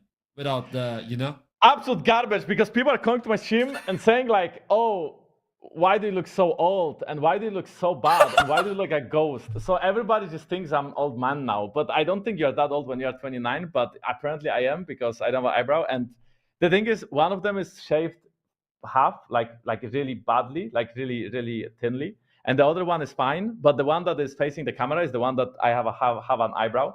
And that even looks worse in like a small camera. So I can't wait for them to grow back. And it was a really like screw MCOI. Of all the things to shave, that's the hardest one on the face to come back for us. Well, it looks good because of the color. The color of the hair, I think it suits. We were talking about this on the broadcast as well. But there's another question I have for you. There might be a chance, I don't know if you are aware of this, where if light side wins next, you have a 5-way tiebreaker. Have you ever seen that? I don't know. I don't think so. Witness. Yeah. There's some situations in LAC or other regions where there is a chance of a huge tiebreaker, and then by the end of the day, there is no tiebreakers. I think tomorrow we are at least going to have some tiebreakers. I don't know how many, depending on the next game. 3. So, we got 3 Yeah, already. minimum of 3. Minimum of 3 and maximum 5, right? Yes. So we have either another NLC day, and we are making the casters work extra, and you guys cannot go out on Friday night. Or we have 3 games, and then you guys can hope that you can have a free evening on Friday. So I hope it's a 5-way tie, because I want to be first in the group, and I think we are capable of it right now to be first from the group. It's a BO1, you never know what happens, but I think we can do better. And I would like a rematch against Rudisag and against North. Against Rudisag and against Bulldogs. Yeah. Okay, because you know where you're playing, right? You know. No, I'm actually undercover agent for Rudisag. That's why I ran it down so hard. Oh no, it's linked! It's linked! I did the same thing today in scrims. I was like, Rudisag ready? Yeah, ready. Oh no. Final one, I promise. The level of NLC, do you think it's going a little bit up because it's looking more contested? This is the way why we're getting the 5 tiebreaker and all that. You think the level has upgraded a little bit before, since the last split?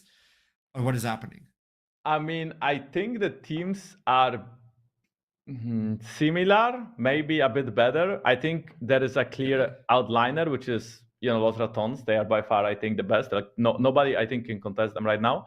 I think there's a chance we can contest them in the future. I think there's a chance that, if Bulldogs keep on practicing and mashing up together, and then if the new generation of the Rudisag, if they can keep on playing together as well, I think hopefully we can give Los Ratons run for their money. But as for now, at least, I feel like everybody is just a kind of monkeys in the zoo fighting each other, and then Rudisag is just like the guy with the banana, Or the Los Ratons are the guy with the banana, yeah. Somehow it makes sense. It makes sense. Yeah, it makes sense. Thank you so much, Yanko. It's always a pleasure to talk to you, man. Good luck, and let's see if we get a 5-way tiebreaker for tomorrow, just for the chaos of it. Thank you so much. Just for the chaos. Thank you so much. Have a good one. It's always a pleasure to talk to him. Like, and every player wants the 5-way tiebreaker. They're like, yeah, give me chaos. Our players are based. They all have that belief in them that if we get the 5-way tie, they will be sitting atop the mountain getting the first seed. I mean, but what some of them don't realize is, if you don't win those tiebreakers, you're 5th place, potentially, and that means a lower bracket. So it would literally be everything to win, but also everything to lose at the same time. It would be cinema. I can't. Isn't that the best? Isn't that the best? This is why you're here. This is why you're watching NLC. Why? Because we're so chaotic. And with that in mind, we'll go into a little break before what could be the end game. Yeah, we are Marvel, by the way. The end game for the NLC Group B. I'll see you soon. Tiebreaker. It's inevitable.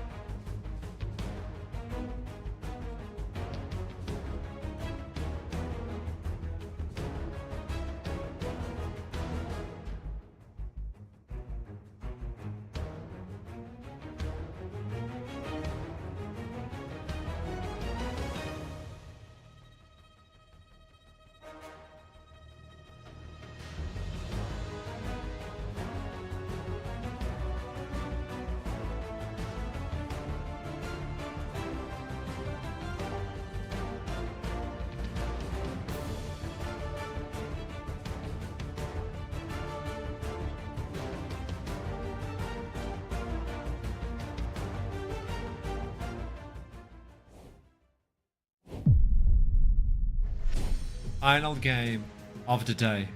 Lightside versus Bulldog Esports. It all comes down to this. Will we get history made in this channel of a 5-way tiebreaker? I'll give voice to the most biased, non-biased individual we have. Let me make this very clear. If you, don't are have based, a shirt? If you are based, yeah, I'm looking nice. If you are based and you are here for 5-way tiebreaker, you need Lightside to win. But I have faith in Lightside. I have faith in the Dane in Harbo. I have faith that they remember to ban Ari. They need to ban it. Cayman is a goat on the champion. They must ban that. There are many other things you need to ban, right? You can say the Draven and blah blah blah, the Rumble, so many other things. But if you want 5-way tiebreaker, you're cheering for Lightside. Although the Bulldog family is very nice. I don't think we can get away with that one now. Yeah. Yeah. Yeah. I don't know. I okay. mean, Duckling back. has been right 4 times in a row already. I cannot believe he's going to be right another time. This is... What is this timeline? But yeah, honestly, okay, let's be real here for a second. Looking into this matchup, Lightside versus Bulldog, it is highly unrealistic to imagine a scenario in which Lightside are winning this one. I'm sorry, but if you look across all the stats, Bulldogs are just straight up looking better. They have a very good synergy. They have been playing really good games, especially, of course, when they came in onto that Ari, but it's not the only part of their success. Lulash has been popping off, Exofang, Mieta, Kazink, everybody's on point on Bulldog side. While for Lightside, I don't know about you guys, but I have some questions I want to ask. Yeah, you're absolutely right. Okay, Highbridge, what are we doing? Why are we picking J4 and Volibear 2 games in a row, the junglers that are supposed to be super proactive in the early game, and then we go for double clear? and then we do nothing in the early game for our laners, for example. I like this. Duckling. That's a very, very fair question. I think one of the key strengths that I want to highlight here for Like Lightside this. that they need to get the most value out of is the fact that they are blue side. They don't need to ban the broken stuff. You have these 3 bans against the Ahri, or the Rumble if you don't want to play against that, the Ezreal or the Draven, or whatever you feel like is the strongest picks. As long as Ahri is in there, I will be satisfied. And then you can take the strong B1 in the Gwen, or whatever you feel is the best option left open, as long as it isn't Vi. But Bulldog, I agree with Solari that they are the favorites. They looked good today. They beat Radisek in what was an absolute banger, and it's sad to say that I agree with Solari because her points about why Bulldog should win this is definitely correct, and I hate that I agree so much because I want this 5-way tiebreaker. I want this 5-way tie. Oh, will you get it though? Will you get it though? That's the big question. This is going to be answered in a few seconds as soon as we jump into Champion Select. We're about to go into that one. It's the final one, a Lightside versus Bulldog. I do believe on paper, I think it should be extremely fair the way Bulldog have been playing in with the roster name tags you have on Lightside. Lightside are a good team. What will they provide us right now? If you don't take away the Yachty, I swear, I don't know. I don't know. May the Ahri ban come through. May the Ahri ban.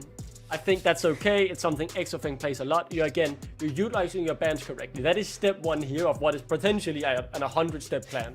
But we are focusing down on the first step. You have to get these bans correct. You cannot allow something like the Ahri through here. And Bulldog banning out the Rumble because Elijah plays a very good Rumble as well. Yeah. That's nice. Now Miatek won't get his hands on that either. That really means you have 2 more target bans available and you have plenty of good options to pick from. But the Ahri has to be in one of them.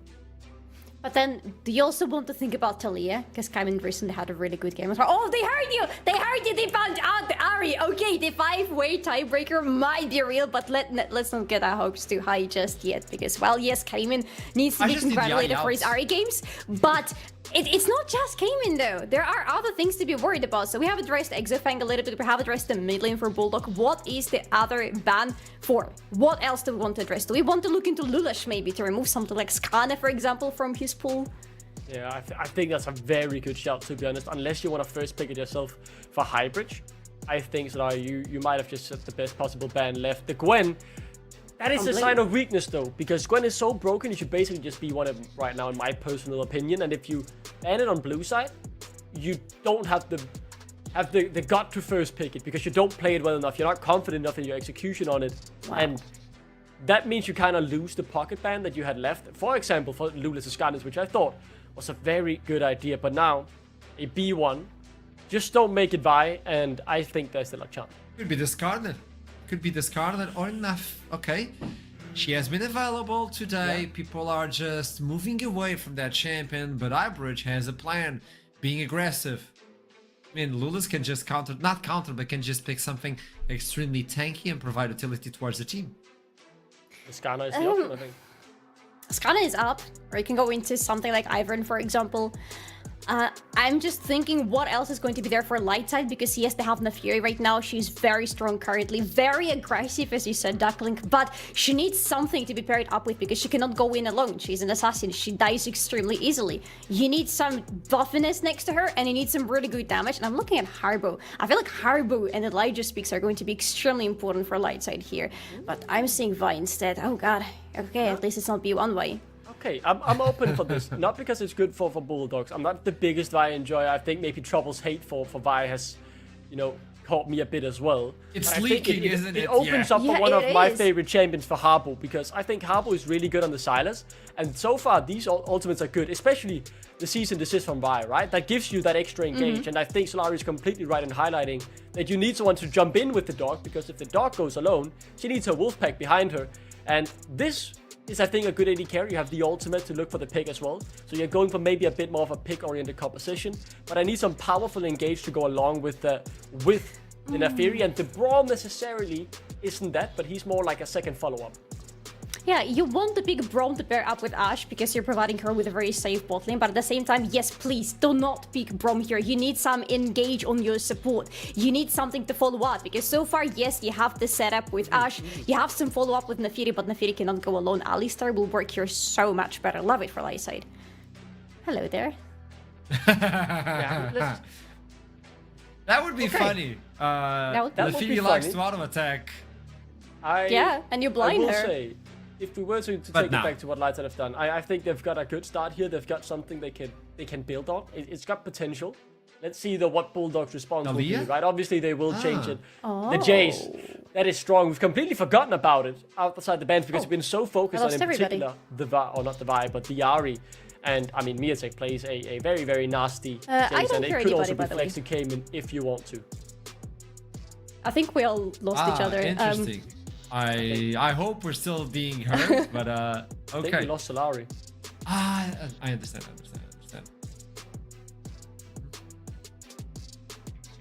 Oh, technical difficulties. We're getting it sorted. Can I hear you guys? Are we still here? Are we still believing in the I think yes. Time? I cannot hear you, Solari. I can hear Mr. you. Asher? Yeah, I can hear you. Double. I can hear everybody. Yeah. Okay. I think we've got it. Are we here? Okay, there we go. I can hear you, my guys.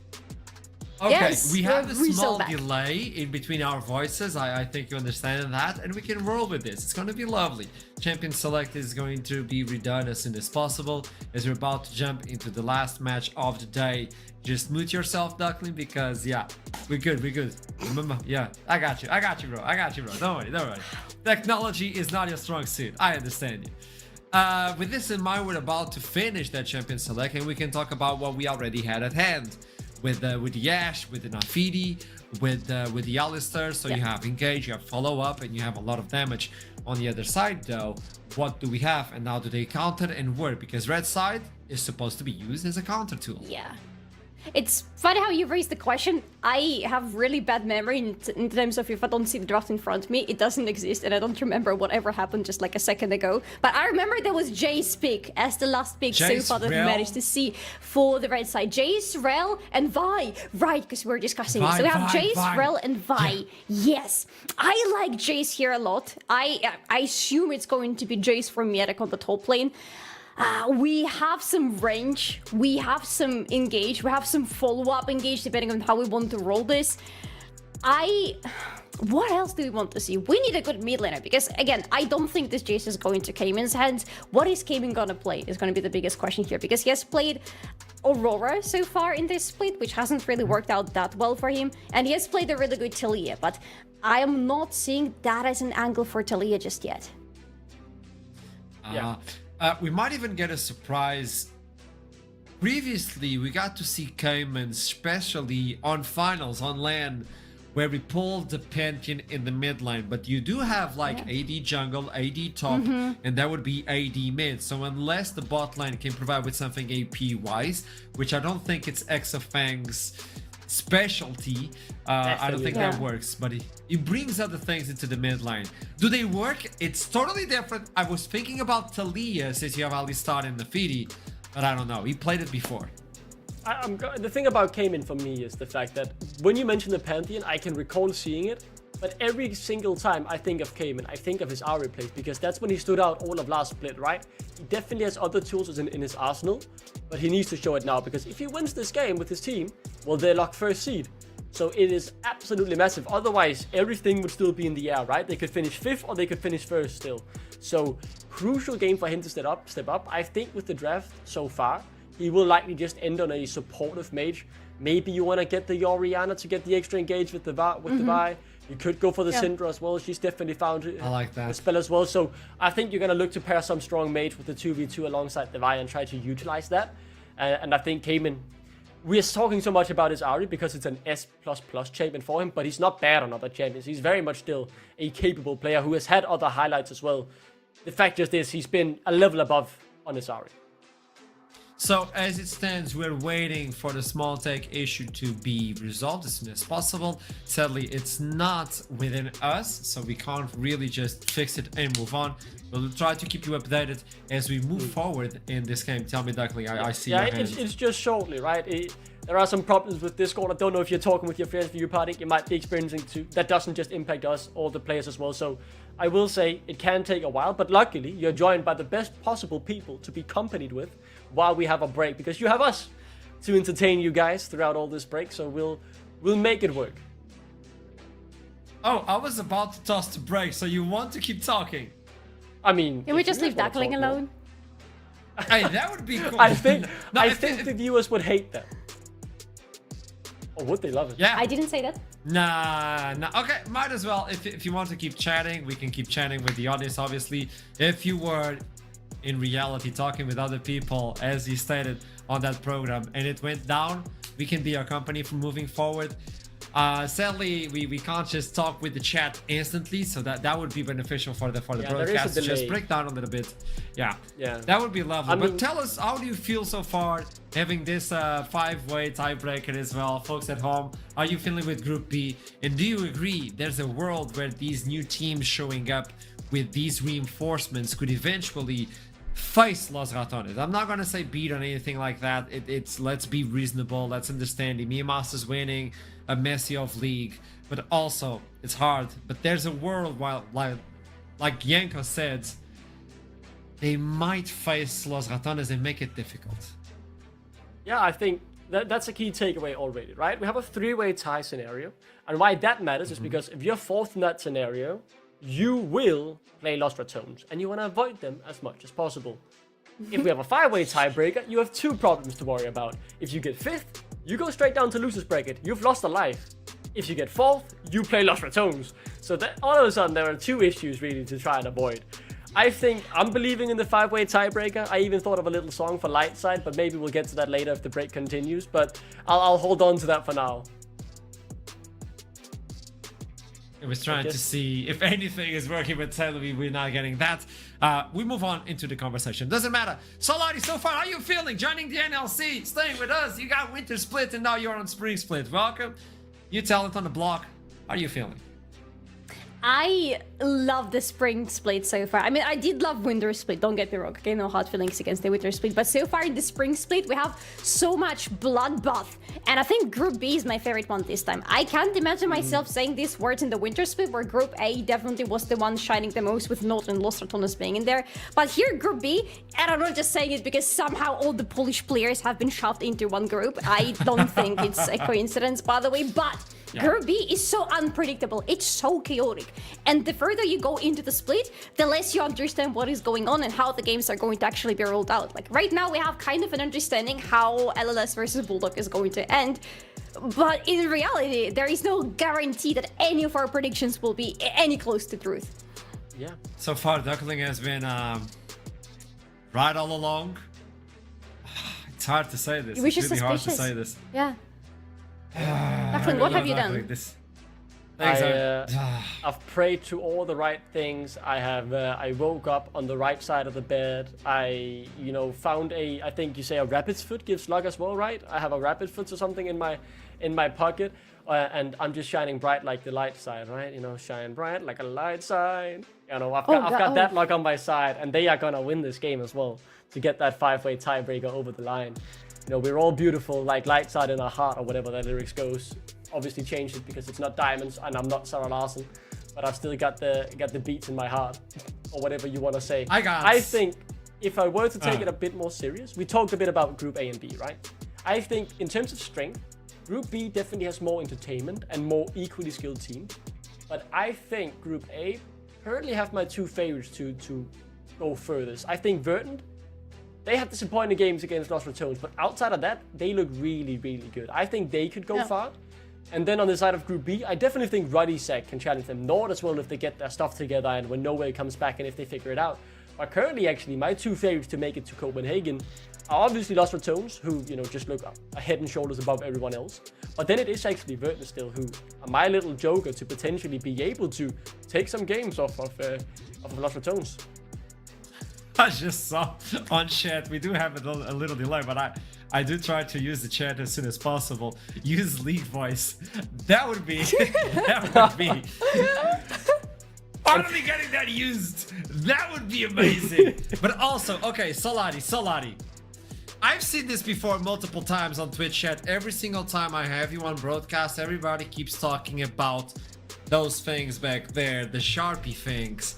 You have 2 swords, not 1. Yeah. Is that a way for you to just do this, not reveal the entire blade? Which one do you want? 'Cause I have the Witcher The sword flex and I on have us the like katana. that. Oh, it's the Witcher sword. Wow, it's the Yes, Witcher sword. it's the Okay. actual Witcher sword, yeah. Nah, I'm a full-on, like PhD certificated otaku, so I want the I want the samurai. Okay, first of all, it's really pretty on the outside. Yeah, I'm gonna show you the case. That's gorgeous. Yeah, thank you. I like it too. And yeah, I can show you a little pic of it. It's not. This one is heavy though. Can you imagine? You walk into a house like, haha, I'm going to rob this house. Then, whoosha, katana, whoosha, Witcher sword.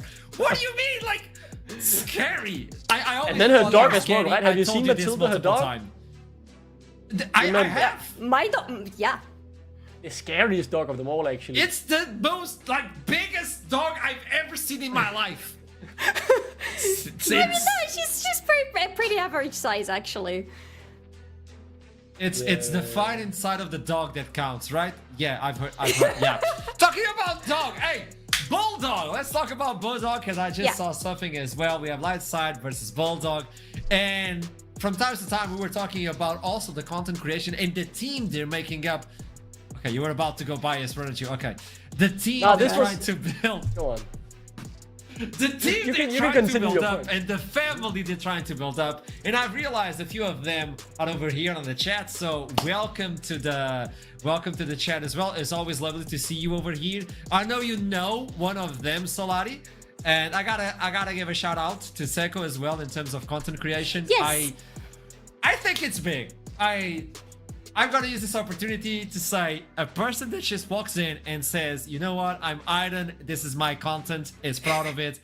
I'm actually a big time consumer of that content. I just love it. Yeah. Wait, music is changing? You know, I very much wanna second on that opinion, Ashram. I think it's nice to see our NLC It doesn't orgs, mean you know, anything. doing something to build a community, right? I think the NLC orgs for some time, you know, have been a bit more mundane, but in particular Bulldogs, I managed to catch most of the announcement stream they had where they announced the streamers. I think Zakuch, Ferry G, Nawi, the co-owner, and Scarlet Hawks as well. And I have actually, you know, been trying to tune in a bit because I want to support. I've mostly found myself watching Scarlet Hawks, who really has a flame for League of Legends in terms of the crash outs. It's actually really good content, and Nawi as well I've been watching a fair bit when I have the time. So I just want to say big shout out to Bulldogs, because I'm not one for watching streamers, but I like the fact that they're building a family around their Bulldogs brand. And despite all that though, I'm still full on Lightside this game. Lightside have got it, baby. Of course you are. Oh my god, wait, it lights up. It lights up. It's blue tinted glasses. Shine bright like the light side. Shine bright like the light side. They have still got it, don't worry.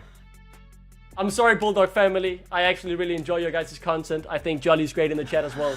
But this time, the Bulldogs, they are going to be put down. You know what? Ooh. I look at you, Duckling, every single time I have to interact with you. I'm not saying I interact. I have to interact with you because job, a description. I always think, you know what? Duckling would be a really cool kid to adopt. And then I think about it and I'm like, nah, that would be a terrible mistake. So you're in the mix, you know? You're like the best person to adopt, but the worst one as well. I'm just gonna leave it like that. I know the casters would love to join in, but they're just isolated, and there's no way for us to jump in between, by the way. Yeah, this is a podcast. Travel Link, join in. Yeah. I mean, yeah, Initialize is gonna cast through the chat, but it has a little bit of a delay, so doesn't matter.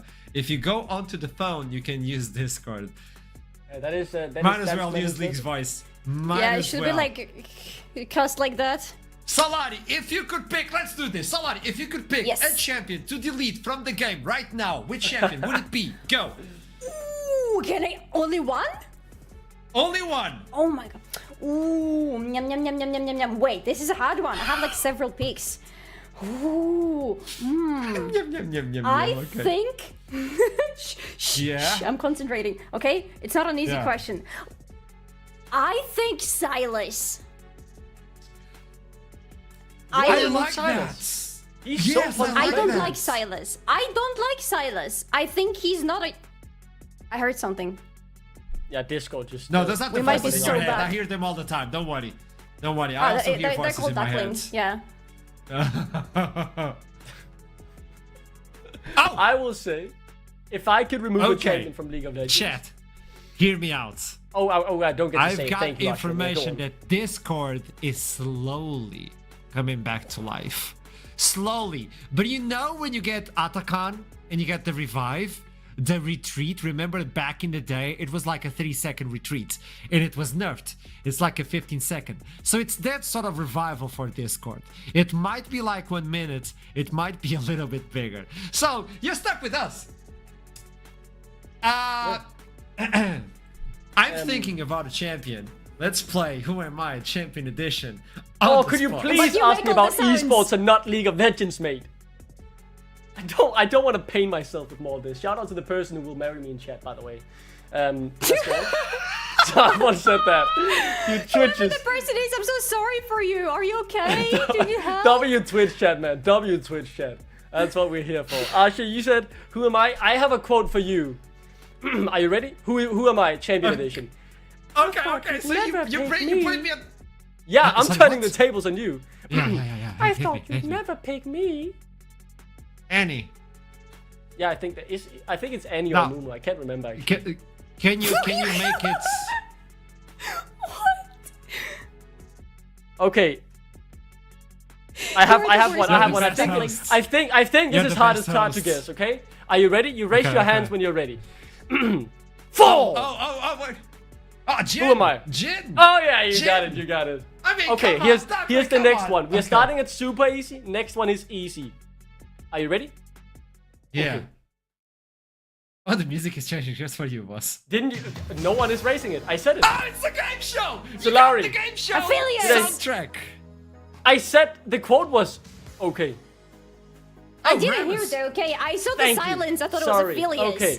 Ugh. Okay. Let me come try on, and I'm see what winning. I can remember from my head. I'm enjoying this. What can Come I on, remember? come on. Okay. So much untouched power. Syndra, come on, Yes. let's go. You got it. Spice it I'm up. trying Come to on, remember them come in my on. head. What do you think I am, man? I'm the host. I know everything. Okay.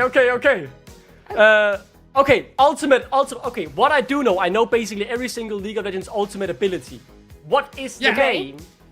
If I say Mega Inferno Bomb, which ultimate is that? Oh, come on, it's Ziggs. Okay, move on. Yeah, Killer Instinct. Oh, that's Kaiser. Kaiser. Yes, World Ender. Oh, it's Aatrox. Aatrox. Yes, Fear Beyond Death. Fear I Beyond don't Death. know.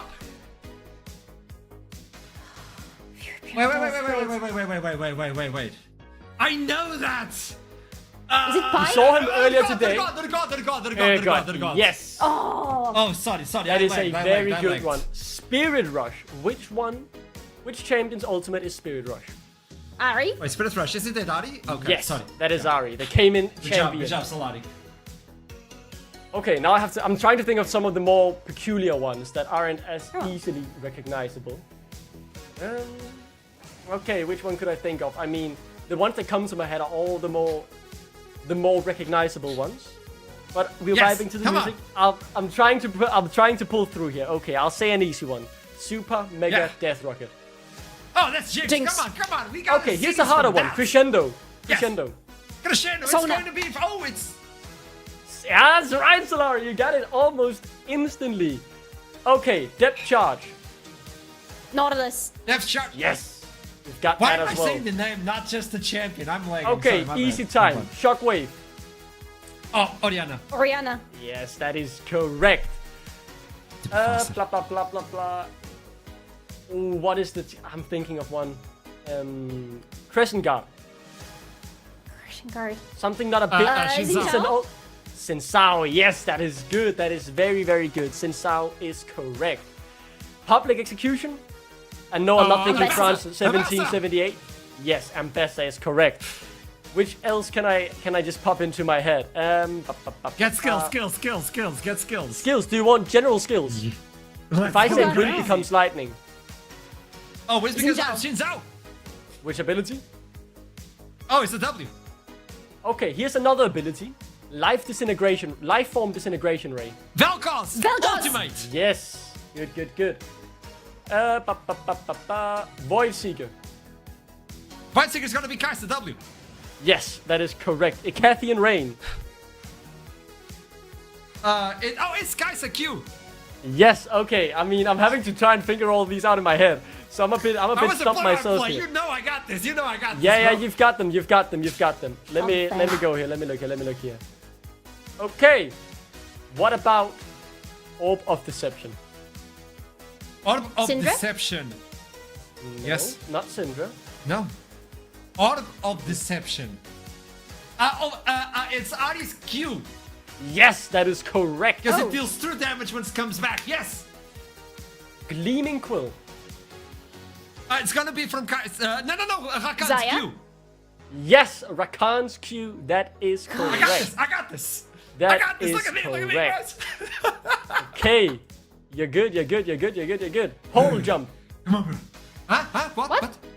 Portal jump. Portal Portal jump? jump? Mm-hmm. Zoe? Which one? This is an- Portal? This is an ultimate. Portal jump. Oh yeah, it's Zoe's ulti, isn't it? Yeah. You are Yeah. absolutely Solari got it. correct. Solari got it. It is. A simple one. Tumble. Tumble. Humble. It's Vine's Q. Yep. 5-point strike. 5-point strike. Mm-hmm. It's not Kaisa's passive because it's different. 5-point strike. Gosh. I think you got me there for the first time. Yeah, I don't know. I don't. It's a champion that I've played a lot. It's- Actually, I've absolutely carried you with it. It is an Akali ability. Which one of them? Oh, it's the Q. Yes. Oh. It is the Okay. You didn't carry me though. I remember that. Continue. What about this one? Deadly Yes. Flourish. I know that. That's a Deadly Flourish. Say that again? It's the Jin's Deadly passive. Flourish. It is Jin, but it is not the passive. Oh, is it? Isn't it his no, W? Yes, Solari. E. It's the W. it's the W. Deadly Flourish. W. It is the W. Okay. I What lost about it. this? Okay. Feral Scream, and it is not the sound of my voice. No. Feral Oh, Scream? it's Rek'Sai. No. No, wrong champion. Ooh. Feral Scream. It's a Shogath Shogath? W. Yeah, Shogath W, great. I will say, by the way, Initialize, I see you in our caster communication, and you are smurfing this quiz, buddy. You are doing a great job. Okay, Wait, is this gone back? just to check. What about remove scurvy? Wait, that's the W's Gangplank. Yes, that is correct. What about Bowler Strike? Bowler Strike, it's Rengar. Nar. E. Yes, the Rengar E. Solari, you Okay. are wrong. You know what's funny? Okay. Me, you, and Initialize keep saying this. We're so play-by-plays. We are such play-by-plays. Here's some, I mean, This the is thing how is, you some see. abilities you like to describe as the name. What about Tangle Bobs? About what? Tangle Bobs. Is that Zyrus E? No, it is not Cyrus E, but it is I kind of fail to similar. understand what you're saying. The Tangle Bobs. It is an E ability that goes through people and roots them. Tango? It is a- What? I am this champion, I am now this champion, I disguise myself as this champion. Who am I? Nico. Yes. It is a Nico Oh, ability. Nico's okay. E. Tangled Yes. Bobs. Tangle Bobs. Ah, What if I didn't know then that. say, Okay. just for a quick quiz, what about Pop Blossom? Oh, Blossom. That's It is Nico. from Nico. Q. That is the Nico Ultimate. The My ultimate, play yeah. by play. Oh, the ultimate. My bad. Okay. So, This is so an unfair, ultimate by that's a the bit way. more niche. What about Shadow Surge? Shadow Surge. The ultimate? Yes. It is an Ultimate ultimate Shadow Shadow Surge. Surge. It is a mage in the mid lane. A mage in the mid lane. Shadow Surge. It is from Vex. Yes. It is from Vex. I had Shadow to Surge? fish. You search? I had to fish. I had to fish. Yeah, makes It sense. is the. It is the. Do you want to get another hint? It is a ability where you throw something out and then it jumps to them. It's Vex Ultimate. Yeah. Oh, I thought we got were it. done with that. Okay. Oh, I thought you you said just it was said an Vex. ultimate. I thought you just said Vex. That's my mistake then. Okay, Oh, do my we want to do more champion abilities or do we want to move on to League of Legends esports knowledge? I can open my encyclopedia and I can really test you guys. Do you want to do NLC regional stuff? Do you want to do EMEA Masters winners? LEC I winners? actually want to hit you with this. Okay. No, I was going to the national leagues, but I think that would be really hard. In 2020, we had group stage NLC. Oh, 2020 group stage NLC. Duckling. Yes. There was a team in Group B who went undefeated. You told me you were the king of esports 2020 related. Tell me if it's 2020 Group B undefeated team. Summer, spring. Summer season. Okay, so we're talking about the season where Riddle came to the final against Fnatic Rising and lost 3-1, correct? I believe Fnatic Rising was very good at that time. They could have gone undefeated. I don't believe BTXL was that good at that time with Texer in the jungle. Raj were okay with Yatran in the mid lane. I remember him. He does tech support now, a Danish mid laner. I believe it has to be Fnatic Rising. That's the obvious answer, or then it's Riddle Esports. It is Fnatic Rising. Hey! I feel intimidated now. This was good. By the Yeah. way. 2022 Spring finalists. Who were they? The spring finalist. It was 2022 was the year of X7. They lost in summer, but they won in spring, and I believe they won 3-1. And am I correct to assume the finalist was BTXL? Wait. Who versus who? Was it On against spring. Was it against BTXL? Finals. No. 2021 spring was when Fnatic made the finals, so they made it the finals.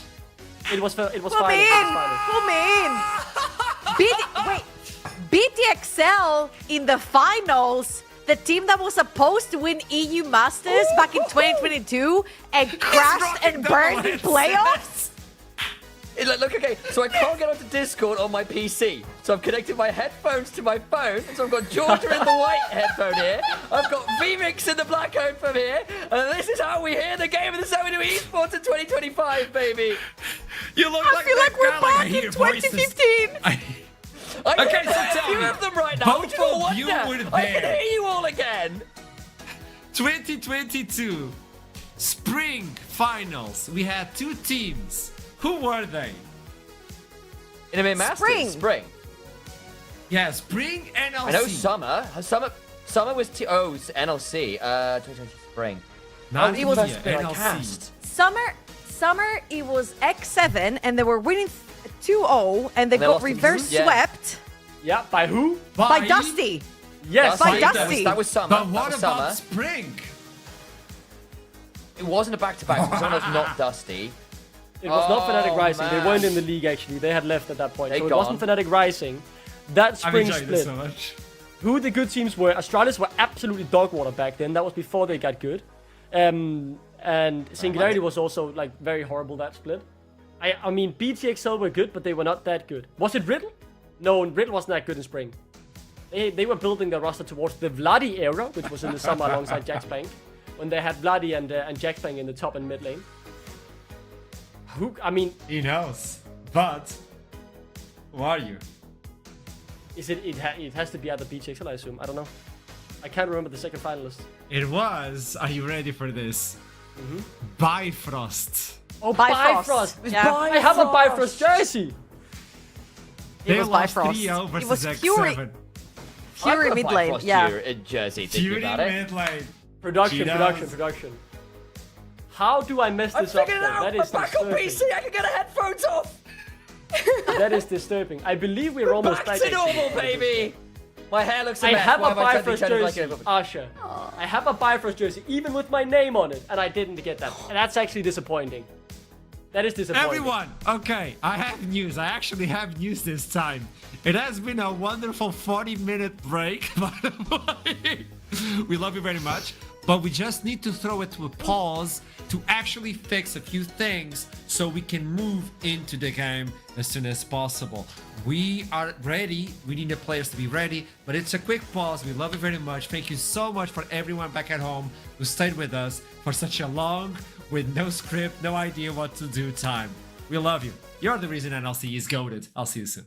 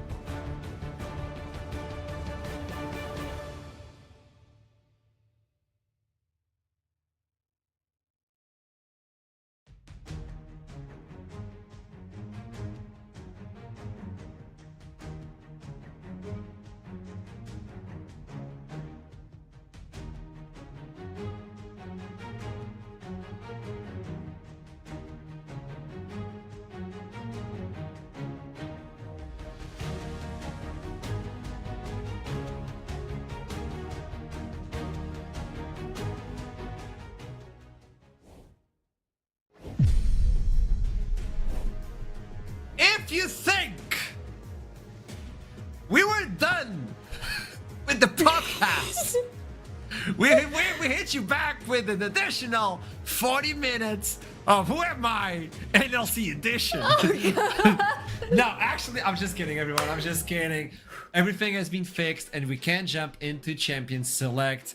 LLS versus Bulldog. Tell me, Duckling. Draft is remade. There is a visual Yeah. bug right now that you can see the champions that was picked before. The draft is completely remade.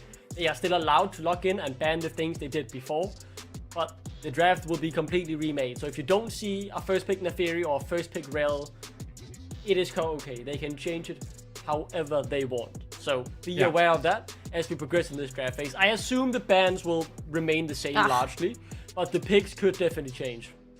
I just wanted to It's say, what if important. they forget to ban Ari this time? Wouldn't that be funny? But no, no, they did Imagine. not forget. Keep in Imagine, mind, right? so The reasoning behind this is since it was such a long pause, there's obviously ways to look into the draft. 3 champions already, you can count at it. So they had a lot of time to think about it, and that's why the draft is being redone. It is non-League of Legends related with the issue. It's non-like NLC related, so obviously we just had to adapt, and that's why things are hitting from the scratch. This is an important game. We already have 3-way tiebreaker, but if LLS wins versus Bulldog Esports, it's gonna be a 5-way tiebreaker, which actually might be history. If not, it's a normal. It's a Gwen available. It's a first big Gwen. Yeah, so they changed that Gwen ban. Now they're feeling confident enough to pull it out and ban the Rel instead. Not wanting to give that over. I thought for a second maybe they wanted to handshake the same bans and, you know, both teams were happy with what they had drafted. But instead, seems like every tactic before was completely out of the window. So we see what they rebuilt. There is still this visual bug. There is nothing we can do about that. That is in the client. But you can see the new picks as something I will never complain about, despite praying for Bulldog loss here, is Exothing's Ezreal. It is phenomenal. Yes. And it's such a safe pick for Bulldogs as well, a safe first pick, because we don't know if Lightside will decide to go for Ashe or Ashe Alistar in the bot lane again. So Bulldogs are getting ready for everything, and we're getting ready to get the updated graphic, I assume, without the confusing champions for the previous draft. Yep. So, small technical issues. 40 minutes able to pick a champion, so that is that's a great start when you want to play League of Legends. You know, you just can't pick your champion. That's when you start asking, who am I? But no addition, just who am I? It is sending shivers down my spine seeing that technical pause coming back up. But fingers crossed, I will not need to bring up more of the NLC knowledge today. I'll keep that in the back of my head right here for the time Ashram finally makes a quiz about it. I made a question. You failed. Keep that in mind. I have a lot of others. Yeah. I haven't actually won a quiz since last year. Ashram Aww. baited me into picking the wrong answer. I got the right one. He told me, "Are you sure?" It is incorrect. I have had trust issues ever since. You know what's the best? And I'm gonna say this on live because a lot of people might not know this. That game was rigged for you to lose. But the best part was the last question was, how mad is Duckling? And one of the answers was, he's so mad he rage quitted. And you were so mad, you actually rage quitted. So that's the real answer. Yeah. I predicted your rage quit so hard that I actually made a question just for this. Very healthy atmosphere, by the way. Yeah. No, we love each other, yeah. The thing is, you cursed me after that, Ashram, because I've never been able to win a quiz ever since then. And I believe, up until that point, I was doing pretty good on the game shows. I've always been feeling pretty confident about them. You know, I have decent league knowledge. I have exceptional esports knowledge, especially about, you know, the NLC, the LEC, and all these things. But ever since that day, something in me changed, and I've never been able to win it. It's like my head blanks. In league environment, we call that balanced team. We had to nerf you, and it's I've been nerfed. Yeah. You out nerfed Keep in though. mind, if you want to reach out to HR, if you want to talk with HR about this, ashram@gmail.com/spam. You're always invited to talk with them, okay? HR is waiting for you. We're just waiting for the draft to begin so we can go into this one. I do believe the picks we had before, like this ones right now, I think the bans and the picks are locked in unless we are told otherwise. So the Gwen B1, it is picked, okay? Yes. Okay. Because we've been adapting non-stop, so don't worry about that. I forgot what they responded with. So the Gwen B1, and then red side for the side of Bulldog. Oh yeah, they didn't complete that because Lulas couldn't lock in his champion. While we are at the pause, I want to highlight this. We have more people joining in as well. One of them is Velia. And I know Velia went to the gym recently yet again. We talked about this on the first interview. We need a vlog. We need a Sam Sulek Velia video explaining his workout. I'm just saying.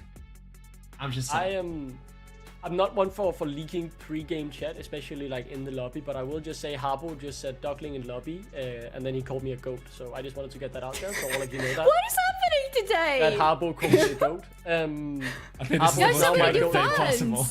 You all know, and I make this very clear, that I want the 5-way tiebreaker, and that's why I'm believing in Lightside. And if Harbo believes I'm the GOAT, I believe he is the GOAT. That is the way of the trade, the art of the deal. And I hope my belief in him pumps up his performance to Faker level, and he will bring us the 5-way tiebreaker.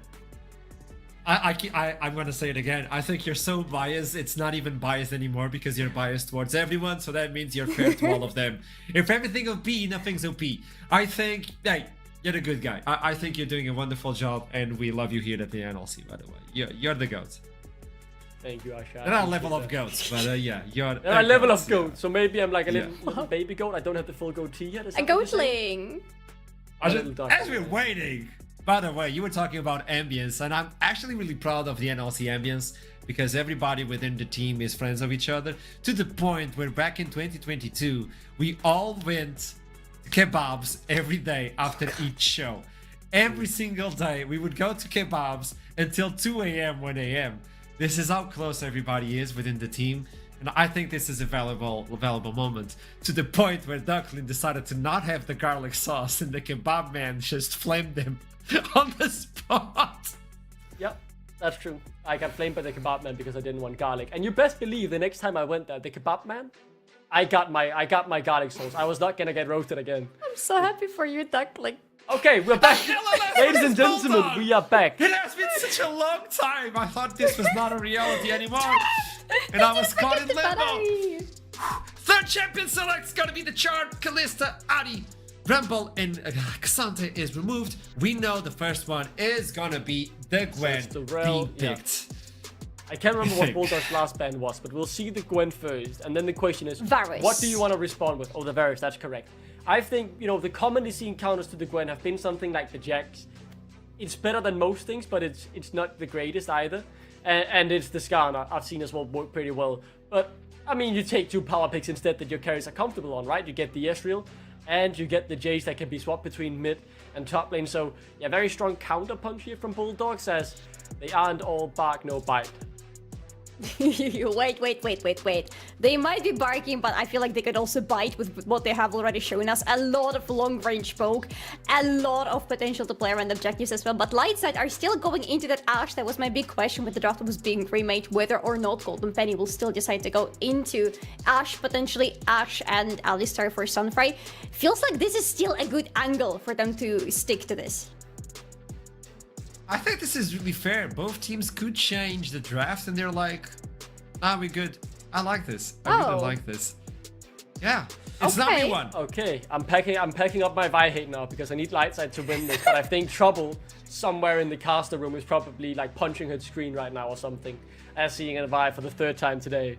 But it's not B1, she says, so it is it's good because you have a capability to chase the Ezreal. You can I see close the in the point gap in it, with right? Jace. And I see this think one. the problem with the Vi is if it doesn't work, you look very weak. But when you do work, you're obviously like a bit of a raid boss, right? A safe response from Lulas by getting that Maokai able to follow the Vi if he times the W correctly to wherever she might be going. The second ban phase now, I mean, if you are Lightside, you've shown already where the Gwen is going, so you want to try and get yourself a good matchup there. Maybe you ban the Jax away from Miatek. But then again, Miatek could already have decided that he wants to play the Jace.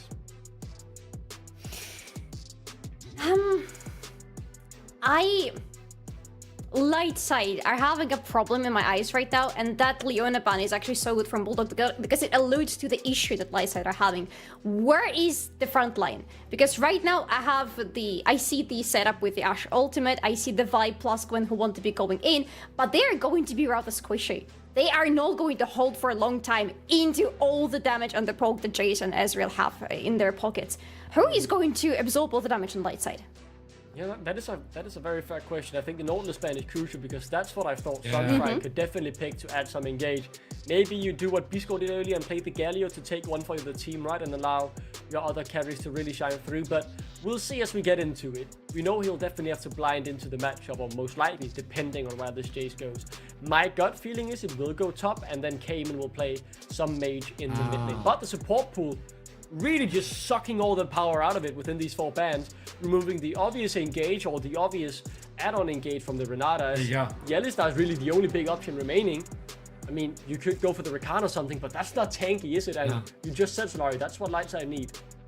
This is the important one. Yeah. You take away the Renata, you leave the Alistar open, you hope you take it, and Bulldog are like, nah, this is our front line now. So what do you go for? Because your top lane is already locked in, you're not realistically going to give this Gwen to Harbo on the mid lane. Your jungle is locked in. What is Sunfire gonna be playing as? Really good last 2 bans from Bulldog, plus yunking away the allies that has already been shown to us in the first draft. They go for Rakan in the end for additional engage, which is good for Vi, which is good for everything else that has been going for them in terms of having a lot of engage on their side. But it doesn't answer my question as to who is going to survive. Probably the idea is we don't need to survive if we kill them fast enough. I'm not sure if I want Harpo on Azir. I would rather have him on something like the Silas. You can steal some tanky ultimates, in particular. The Unbreakable will become quite tanky in the front line if he went that route, and he's good on the champion, but instead, no. He sticks with the safe scaling pick. Right from the back line. Difficult comp to execute, I want to say. I see the pick potential, but I think in particular in team fights, you'll have to play it very carefully. But I'm all in. I have committed to this. Light side have to find a way as Bulldog now with the counter pick, you get a favorable matchup in the mid lane, because I do feel pretty confident in that Jay's going top. I think, man, Silas would be a funny one, but Talia, as we talked before, he has proved himself in the Talia previous week. You went bananas on this champion. It was almost unkillable. So makes a lot of sense. You want to fight fire with fire, long range with long range. They kind of have tankiness on Bulldog. When we look into the big scheme of things, Salari and Duckling, who's gonna take this name tags off, Duckling? You're not rooting for light side right now. You're looking at the champions. Who do you think is gonna take it? Yeah, but then I think Bulldog have the easier to execute draft. They have a strong composition with some strong carries in there as well. Easy engage, easy front line. So I think light side, they have some of the traditional power picks, or not traditional, but meta picks. In particular, the Gwen will have to do wonders here, because she can definitely cut through tanks, but Bulldog have the better draft than all overall. Salari. Unfortunately, I agree with Duckling. This has to be Bulldog's game. Their draft is so much better. It's looking stronger than light side, and I think they can do it. Keep in mind, at the end of the day, if light side wins this one, it's a 5-way tiebreaker, probably something new. If not, we have a 3-way tiebreaker regardless. With this in mind, let's toss it to the caster. Sorry so much for taking 40 minutes of pre-game. My bad. On me, team. On me. In top. Oh, we're back. Hello, guys. We're finally here. It has been an interesting moment. I've managed to go back down to a single pair of headphones. We are still here waiting for our final game of the day. We still have the possibility of a 5-way tiebreaker. I think I agree with the desk. I like that Bulldogs draft. Where are you at, Georgia? I do like the draft. However, I'm looking on the other side for LLS, and I feel like there's a lot of agency in terms of you've got the Azir diving in, Gwen, Vi. You can truly cause some chaos. And let's not forget that usually poke compositions, if one, they fall behind, or two, do not get good access to a neutral objective first, it becomes very difficult for them to contest. And having the Vi, having the Ashe pick, you might be able to actually skirmish first and get picks after you move first into the neutral objective. So LLS do have a lot of agency in getting those picks early on. However, I will agree with the desk. I feel like Bulldog Esports have the easier to execute compositions overall. I can agree with that, and I also like the fact they've got that range and stuff in there as well to work with. So, you know, obviously the Jace and the Ezreal with all that setup to make it work. They've got the Talia to follow up on all of the CC. It mixes the damage up. Like, the comp makes a lot of sense there, even if, of course, Lightside have their own tools to find some angles of their own. Of course, Gwen right now in general, it's just pretty damn busted. For all we saw Gatham not have the easiest time early on. The last time we saw it, we still know the champion in general is pretty damn strong. Yeah, absolutely. And I feel like, again, together with things like, oh, I lost everything. Hello? You still there? Okay. I'm here. Don't do that to me, Georgia. I think I clicked something silly and I lost everything, but we're back. I was about to genuinely cry. I was like, not again. We're good. Not after that pause. You can't just threaten. You can't even. You've lost everything. But we have got, unfortunately, a technical pause, which means it's our turn to podcast, Georgia. Those three had like 40 minutes of it, so we've got to show them how it's done. So what do you want to talk about? Well, I definitely do not want to talk with abilities because I would lose to you. So, you know, I'm a very sore loser, so I don't want to show this to the NLC world here. You know? Keeper competitive? I don't believe it. Dude, it's not even that. I'm such a sore, like... You should see me playing TFT tournament, man. I'm like literally beefing with everything. RNG, the roll down, some guy who contested my freaking Zeri. Still a proudest moment, okay? I'm a very salty gamer. If you want to know that Georgia used to be a pro player in various different esports, this is how we know. She's been involved in the scene and has converted to... Only one! Only one competitively, only in Okay, Cisco. look, you were a competitive coach, and that kind of counts. Although I grant you, that's not a player. Somewhere out there, Jolly's going, yeah, that Okay. counts. Sure, okay, fair, okay, fair. Do I grant you the context required? But we are into game. I'm so excited. It has been too long. I am so happy to be here. There we go. Sumfree's in danger. Lula's now in danger. He's going to have to flash away. And we start off with a flash shot out. At least we get some action, finally.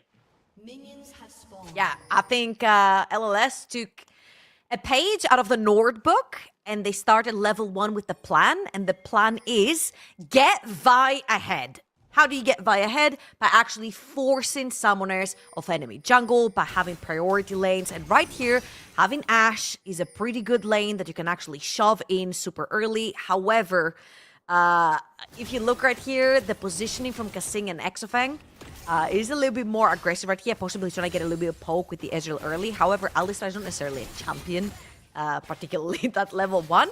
But now that Lulash doesn't have that flash, we could potentially see hybrids play a little bit more aggressive. I'll certainly try and do that. Last time I went for the Cosmic Drive on the Volley Baron. Outside of 1 or 2 plays in the mid lane, it felt really difficult this time around. On that Vi, with a bit of a better setup, we'll see whether he can pull the trigger. And Hybrid, at his best, has been someone who wants to pull the trigger consistently, probably a bit chaotically, honestly, and try to thrive in those scenarios. Came in, doesn't hit level 2 on the same time as Harbour, and so gets hit with that chunk will burn a pot, should be able to claim 2. Drops a minion or 2 as a result of being zoned off there with that level discrepancy. Yeah, we've seen multiple times a Taliyah versus Azir matchup as well, and it just looks so good for Taliyah, particularly because when you want to take more aggressive trades with Azir, you usually will dash forward to your soldier, get that shield, and get some more aggressive trades with the auto attacks. But with Taliyah and the rocks on the floor, you really can't do that or you'll stun yourself. So you're playing a little bit more of a passive shove in the lane with the Azir, sort of ping-ponging the waves back and forth. But truly, Taliyah really does have the range. The early game, talking about early game, that's exactly what we meant. Hybrids knows Lulash has the timer. I really wish he would drop a ward, but he does have a sweeper. He doesn't have a ward right there. Hybrids is really looking. Niantic kind of shoved into tower as well 50-50. here, so not super easy to join. Think about 50-50. Throws a single shock blast out. We might get that 50-50. Of course, the Q on Lulash, quite difficult to beat off. Steals a few of the small ones, which is worth most of the gold, actually. So nabbing some camp bits there. Problem is, with the red buff up and available, Lush can head over towards it. The problem is, Highbridge didn't burn his spite, and so can keep fighting this. He's trying to actually deprive him of his red buff. However, Highbridge, both of his solo laners are actually resetting right here, so can't really do much. However, what he has managed to do is delay his own clear, because Maokai kept cleaning around, got the Raptors. Hold on, Sunfree. He got his Raptors, he got his Krugs, and he's now actually moving on the Scuttle Crab whilst Vi is about 2 camps behind. That's fine. Quick question, Georgia. What time are you seeing on screen? I have a horrible... 3, 57, 58, 59, Oh god, thank 4. goodness. I was like, phew, that's cool. I had a quick freeze on mine. I was like, I'm just check. We're all fine, it's all good. I was like, I got very scared for just 2 seconds.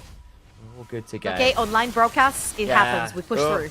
Oh, exactly that. We are finally, as we said, getting into the game proper. And Bulldogs survived the early invades that Hybrids tried to put down, go back and clear his own camps, and the reset comes on through from the Maokai, who can look to come on out. Does look like with the Scorch Claw and the Phase Rush may well be looking towards, I was going to say that Leandri's early, but it's actually got a Ruby Crystal in inventory, so may just rely on some of those raw stats and go towards a pure tanky build, which, considering you've already got poke elsewhere, does make sense to me this game.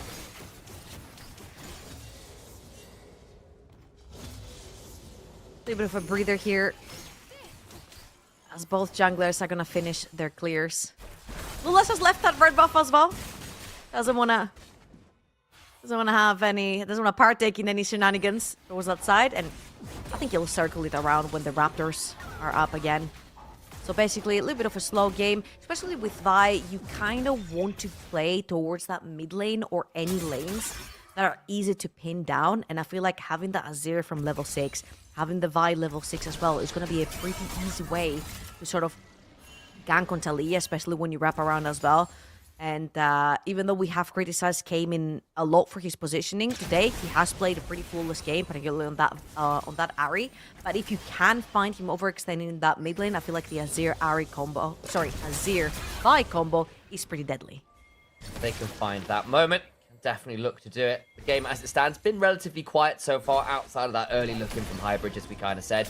Grubs now spawning in 15 seconds. Highbridge around, but Lewis also be here potentially to defend from a gank.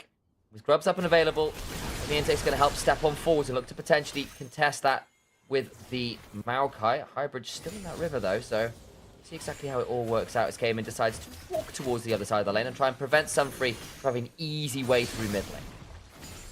Yeah, I feel like they were trying to sandwich both from both sides.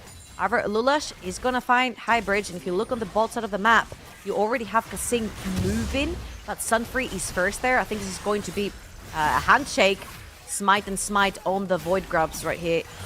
Lulash grabbed the first one. Actually, he didn't. He smited and missed.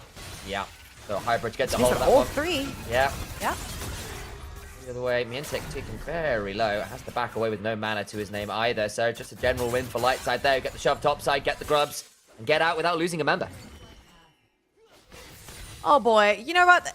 This early game is a little bit characteristic from Bulldog Esports. It's a very slow, calculated early game where you don't necessarily have to contest too much if you don't want to. This is a poke composition that they're playing, and you definitely don't want to be forfeiting any kills in the early game. And again, we said, if you are not first at the objective with the poke composition, it becomes very difficult to actually contest, because hard engages don't necessarily contribute too much to the value of your team poking and basically withering your enemy down. So right here, pretty good choice from Bulldog Esports. They went in, they tried to steal one, they couldn't. All three went to LLS. However, funnily enough, this is step number 5 for a 5-way tiebreaker tomorrow. And LLS getting these 3 Void Grubs, I don't know. It looks ominous. It does look ominous. There was, at the beginning of the day, the word to Doctor Strange, only one single scenario, which left us with a 5-way tiebreaker. We're now down to just 2, and one of those remaining scenarios is that 5-way tiebreaker. If Lightside win this, we get an extra day of NLC tomorrow. Looking forward to, I think I'm on the mic for that one as well, so very excited to sit down with an extra bucket of popcorn for at least 3 games, and potentially, as we said, that whole extra 5 to determine the rankings, because we couldn't just do it in one day. Apparently, everyone has decided to upset all of our week 1 To be fair. results. And we're here. Yeah. If the whole group is 2-2, isn't it super fun to Oh, have God, another yeah. day of everyone just beating everyone? It's so cool. It is Just straight absolutely up. the way forwards. And again, when we get to that, we'll break down those tiebreaker rules and exactly how it will play out once we get there. Just suffice to say, there will be a lot of games, a lot of reasons that people will be playing against who they're playing against. As Bulldogs will pick up this dragon and pseudo trade for those grubs that were taken a couple of minutes ago. A real contest from Lightside. In a relatively even early gamers, Cayman did just have his back interrupted as Highbridge went over the wall. Seismic shove across the unraveled earth, and unless we'll throw a quick fist at him in the shape of a sort of weird space tree, and that'll be it. I thought you were going to say throw another rock, which would be very fitting as well. Yeah, he's a tree. Close I don't think enough, I know he's a space tree on this skin, but I don't. No, think he because throws Thalia rocks. was there, you know? Yeah, that's true. Thalia was there. That is true. All right, guys. Last best of 1 for the day. For everyone tuning in this particular one, this is going to determine whether we have 3 tiebreakers tomorrow or 5 tiebreakers. LLS wins, 5 tiebreakers. Bulldog Esports wins, 3 tiebreakers tomorrow. So, as initially I said earlier, buckle up tomorrow, grab extra snacks, extra drinks, and tune in for the final day of the seeding stage. This time for real. This time for real. Absolutely. I can't wait for it. One way or another, we're getting What if some the more games. tiebreakers could have tiebreakers? Then are they actually tiebreakers? It feels like They're the it's a- tiebreakers for the tiebreakers. But that's then a lie in the whole format of what a tiebreaker. It's like Duck Link. If you support everyone, do you support someone? It's just like the never-ending NLC split. We just have games every day. I'm kind of fine with that. I get paid for this. This is great. Can we have that? Our producer is literally saying, please, no, stop. But, you know, you can't do that. There's a flash off forwards. It's matched by that flash from Golden Penny. Now going to keep on looking for a little bit more of Sunfree now in a spot of bother as well, but can look for a grand entrance. The arrow goes well wide, but there's still a quickness to come around with. Looking for a bit more work as Ignite comes on down. The double grand entrance is phenomenal. As Kassin goes on down, expecting a 1v2, going to try and place one up regardless. But there is nothing he can do. He's arcade shifting, dodging and diving as he can't get anything more than a quicker return to the grey screen. A double kill over to Golden Penny. Oof, 2-0 on Ashe with already Slingshot and a BF sword in the inventory. This is going to be first item most likely on the first back, and if it was looking likely with the 3 Void Grass, it's looking more likely right now. Nashor's Tooth completed for Harbo's Azir. We have Wild Arrows completed for Golden Penny as well. LLS are truly online, and with the second set of Void Grubs, I want you to look on your minimap right now because Ashe is walking Oh boy, yeah, and she's got the Wild Arrows nice and early, very appropriate for a Frost Archer. I'll note, Mientek has gone towards the Ghost Blade on the Jace as well, so nothing like the Black Cleaver to the tanky options, and means this one item's going to be a little scary, but then again, Harbo's in danger, taking down a 20% HP. Kassin, though, desperately low. Hybrish looking for an angle, does have the cease and desist, uses it to ensure the stakes are indeed very high. And they'll make sure they get that third kill. Flash on forward for the grand entrance. Cayman flashes away. That's pretty deep from Sunfree. He's knocked out to safety by that Bramble smash. And Bulldogs have to back away, surely. Ooh, I was begging actually for Golden Penny to walk into that Q from Sunfree, because what a lot of people don't realize is if you hit your Q, it will eventually heal you, but if your teammate walks into the radius of the circle around you after you've hit your Q with Rakan, it instantly procs it. Elijah! Oh, the solo kill! 1 for 1 in the end, but nice work from Mientek. Finds that moment and costs a bit of a wave there for Elijah. At least he trades back with the turret, but a feel-good moment for Bulldogs in a game that's been shy of them right now. That's the 6 grubs secured. We have not yet seen the Mientek that we wanted to see, particularly because we thought he was elo held when the lane swap meta happened. This guy is a true carry top laner. So as a true carry top laner, to not be able to actually play your matchup in a 1 versus 1 kind of hurts. And also, you gotta play more tanky sort of champions in the lane swap meta because you are about to get dived, so you need to sort of defend yourself and play something that is very low econ as well. Right here, the 1 versus 1 into Elijah. Sure, he dies. He takes a tower shot though, right? So technically that was a big W right there for Mientek. He had already shoved that wave underneath the tower, and there is some light on the side of Bulldog Esports. A reminder that they're usually not that great in the early game. They tend to fall behind, and then they get it more together as the later stages of the game go on, and we move into the team fights. We're only I was going to say only 1,000 gold behind, then realised I just misread the goal. It's getting late, guys. What can I say? We are probably about 2k ahead now for light side. Of course, second dragon spawning in about 20 seconds. See where the light side want to come and contest that. Has been set up around this dragon, at least for now. Very shallow vision from the side of Bulldog Esports, but river vision nonetheless. I feel like there is 2 wards, if I'm not wrong, one at Raptors and one at Krag, so they do have some vision. However, when I talk about having vision behind enemy lines, usually you want it around the back end of the pit if you're doing that dragon, especially with a vibe that can just dash in Azirs and all that. So you definitely want to be protecting that. There you go. A ward just dropped from Lulash, if I'm not wrong. And a bit, it wasn't a ward, it was a sapling. Okay. It was just a sapling. That counts, I got kind pranked. of. It's like I got pranked. Okay, but look, they're sort of like kind of wards. They just explode on people and only last 30 seconds. That's true. I kind of like the idea of that, exploding wards. Fair enough. And very close to Leandris as well for Lulash once he completes that. These are actually very, very annoying.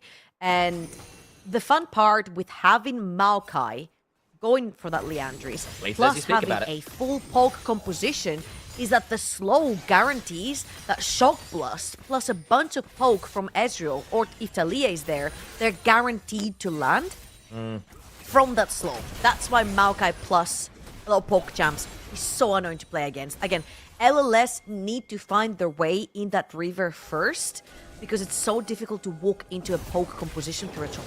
Yeah, otherwise you are literally playing Minesweeper and it ain't all that much fun. Especially now with the Scorch Claw from Lulus as that jungle lighting can be very tricky. It came in off this side though, potentially looking for an angle. Observers were showing that one too, but back towards the dragon we go. Lightside having to force their way through this river. Golden Penny and Highbridge off towards that bot side, looking to get into the river now. Saying, into me and Taker to try and jump onto that Rakan. He managed to dodge away, Ooh, but he's gone. the Weaver's Wall comes across, trying to finish with the 2-shot barrage. But he's just about alive with the heal. Burned the quickness as well to run out to safety. All the while, though, Elijah says, we'll give you the second dragon. I'm getting first turret, and claims the feats of strength as well. Yeah, great stuff right there from Elijah. Again, rookie of the split in summer 2024, if I'm not wrong. A lot of promising qualities on that top laner. And again, with no lane swap meta, we also expect more from him. Right here on the Gwen. Did he get solo kill earlier on? However, he's now pulling the TP, and he's got 2 teammates around him. Gets a hat thundering blow back. Lulus now here, but doesn't have the ult to work with. The needles keep flying, and it's a very uncomfortable acupuncture session for the Jace, who has to flash on out, saying, yeah, I didn't sign up for this appointment. And Lulus also on that Maokai, flashing away to safety. Ooh, actually, Lulas right there burned his flash to save Miatek. The slow onto Harbo. Then the Harbo would have to flash forward. Didn't want to commit it. However, on the other side, Highbridge and in general LLS have had complete kingdom on the top side of the map. 6 Void Grubs, first tower, that Rift Herald, which they can then in turn use to pressure that mid lane tower and open the map up. Especially when you have Ashe. Oh, hold up. Can't get to the Eye of the Herald. Highbridge now in danger. Flash on forward, secures a kill. And they'll just bodyguard that Eye to make sure no one from Lightside can have free reign to get on over. Sunfree thinking about doing it. He's pretty mobile. It'll be a tricky old journey and probably a one-way street. They decide against it, and Lightside just have to say, look, we've got the Herald, but we can't actually use the Eye. That's it.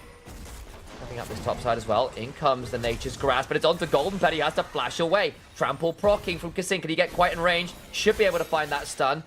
Quite there is Golden Penny. Gonna keep ordering. Here comes the Weaver's Wall, and that Ashe in danger. The Grand Entrance comes along, but it will be not enough to keep the Ashe alive. Quickness used from Sunfree, but he has to run out to safety again. He's hit by the sapling, and the Leandry's burn! Minefield successful. Leandry's Maokai, ladies and gentlemen. You let those little aliens marinate in the bushes. Not only do they deal damage, they slow. I was actually afraid that Miatek was going to snipe you with the shock blast over the wall, especially since the slow applied. But now Bulldog Esports with a fantastic skirmish in the topside jungle of Highbridge. They're going to claim the kills. They're going to take that top lane tower, let all the creeps die under it as well, all but 2. A great turnaround right here, and gold back to dead even. Do you want to know the really deep UK scene lore about what the saplings are called on that skin? Okay, go on. So they were called Schliegums by a lot of the old school UK crowd. Cabbage family back in the day. And actually some of them ended up on Singularity, if you remember, when they were trying to run that development roster that didn't work out so hot for them. A lot of those players were from that kind of scene. You all used to nickname them Schliegum. It's the reason they all ran that emote. Well, that's actually really sweet. Little cabbages. However, this one is an alien, right? Yeah, these ones are little aliens. Yeah, so they were just nicknamed. They were nicknamed the Schliegums. They look on like this peas. They look like peas. What kind of peas are you eating that have eyes like that? Oh, you don't want to know. I'm staying well out of that one. All right. Listen, it's like what, 11 o'clock? Yeah, it's true. Oh boy. We're kind of hitting the hysteria horizon. You know, we sort of hit this point where things just get increasingly silly. Okay, you want to guess what time I woke up today? 5 a.m.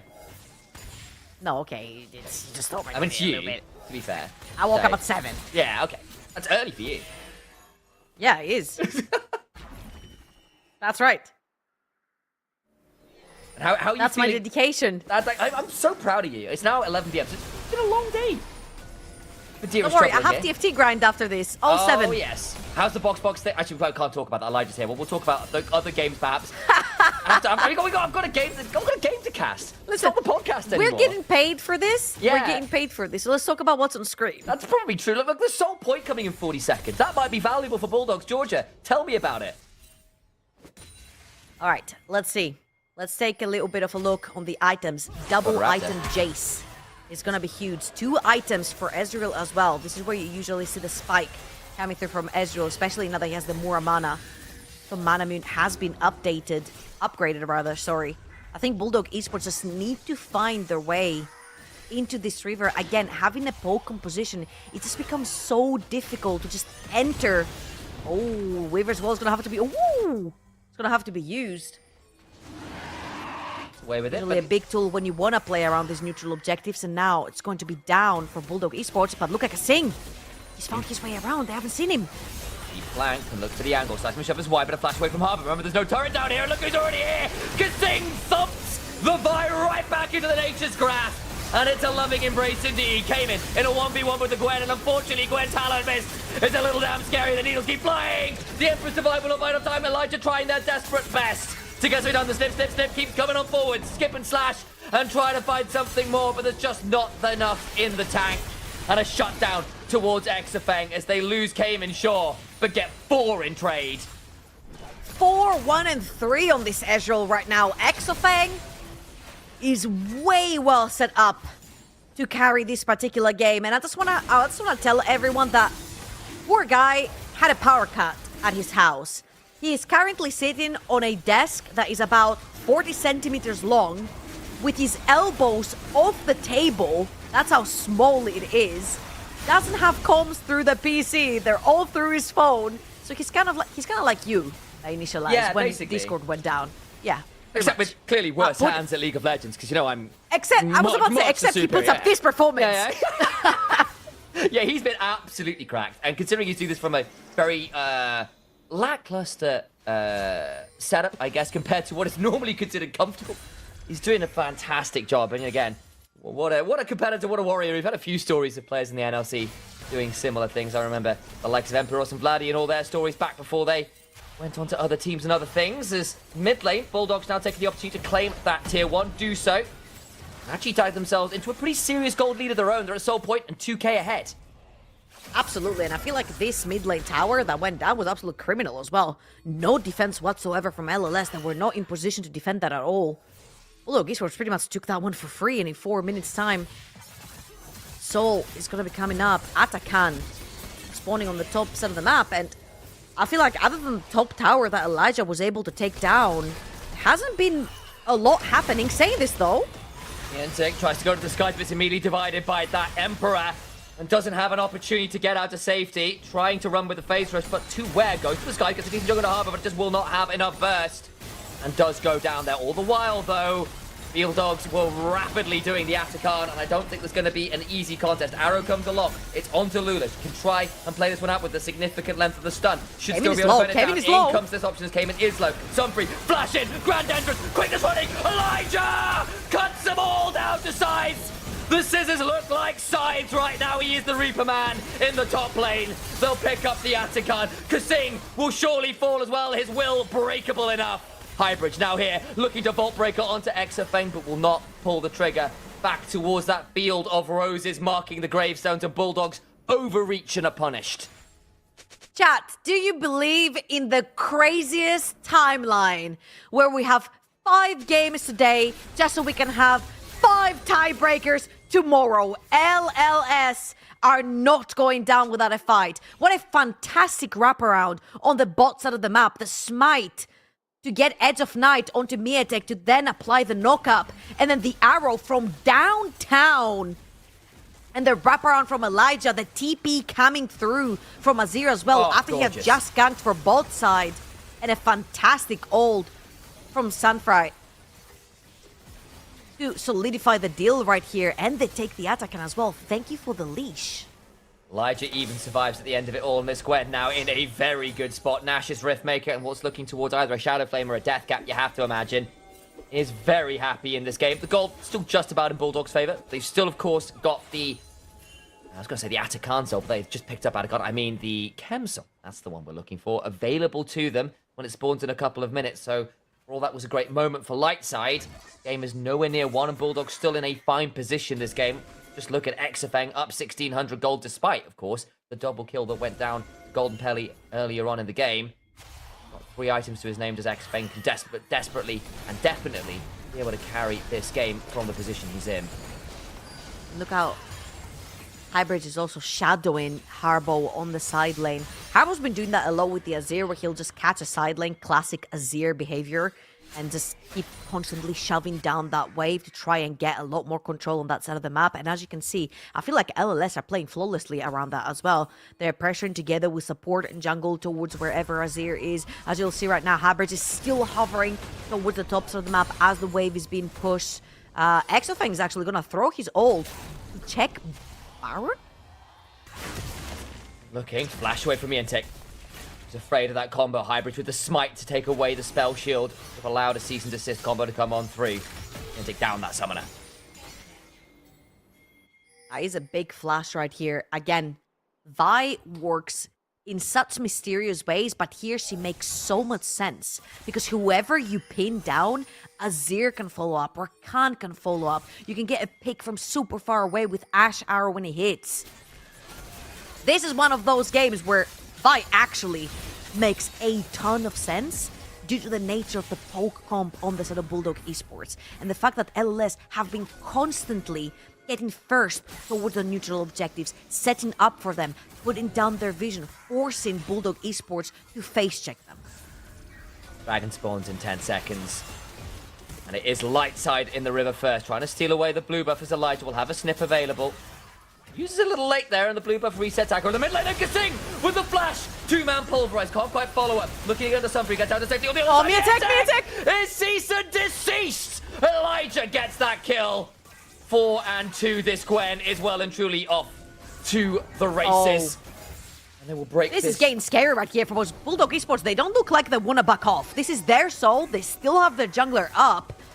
And even though they might not be looking like they want to fight this, they might be looking for a cheeky steal with Lulash up. Hybrid is thinking about it. He doesn't have ult though. Try and play for it regardless. Kasing still here. Came in looking for the shot. Lands it onto the jungler. Hybrid stays alive though. The locket shield shut down to Lulash. And all the while Elijah throws out more needles. It's poison on the end of them. And Cayman will just melt to it all. They pick up a triple, they pick up the dragon. And with Baron on the table, Lightside have purple in their eyes. 6-1-2 on Ash. Golden Penny. He had a pretty good Misfortune game earlier on, but now his Ash is fantastic. He's finding the arrows. He's constantly, completely untouched during these fights. And LLS are giving Bulldog Esports a run for their money. Bulldog Esports are not just playing to not have a 5-day tiebreaker tomorrow. They're playing to not have to play more games tomorrow because they're already in this tiebreaker series. We're going to guarantee 3 games and Bulldog Esports are in these 3. I'm sure you don't want to play any more. There was only one scenario that would lead to a 5-game tiebreaker, and Lightside might well be just about to bring us to it. Let's have a look at this fight again because it looked like Hybrid was about to get popped and he survives.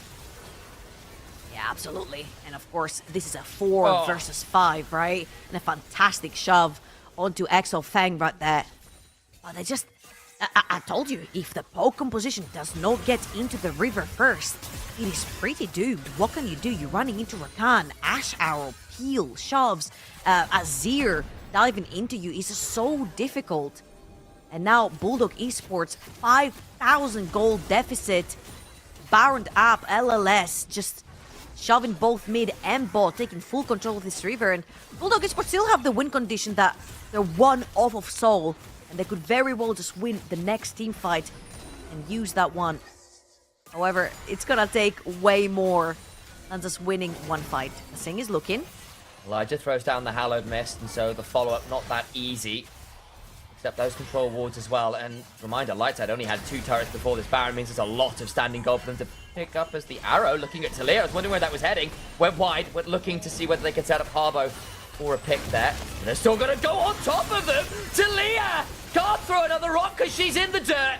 That's a little ironic considering her element of choice. Exofang parking just over the wall and stays alive. The needles were coming for him, but just out of range of those deadly points.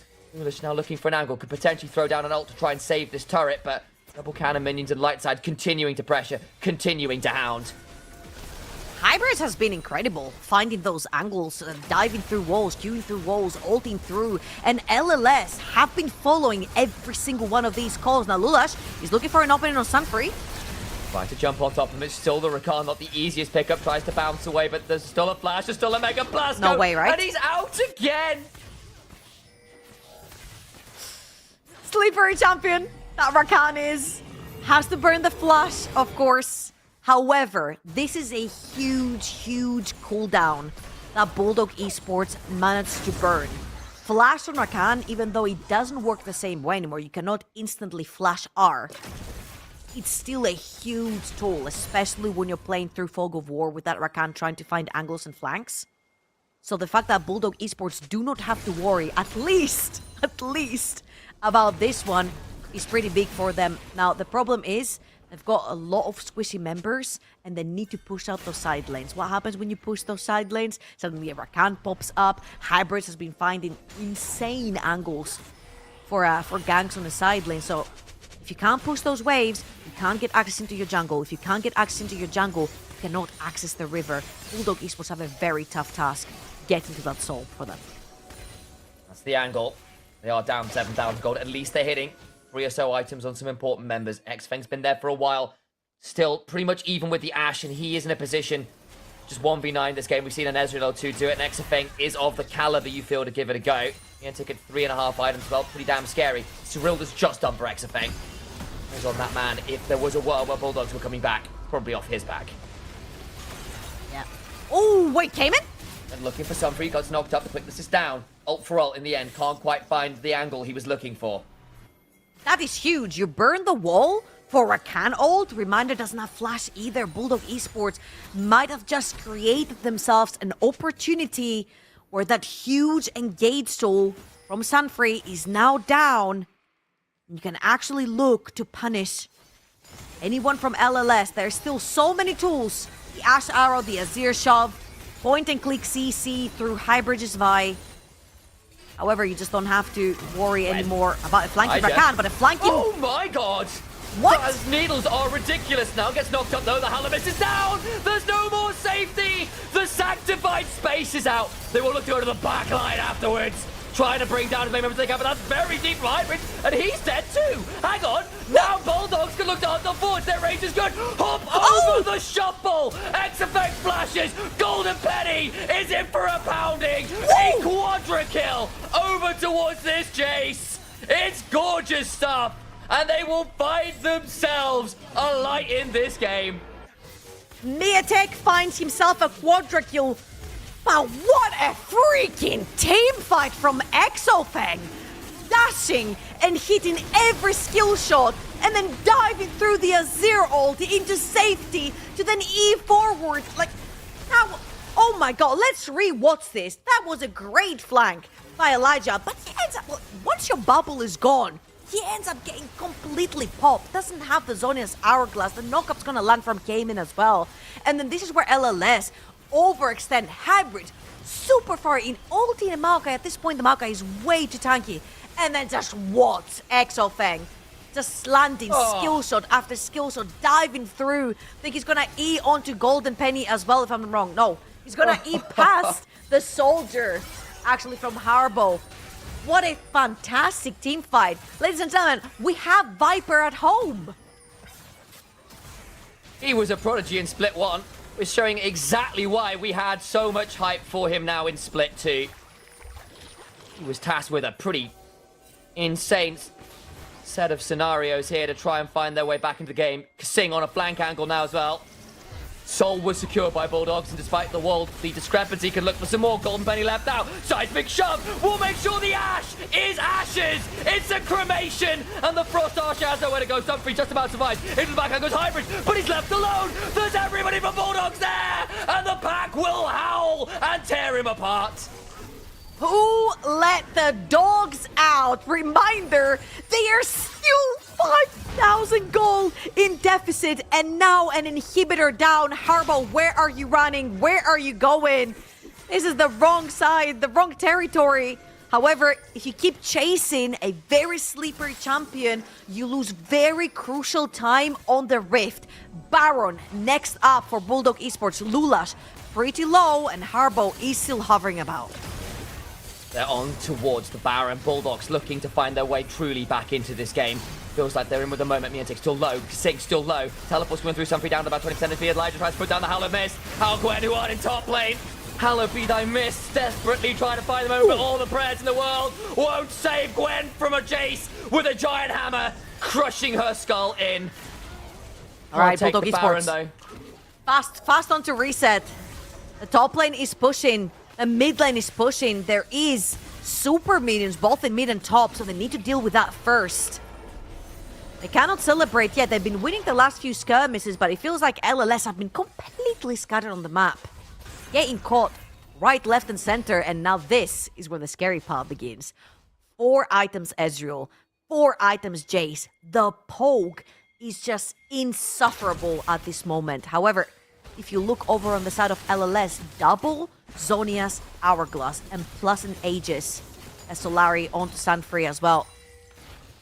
Next fight could very well potentially decide whether we're having 3 or 5 games tomorrow. Reminder, if LLS wins here, 5 tiebreaker games tomorrow. Bulldog Esports win here, well, they save themselves 2. Range discrepancy now from Bulldogs will prove very difficult. Between the saplings, between Alistair and Maokai, holding the line between the range of the Jace, the Talir, the Ezreal. Lightside need to pick their moment well. Feels like they've snatched and grabbed a little. The flank from Elijah, not that well timed with the rest of the squad. Hybrid's too deep. We'll need to do better here. Need to find their way into the river. Hybrid's looking for an angle. We'll find the vision code. The arrow comes along, goes wide. Will not find anyone. A punt back onto Sunfree, decides now's my moment to go in. Hybrid's caught up, trying to find his angle in. Cease and desist onto the Ezreal, but he's left alone with 4. Miantic will be traded for it. You've lost your jungler. Elijah tries to hop on forward. The needlework is there, but he's got Golden. Slides out of the seismic shot, but he's still on the unraveled earth, so he gets stunned up regardless. Sunfree gets Kasing, but they'll still be traded back. It's something like a 2 for 2 at the end of it all, and no one takes Baron. It's exactly a 2 for 2 and a long back and forth. Oh, he came in! He can't! The Hallow Mist Arbo goes too far. He stays alive, and Cayman tries looking for it, can't get inside the immunity. The base! Oh my god. Can they try and look for more? How quickly can they get on in here? There's only Lucian, Exafeng alive. Scary members, but you've got 3 men to work with. There's a teleport on Elijah. Can he just TP onto one of the minions? Are you not entertained? This is the game that decides if we have 5 tiebreakers tomorrow, and LLS are not letting Bulldog Esports breathe, and why would they? Tomorrow they could be the ones that take the upper seat away from Bulldog Esports. And right here, Lulash is gonna spot Elijah. Bulldogs could secure first place for themselves. No tiebreakers for them. They would just be first. They only win this game, lose, and they are tied with everybody else in the group. Lightside, the absolute opposite end of that spectrum. They lose and they are left at 1 and 3, the only team with a single win in the group. Everyone else would at least be at 2. Baron secured by Lightside. Can they now shove to end? And what? The end of a group that would be for Bulldog Esports if they do manage to secure that one. You are right, they won't be 3-1. I completely disregarded that. I was just seeing 2s everywhere. It's been 2s the whole day. So I remind everyone, step 5. This is step 5, and Hybrid, he's looking, he's found Exafeng, too deep. It's very deep, there's no follow-up, he's left all alone. He's gone on a journey and found nothing but pain. Harbo looking for Miantic, who's got a GA. All the while, the other end of top 3 will make down with the quickness. Elijah left alone, but that's a Gwen with a lot of needles to go with. The scissors are bloody large at this point. All the while, Harbo goes gone, slides away. As Cayman just about doesn't get the kill. Sunfree has to hop in with the grand entrance. A 1v3 and Elijah. The arrow, it locks onto the side of Kasing. Will not be able to punish it though. TP back in from Harbo. And we go again. Elders up. And we ain't done yet. Round 23. Here we go. Miatek is resetting. No TP though. He's super low. Elijah could find him. He's very close to him. He sees him. Stopped it. That's the reset denied. Elijah throws down the Hallow Mist. Cayman will not find that much with the threaded volley. Down to 7k HP, but Kasing is also desperately low. Everyone here playing down to the wire. The sapling burn at this point is deadly. 2k HP, and Bulldogs clutch it. Whew. Jungler down for LLS. No way for LLS to take that one dragon unless they ace Bulldog Esports, and they did not want to chance it.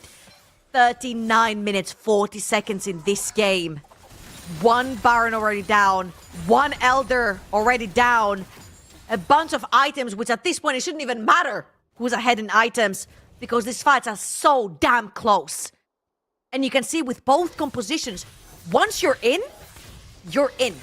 It's impossible to actually get away from any sort of fight. You have so much lockdown with the Rakan, with the Alistar, that if one CC lands, the CC chain is just too difficult to get out of.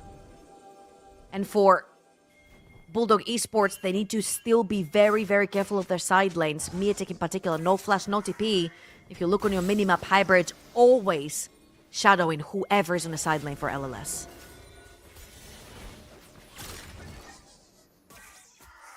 Ulis looking for an angle in here. Baron is timed out. Well, it's not quite timed out yet, but not for that much longer. The Elder might be what Bulldogs need to deny what seemed inevitable at points in this game, the 5-way tiebreaker. Bulldogs need this win to confirm third place, to break the prophecy. We were joking about the beginning of the day. Feels nothing like a joke now. 41 minutes on the clock. 5 seconds now or so left on this Elder Dragon. They'll throw down the Nature's Grasp. Zone light side away from their inhibitor turret. Yeah, classic use of the ultimate right there. This zoning tool. They do still have the Elder. They could potentially force. No more Mark Elder right here. They're going to use the Redemption. They'll look to try and head on forces into the Elder. Buying some time. The knockup's huge from Sunfree, but there's still the execute available. Kasing falls 1-for-1 right now. Hybrid needs to back away to the base. Will fly to the Shock Blast! Miatek, the man of tomorrow, will change the fate of the tiebreakers tomorrow. That's surely enough. Behind them. He's behind them. 18 seconds left on the Elder. You know, he's trying to clear off the wave. They've got to try and end it now. Golden Penny, look down! Exifate gets him!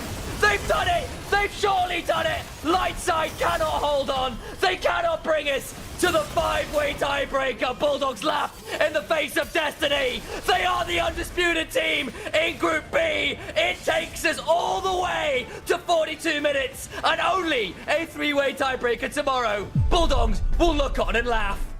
Ooh. Cannot wait, honestly, for the interview after this one. I want to really know player POV. I'm going to give us a quick rundown. No 5 tiebreakers tomorrow, only 3. Excellent job from Bulldog Esports. Close this one out. First in the group, throw it to the desk so they can finally go sleep as well. The real 5-way tiebreaker was the friends we made along the way. So close, yet so far. We got so 07 close. 5-way tiebreaker. Ah, I was against it, but I was sold out. I was like, please take this, please take this. At the end of the day, it was a banger. It was absolute cinema. A lot of things we should highlight, obviously. Back and forth. This was a ping pong match. This was not League of Legends, but it was absolute cinema at the end of the day. Where do we even start on this one? Guide me. I don't know, man. I mean, if I Should we start with the first pick? Are Should we you start okay, with Gwen? Duckling? if I speak, Okay, man, okay, I let's will go, speak. let's go, yeah. Let's take it from, I mean, Solari, I think you should start this off, because this game, I can barely remember how it started with how chaotic that ending was. I remember the draft, and then it's like a fog in my head. And then I just saw I'm those screaming Elder Baron and barking plays. at bulldogs in the green room. Yeah. It was a weird journey. Yeah, there was a point where you had 2 inhibitors down in favor of LLS. This was the turnaround. LLS Yeah. looked done and out. Now I remember, it's starting to come back now. Somehow Bulldogs managed to So just good. leash the Arakan to an S+ degree. And LLS, they had found their way back into the game. Harbo claiming that Arakan, which was massive. But I mean, this game, man. This game. This game could have been shorter if there hasn't been Elijah playing on Gwen, because he was such a big problem. This was the Gwen build that I love seeing when you go into Reefmaker as soon as possible, because it gives you so much survivability, and it's so hard for the enemy team to find ways to kill you, because if you're ranged, Gwen is immune. If you're a melee, Gwen is so much stronger than you and she heals better than you. And she was a real problem for Bulldog for a pretty long time, up until Mietek finally became a problem for them as well. True. Mietek came in like really strong with that chase at the end of the day, getting those kills. I know he got a quadra eventually. I think that's one of the highlights. I don't know, we had too many and we had to scrape a few because it was a long game. But yeah, eventually the power level was too high. Even the Ezreal, a shield maximum built really early in the game, and he couldn't get stronger. This was this is Kaseng. another messy fight, right? A good engage initially from Kaseng leads to Mietek being caught out, and I believe this was probably the last time he was caught out, because after that he really stepped up. The Ash Arrow scoring a field goal if he was playing American football, but the fight continues, and there is a moment where you think Bulldog, well, they got what they wanted. The soul is on the cards and they catch on to the light side jungler hybrid, but I want to look at Sunfry. The follow-up he has here, the positioning as well, to stay out of the immediate engage, and then completely disrupt the fight with the grand entrance. And the battle dance, I think, is beautifully executed. Harbour as well, great Emperor's Divide and the Shurima Shuffle. At this point, you got the Baron, you denied the soul, you think the game is over. Sadly though, there were many more pages to this fairy tale of a day. This feels like a surreal day of NLC. And one of the pages was, as actually Duckling you were mentioning in the green room, is that LLS were not really working with the advantages that they've made for themselves. They are taking the Baron, they're not respecting their recall times, they're not getting their items on time, they have scrappy movements around the map, especially the timing after they got the Baron. This was the time when they have 2 inhibitors open, they can literally TP to the enemy base and end the game, but they decide not to use it. So some of the movements of light side, maybe mistakes, maybe because it's way too late for everybody to be playing with clear brains. Whatever happened, it was one of those things that where Lightside could have won, but they just didn't do it. I can't. It could have happened. The 5-way tiebreaker could have happened. The unbelievable It was so close! And I want to say congratulations to Bulldog. It is a deserved first place, but it would have felt, you know, like a peak Group B action to get the 5-way tiebreaker. There is still 3-way tie. We'll talk more about that later, probably in a short bit when we finally round out the game, because we have one final clip I think is worth showing. There were many fights to pick and choose from, but this is the one that really turned the game around. As Elijah goes in, almost assassinates came in. I want to highlight Exofeng and Mietek. Mietek ends up playing the quarter, but Exofeng was an excellent positioning again. But this was when Lightside were furthest ahead, and they just went a bit too far ahead. And Bulldog, they were good at playing around the space. Look at Exofeng here, juking their C ultimate as well. Ooh, that is so clean. Mietek again, waiting for the opportunity to come in and, you know, finish off the fight. Just clean. That's the quadra at the end. Ezreal damage is always inflated. You know that mountain. They lost with a goal lead. There's an ocean over there, and then a mountain builds back up. That red is the Red Sea, the blood of the enemies. That was what? 8,000 gold leads? And you... I don't know, man. The 5-way tiebreaker was right there. 8.5k gold lead. The light they had 2 inhibitors down, bright they had everything, yeah. It's disappointing for them, because not only does this mean no 5-way tiebreakers, this means they lock 5th place. They are right down into the lower bracket. They only have 1 life left, just like they found themselves in Spring, and despite me seeing improvements in them, when push came to shove, when they had the goal, it just needed to close it out, they weren't able to get it over the line, and they'll pay the price for their sins, because they'll go into the losers bracket, and they are out of these tiebreakers. They have their fate sealed, and it's 5th place. So Bulldog move forward. They're happy with this, and obviously first seed, they're able to dodge LR to begin with, but also they get the Guardian Angel that they could have lost if it was a 5-way tiebreaker, because everybody goes in and only a few teams get that Guardian Angel. For everyone watching, okay, the teams will be drawn. If this was a 5-way tie, the teams would be drawn into a single elimination bracket based on their victory time, where they have to play in between the 2 teams with the highest victory time. But for the 4th semi-final spot, it was like a tournament of itself. That would be a tournament. But now on a 3-way tiebreaker, we're gonna do as we did in previous split, where Bulldogs were part of it, and it's going to be a little bit easier to execute for everyone watching, and for everyone working on it as well. Miatek is ready for the interview. Let's talk with him. That was a long one. That was a long game. That was a long day. That was painful. How are you feeling, Miatek? To be honest, because of the technical issues and like the delay in the game, I was so tired. Like, I don't know if you noticed, but I was so focused on my Dirk first recall that I forgot to buy a tier on Jace, and I just didn't buy a tier for the whole game. I just said, yeah. Boss, that's heavy. Like, it was such a long break. You even got to redo the champion select, but I think you guys were so tired. You just said, "Nah, we're good. We picked the same champions. It doesn't matter." You dodged the 5-way tiebreaker. Were you hopeful for it, or are you just happy? And obviously, like, you're so happy with the first seed on Group B. Yeah, I'm happy we don't need to play anymore because I felt like today was. I felt like today was, I don't know, 10 hours, in hard work, just sitting on the chair and playing. It was so exhausting, to be honest, because of the delay. I just felt like, I got out from like 2 days of perma working. Okay, so you're done. You move on into playoffs yet again. Another round for playoffs. Last time you got really far. But it does look like the league is a little bit more contested as it stands. Do you still believe it's going to be the same result? You're going to finals, and then whatever happens, happens? I mean, we stayed the same roster from the last split, and I think we are evolving from week to week. I see the progress, like actually our early game improved a lot, I think, and we showed it in the last 3 matches, I think. The fifth match was like kind of, I don't know what to talk about it. It was a mistake from us, but we are progressing a lot, and I'm confident we can, make the same results or even better this split. Even though, the league might be more contested, but I think we also improved a lot, so it doesn't matter for us.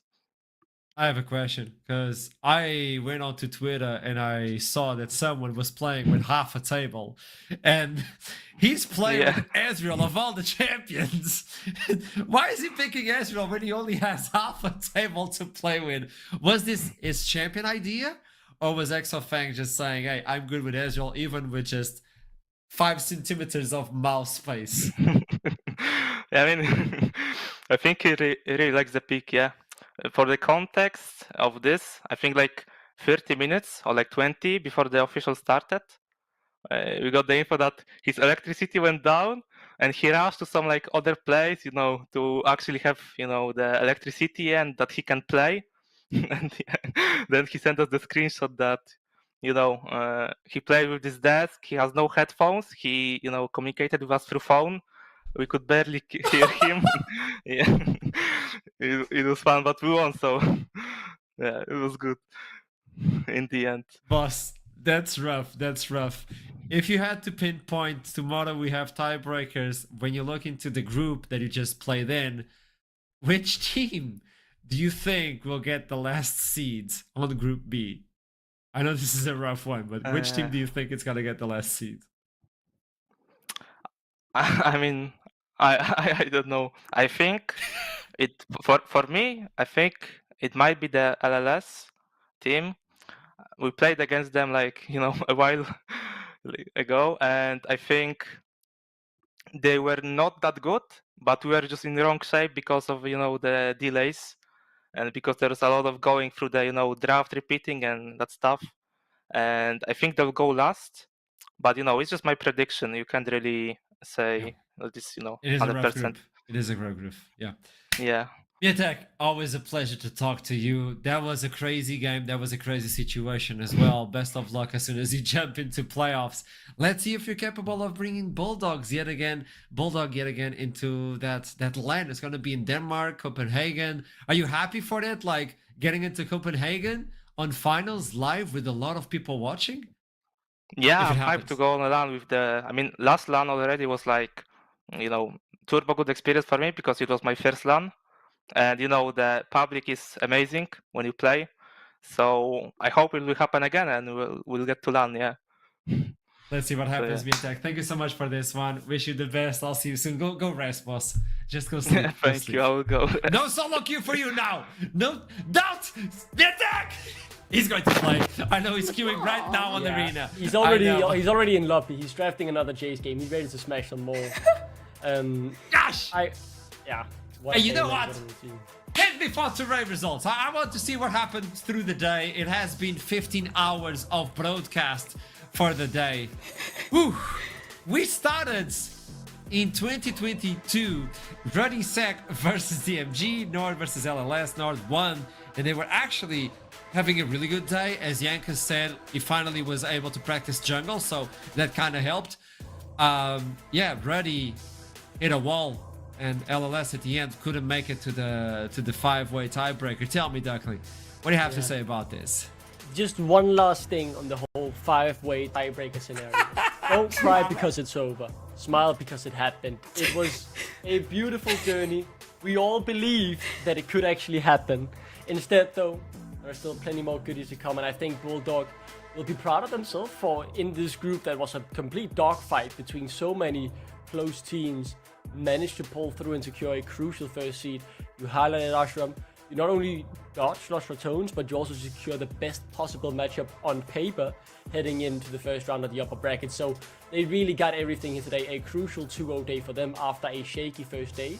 So massive congratulations to the wonderful Bulldog family.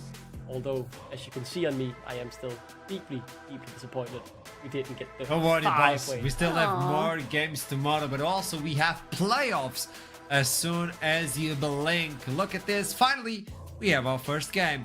Bulldog Esports versus Chaos, already announced. LLS and Rich Gang are on the lower bracket because they were the lowest seed. What this means is whoever loses from the first part of the bracket at 17 and 16 will head on to the lower bracket and they'll have another shot. The ones on the lower bracket, you lose, you're promoted to viewer yet again. Harsh life, but that's NLC. Full chaotic. Like, survive. That's it. Survive. That's all I have to tell to you. Right now, also, you can join us, and Miatek was talking about this specifically, which is going live, going on to Denmark, Copenhagen, Duckling. I'm counting on you. This is your opportunity to experience the NLCs like never before, because this is not only NLC finals. On these 2 days, you'll be able to watch the games. Yes, it's true, but you'll also be able to experience way more. We have music, we have meet and greet, we have a lot of things, and even a few influencers that are going to be there in order for you to meet them. It's just lovely. It's just lovely. And if you want to see what's happening tomorrow as well, because in order to get here, we need to be done. The tiebreaker. They'll start at 18 Central European Summer Time. It's going to be Nord versus Ruddy versus DMG, and then Nord versus DMG. Oh, not have it nice. Not have a break between the 2 games. Both Radisek and DMG will have to play 2 games in a row. That's rough. But it's a good preparation for the playoffs. Yeah, it is. It certainly is. I think it will be bangers. I think all 3 of these teams can end up winning. And remember, the loser of these tiebreakers plays Lost for Tones. The second loser plays Verdant. And the winner plays Venomcrest. So huge difference there between the 3 teams. Regardless, though, I think this league looks absolutely stacked as teams we were expecting are showing up to the level. Teams we weren't expecting are playing above expectations, and playoffs is going to be absolutely hype. It's been phenomenal here today. A long day, a tiring day. I'm going to go straight to bed after this, but what a wonderful day. Yeah, it was a wonderful day. I lost the birth of my kid and my grandson at that one because we were here for 15 years. With this in mind, Duckling and Solari final take. What did you think, Duckling? I got you. For tomorrow! I don't care what Duckling thinks. I can't wait for tomorrow. I know he's sad about not having the 5-way tie. It's still fun. We're gonna have the 3-way tie, and it's gonna be exciting. And Group E is gonna be finalized. Sure. This is my favorite group throughout the whole history of the entire NLC. Yeah. Final take again. Don't cry because it's over. Smile because it happened. There is so much NLC still to come. If this was the beginning, we're sitting here in a group stage. Imagine what playoff will be like. It's gonna be an absolute treat. And I mean, I can't wait. Copenhagen finals and I'm getting too excited just thinking about it. That's not good because I'm about to go to bed and I need to be tired. Well, they say that history repeats itself, so it's time for me to send a message to my grandson because I will miss dinner somehow. We love you very much. I'll see you tomorrow. And until then, keep climbing. I'll see you soon.